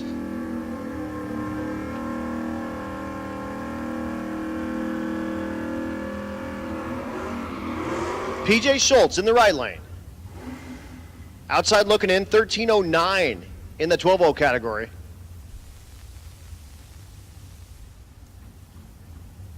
Left lane, Scott Smith. Outside looking in, 12.37. Looking for 12 flats.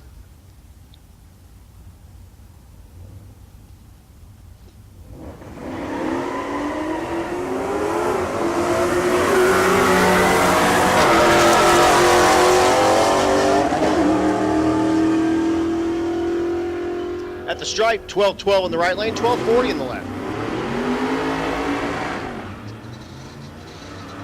Martin Ranker is back.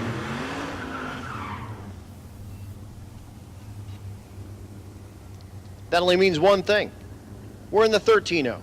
Ranker 3rd place in that category, 13.03 with a 4 his average.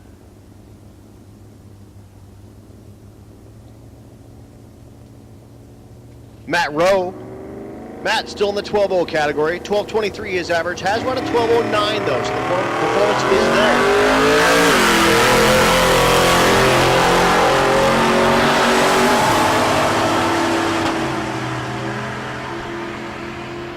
Left lane goes 13.16. That won't be any help. 12.24 on the right.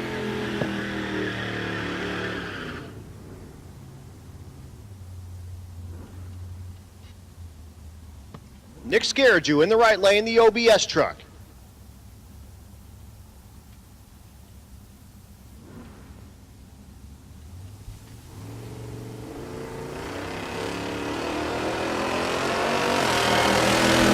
Yeah, Nick from Australia. flew out, bought the truck, blew it up, fixed it, and here he is. Red Hat Scotty. How are you, man? Not too bad. Awesome. We're just finishing up a couple of rounds here. But Red Hat out of Questionable Performance Solutions. Yes, sir. With a brand new car, we'll talk about that in a second. Eric Carroll first in the 13.0 category. 13.10 his average, looking to improve on that. But the right lane, that's your leader in the 13.0 class. That's Brendan Mole. 13.02 his average. They're going to put the thing on the number.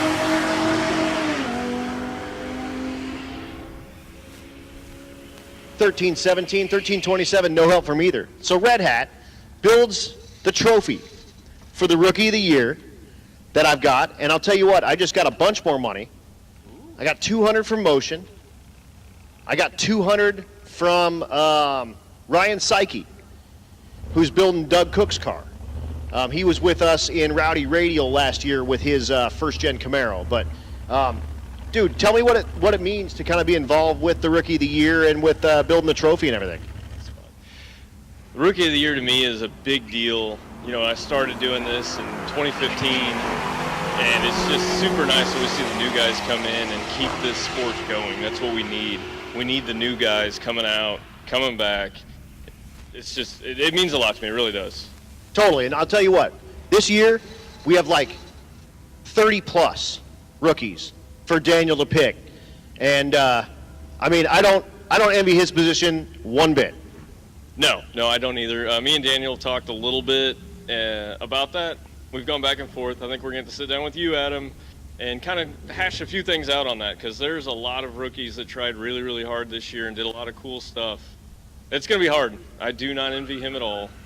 No, absolutely, and it's kind of a cool deal because he won last year for the race week, and so he gets to pass that torch to the next rookie, and whoever he picks gets to pick the rookie next year for race week. And we treat them as two different events. So we have the Rocky Mountain Race Week and we have the race week, and we treat them totally different. So rookie for the race week is going to be separate from rookie of the Rocky Mountain Race Week, and it's going to be a super cool deal. And it'll be cool when we come back out here and see who the new rookie is and gets to pass that torch on and give him another homemade trophy from Questionable Performance Solutions.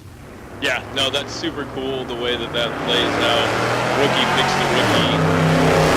It's just cool the way that happens. It's really the only way, in my opinion, because if I pick it every year, it's just, you know, I'm just going to pick what I see here from the tower. I'm not in the pits. I don't see what's happening down there, and I don't really get to see what's happening on the road. So, yeah, no, it's super cool, and it's also cool to me this year that Daniel's not, like, driving a car. He's co-piloting a car this year, and so he has a little bit more time to kind of walk around and see what the heck's going on out there in the pits and make his decision with whatever rubric he wants to use for Rookie of the Year this year. And then whoever wins it this year gets to use whatever rubric they want to use for next year. Which I don't know, Daniel's had a lot of time to walk around. Apparently they've had a couple issues with that truck, so I know they've been busy. Yeah, I think didn't they rebuild the transmission in it already like once at least or something, or have it out 3 times? So. Yeah, it's a good thing that he is really good friends with that portable car hoist guy, Bobby, because he's been bogarting that lift with that diesel truck like crazy. Yeah, no, Bobby's awesome. I'm so glad that he comes along and does this. Can't give him enough respect for doing what he does. That guy's awesome. Totally, and for a few years did that on his own dime, but now he's a true sponsor, and we let people use that lift to rank competition now too, which is a super cool deal. So I've seen earlier that they may or may not have the law show up at the hotel with the portable lift. That'll happen. I mean, whatever. You know, we just do what we do. Real quick, I got to announce Stevie, because that's Stevie. That's my car. That's my girlfriend. Stevie's in 4th place in the 14.0 category. 4th. I know, right? Currently her average, 14.08. Trying to put some pressure on Curtis Tank and Dale Gebhardt and Anthony Watson. She has not had a pass to turn in. I mean, she's got one to turn in, but it's not going to put any pressure on these guys. But Stevie's going to bang some gears and put the thing in the 14.0s. I have a feeling about it because it's her last pass. Really going to make it happen. So here we go. Come on. Fingers crossed, toes crossed. Cross everything. No, 13.92. That's too fast. But look at the right lane. 14.00 with a 9. That's what I'm talking about. Here is Watson in the right lane, your leader in the 14.0. His average 14.03.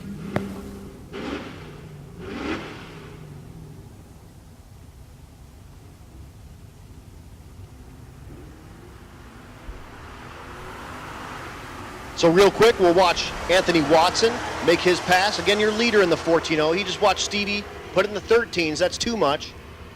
And he goes 14.01 to put a cap on it for the night. What a great deal.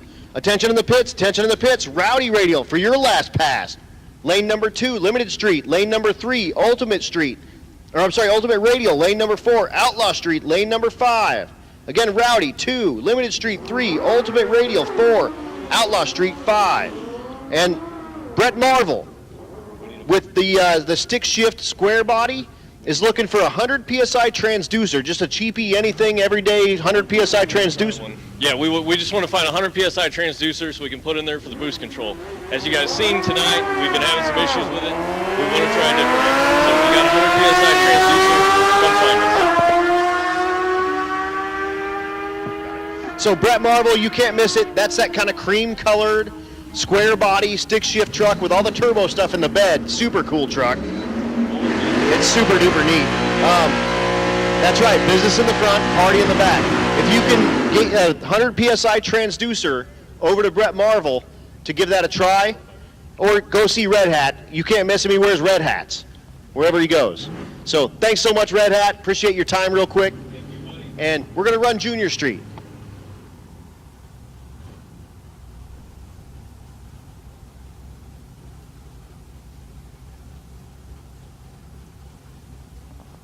So here's Blaine. You heard him earlier.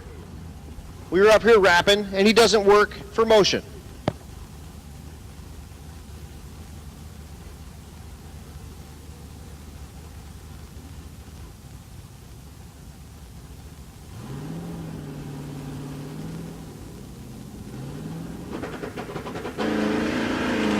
Hey, Red Hat Scotty, Joey Greer has that transducer.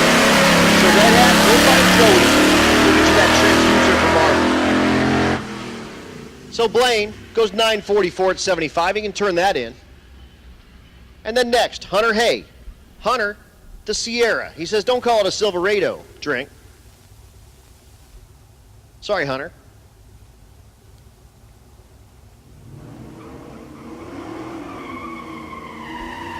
Hunter looking for a 916 with a 5 or thereabouts.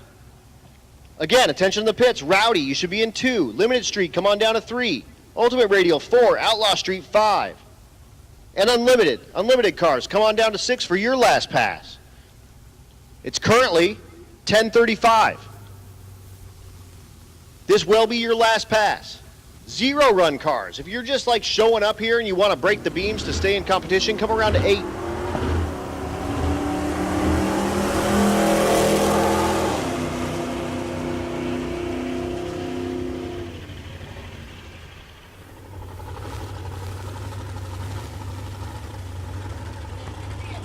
.915 with a 5 is too fast for Hunter Harry. So Hunter Hay breaks out, goes 915 with a 5 on his 916 with a 5. Now we have McKenna Lipinski, the old yeller gasser, getting ready to make her pass.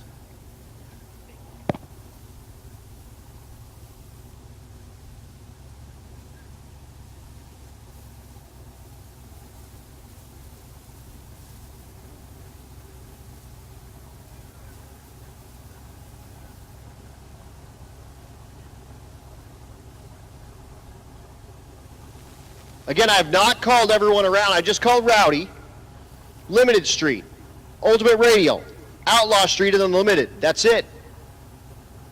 0 run cars, you can be an 8.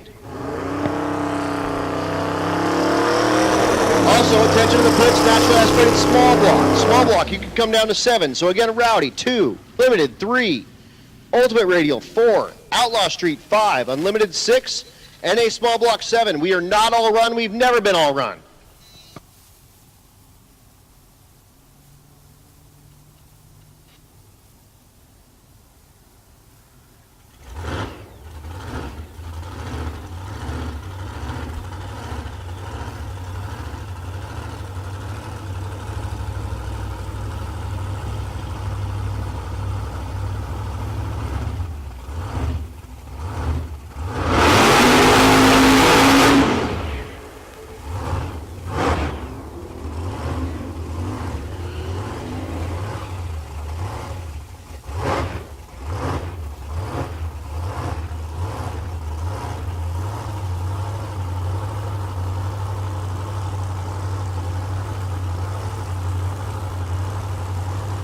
The Porsche's back.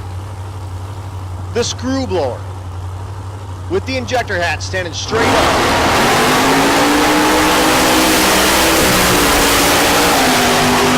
On a lick, underpowered all the way to the 8th mile, goes 490 in the 8th, and on a boarded pass goes 807, 132, 1119 in the left lane.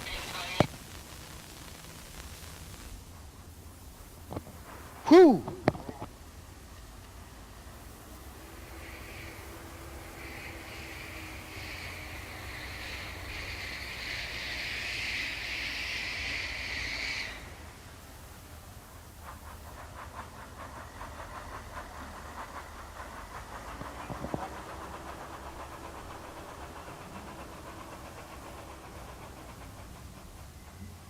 So again, that sweet 928 Porsche, here's the incrementals: 124.60, 325, 330, 498 at 146 miles an hour, and then off the gas, 646,000 foot, 807 quarter mile, 132. Whoo! That thing is sweet. He's not in competition anymore. Unfortunately, did not make it out of Thunder Valley. But he brought it here, and he's doing exhibition passes, and that's a super cool deal. How about that stand-up injector hat? That's neat.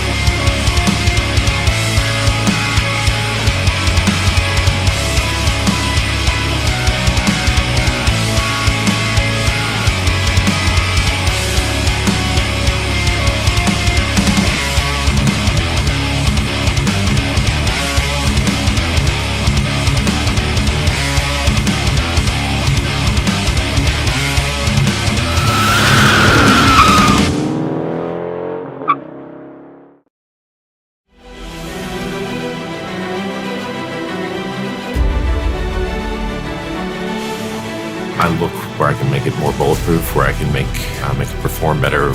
But beyond that, the engineering and technology with it, it's choosing the appropriate components. Each component is thoroughly inspected. It's that level of inspection.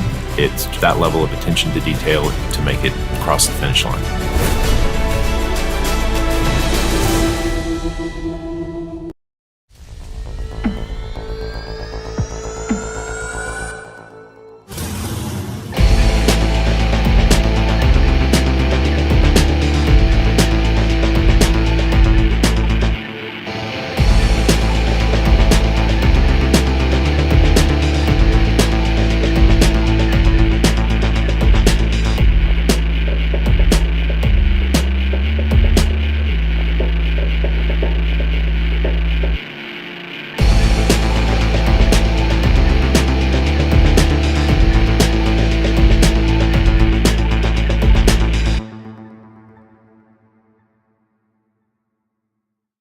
Hopefully. We do have the ability to go a little longer, but hopefully we don't do it every night.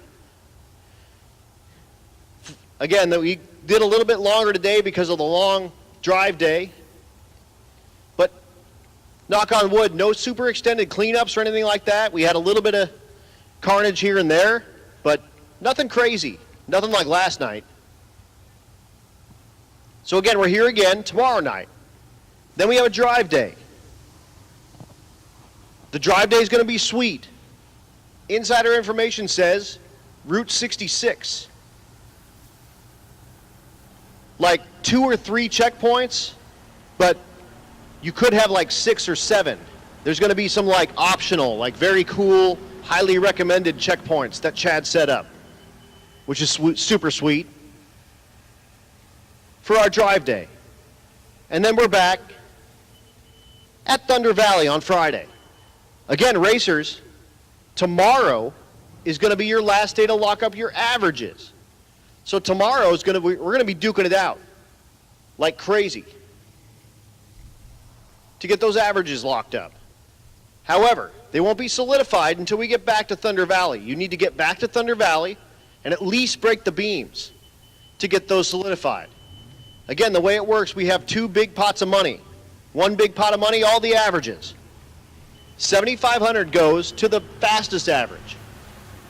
And then every class gets $1,000. And that includes all the index classes. So a bunch of money gets frozen tomorrow. We'll seal that in when everyone breaks the beams. And then after the drive day, heads up racing. Big, big, big bracket race. Again, the top 32 cars, we're going to heads up race. A class of 8, another class of 8, a class of 16. From 33 down, we're going to bracket race. We started with 280 cars. You do the math. 280 minus 33 minus whatever we have for attrition. We're going to have about a 250 car bracket race.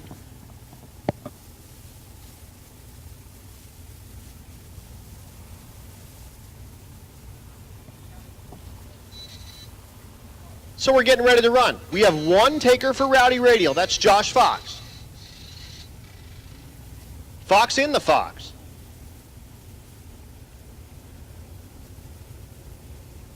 His average right now, 623. Has run as fast as 617, looking for a 5. Also, congratulations to Travis Wise, who did run a 5 earlier with the S10. Kind of watched him progress.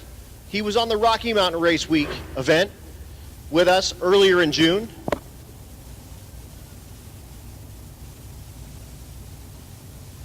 Attention in the pits. Attention in the pits. Small block, you should be in 7. NA big block, come on down to 2. Pro Street, come on down to 3. Stick shift to 4. Hot rod to 5. Gasser to 6. Again, NA small block, you should be in 7. NA big block, 2. Pro Street, 3. Stick shift, 4. Hot rod, 5. Gasser, 6. So, again, congratulations to Travis Wise for putting that S10 in the 5s. Let's see if Josh Fox can do it. He has run 617.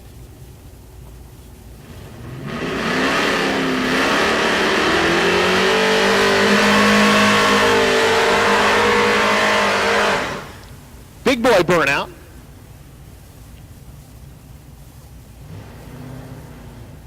He'll back it up into those hot 8.5-inch wide tire tracks.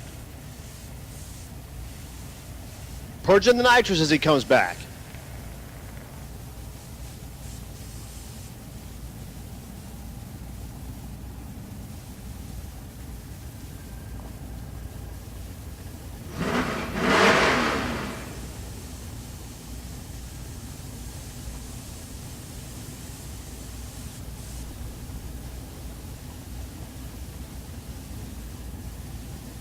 Fox inches it forward.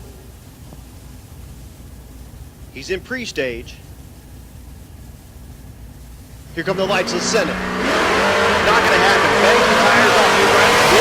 He does recover it really well.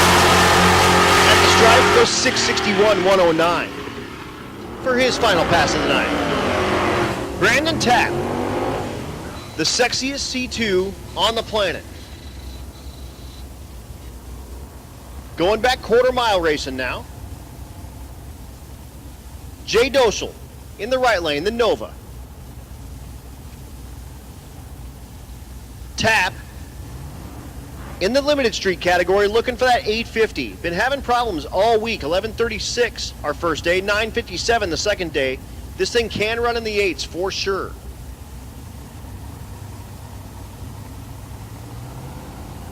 Doschel outside looking in. His average in the limited street category, 924. Looking for 850s.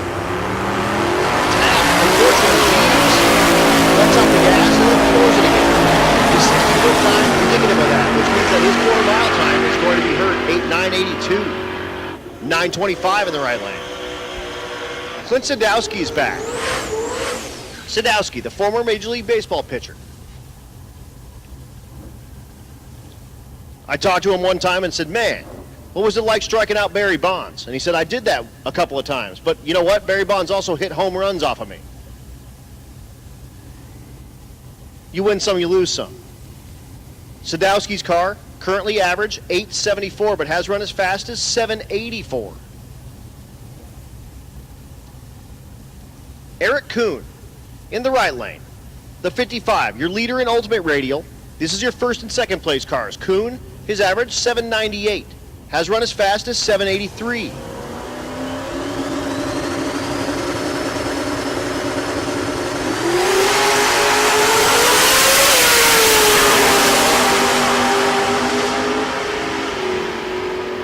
.793 in the left lane, 883 in the right. How about the mile an hour? 176 miles an hour for that first-gen Camaro. That's sweet. Good deal. Happy to see him getting a handle on that car.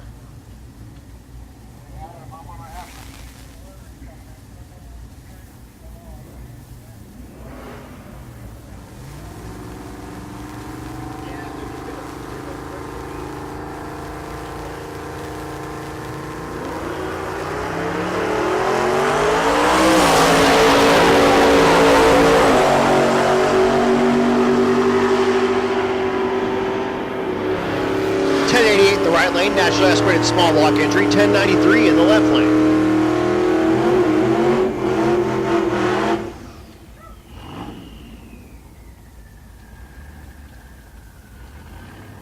Walter Doyle in the left lane in the hot rod category, your second place car, 953 his average. Has run as fast as 941. Needs to put something like that up to put some pressure on Troy Meek, who's ahead of him with a 946. Joel Lyles in the right lane. Lyles in NA small block, 1160 his average.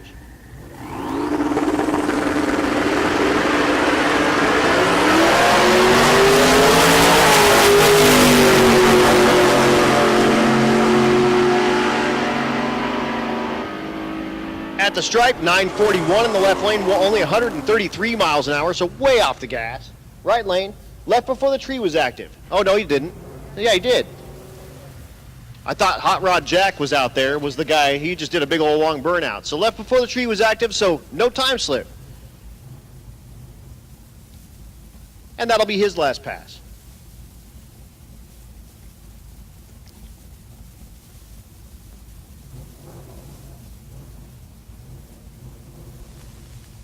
John Gilman is back. The Nova. Operation Don't Get Last. Right lane, Hot Rod Jack, the 70 Chevelle. Banging gears, looking for 12 flat. Gilman looking for down a low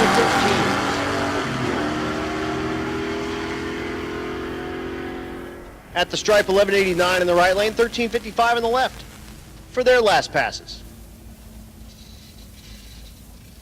At least for the evening.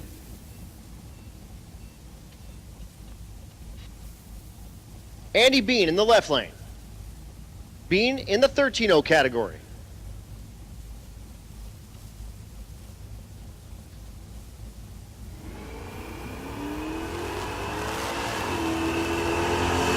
The F-150 pretty much just breaking the beams, going to meander.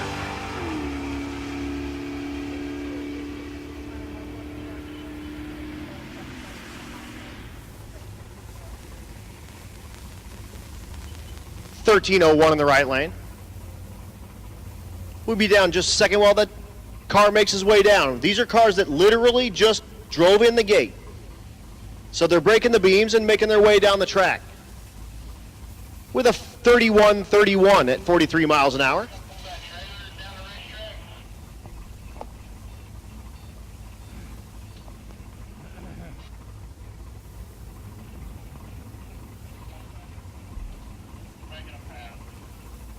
Next pair. They're not making a full pass, Cookie. They're not making it. They're just gonna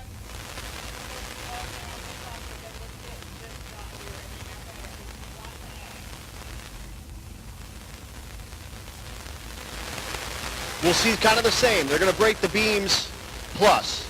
Can't back the trailer out. They legit just drove in the gate, so they're going to make their way down the track in a slow fashion.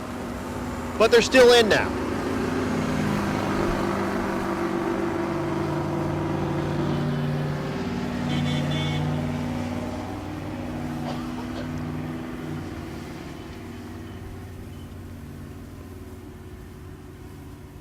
As soon as we get them turned off, we'll bring you Alan Murray, your NA Big Block leader. Has run a 999.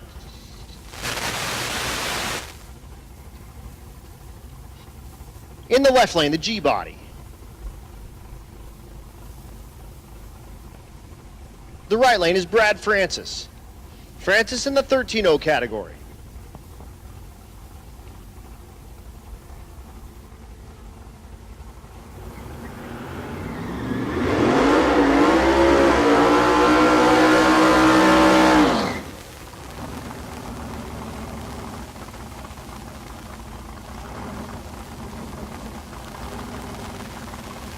But Murray, looking to put it in single digits again, naturally aspirated big block.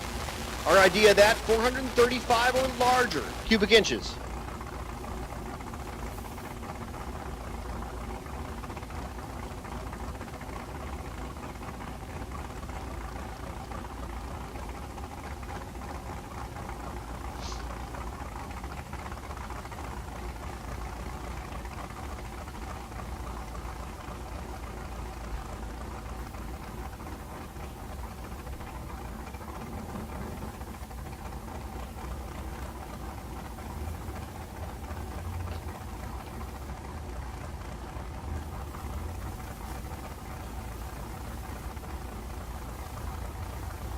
So Francis looking for 13-0.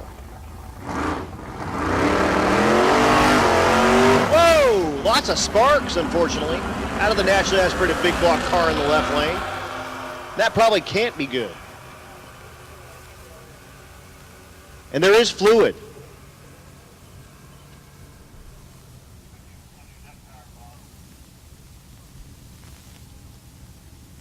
So, that's a tough break. Tons of fluid coming out from underneath the naturally aspirated big block entry. For Alan Murray, that was your leader.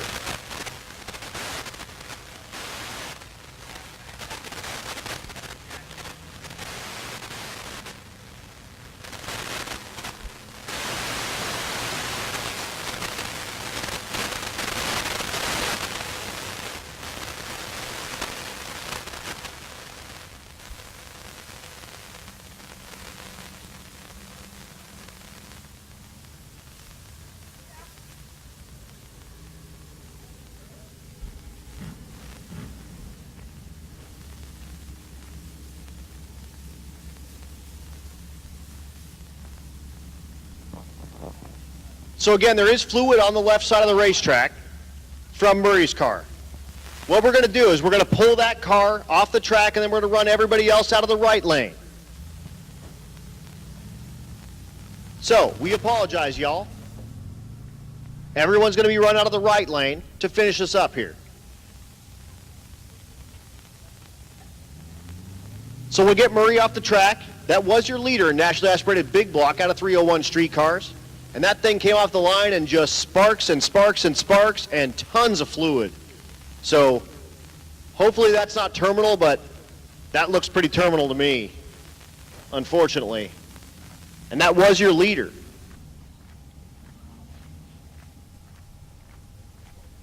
So we'll be down just a moment. We'll get the G-body off the track and we'll clean up a little bit just in case anyone gets way over there into the fluid. And then we'll finish up what we have out there in the lanes. We're 3 minutes till 11, so if you're out there, we're going to get you a pass. But right now, the lanes are closed. The lanes are closed. So if you're out in the pits and you were thinking you were going to come out here and make a pass, you are done. Again, the lanes are officially closed. If you're in the lanes right now, you're going to get that pass. If you're in the pits thinking you can come up here and get yourself another pass, you are done. Man, that sucks. I gotta tell you, I think it's transmission. Maybe not, but yeah, the 88 Pro Street said it looks like trans case parts. That's kind of what my thought is as well. I think it may have broke the bell housing and converter, something like that. It was very far forward, the sparks. So it, to me, seems like it's transmission area, but, I don't think it was drive shaft. And it's clearly locked up and it won't roll. So the good news on that, okay, is that tomorrow is Wednesday. It's a weekday. We're in Tulsa, Oklahoma, which is a big city, or big enough. They do have to make a drive tomorrow, but in theory, they should be able to get a transmission for that car tomorrow. And there's a bunch of people that that don't know, like they got the wrong thought process for these events, and not these guys, but I'm just saying in general. So people go, oh my God, well, I have a Rossler Turbo 400 in this car or whatever, right? And so people get all stuck on what they, have got in the car. Well, dude, you're trying to finish, okay? Like, who cares what that is? Like, legitimately, if you can't get a good transmission, then you go to O'Reilly's and you buy a Turbo 350. I mean, like, whatever you need to put in it to make it drive is what you do. Because the other part about it is that car is a car that's, the quickest car in naturally aspirated. So, it's also got a shot at the shootouts. So even if this screws up his average for tomorrow, he needs to think about Friday, right? So a transmission that will let this car get down the road while other arrangements are being made to get a transmission so that it can be fast on Friday, two different things. See what I mean? You got Wednesday, Thursday to make a real transmission happen for Friday, and you just need a damn transmission to go in it for tomorrow for this thing to motor down the road. And I mean, literally, I'd put a stock Turbo 350 in the thing if that's what it took. Now, I don't know what spares they have. I'm completely theoreticals here, but this is where I'm at. Like, this is one of the things that literally people have the hardest time with on drag and drive events. They just can't get it out of their head. I use the alternator one all the time, but I had a guy come to the tower for an alternator, and he's like, I have a PowerMaster XYZ 5000, and I need another one. And I'm like, yeah, what are the chances of you finding one of those? But you know what? What case is it? Because it comes on 7,400 million extra cab Ford pickups or whatever. Like, that's what you need. You go to O'Reilly's and you pick one up. Like, oh, well, mine's a 200 million amp alternator. I don't care. What do you need to get down the road, dude? Like, are you in this to finish? Or are you just like, oh, no, I'm sorry, I can't get the red one, so I'm not going to do it. I mean, this is the thing that changes, people's attitudes are really need to, you got to have your head straight to do these events. And there are a lot of people that just don't. The 301 streetcar guys, these dudes, this is not their first rodeo. They are badasses. They will be fine. If it is possible, they will fix this thing. But I'll tell you, it's one of the things that people have the hardest time with is they get to these things and they, can't figure it out. The other deal is somebody will break something and they're like, oh, no, it's going to cost me $800 to get in whatever to fix it. I can't do that. And then, oh, we're going to rent a U-Haul and we're going to do this, we're going to do that to get our car back to where we need to be. And then all of a sudden they've spent $1,200 and they spent $1,200 to get their car back where it needs to be. And it's still not fixed. And they could have just spent the $800 and had it fixed. I mean, and that's just a one example, but this stuff happens a lot. So, yes, slow staying, plenty of pick and pull places around Tulsa, Band-Aid to finish the week. No question. This is what you have to do at drag and drive events. It is a whole other mentality, people. And there are a lot of folks that they're just, their brains don't work that way because they're not used to this, right? They're used to just being drag racers or street racers or whatever. And you got to think, how do I survive? Because you can't win if you don't survive. So survival is first. And sometimes people get racing in their head first. And you know what? You can't race if you don't get to the next place. So that's, one of the deals. And, I mean, there is not a single thing that says you can't take a transmission in and out of the car every day, put one in it to go down the road, and one in, I mean, I wouldn't want to do that, but you know what I'm saying. So it's good. Anybody can get, if you have an application like a G-Body where you can get a lot of different things to go in there, this could be good for those guys. As far as having that flexibility. And again, the 301 streetcar guy, these dudes are badasses. Like, they're not messing around. They know they've won a bunch of events. They're good. So they have that mentality. They think race and survive. They know they got to do both. So, everybody that's been logged in and everything all day, I appreciate it very much. It's been a long one again. It's 11:04. We are running a little bit over.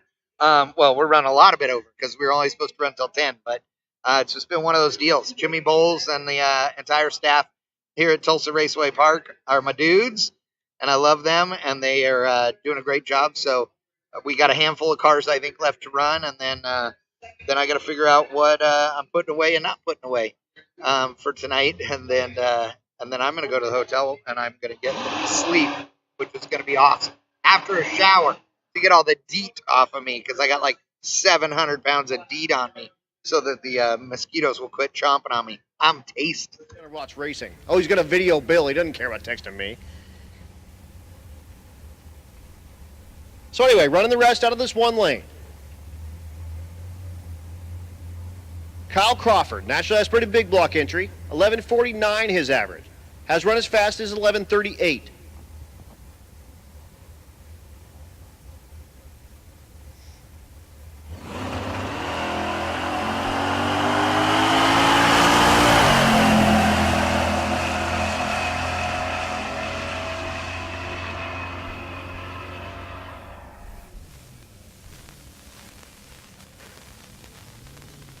Goes 11:13, his best pass of the week.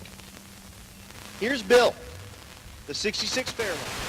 Twin turbo, small block Ford, with a Tremec 6-speed manual transmission. Oh, sorry, the BMW. Stevie's up here and she's like, what are you talking about? Ruan's making a pass. I've gotten like 3 different names for her. I think it's Hattingly.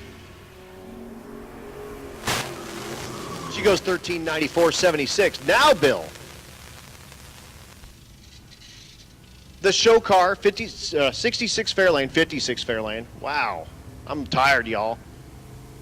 Twin turbo, small block Ford, out of Evergreen, Colorado. He doesn't own a truck and trailer. He drove this here as well.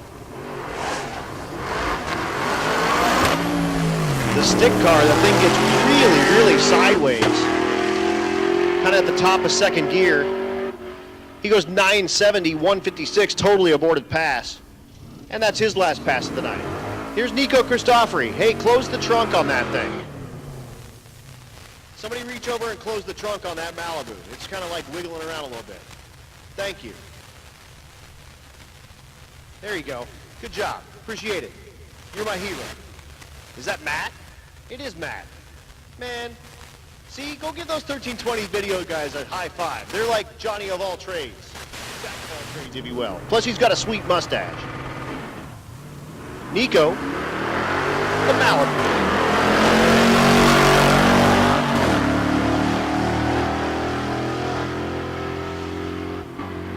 At the stripe, goes 1365 at 99. The Chevy 2. In the right lane. They're all in the right lane. I did that last night too when we were down to one lane. That's Tommy Fielder. Fielder the Nova, 10:15 his average. Has run as fast as 9:85 in the hot rod class. Looking for high 9s.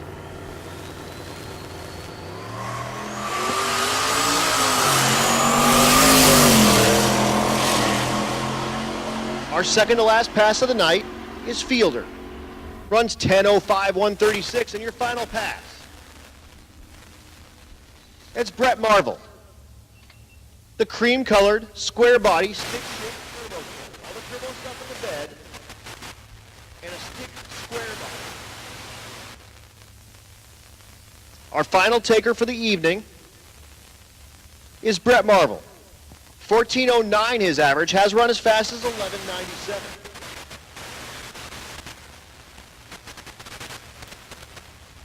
Carlos Asser is asking if the portable car hoist guy is here.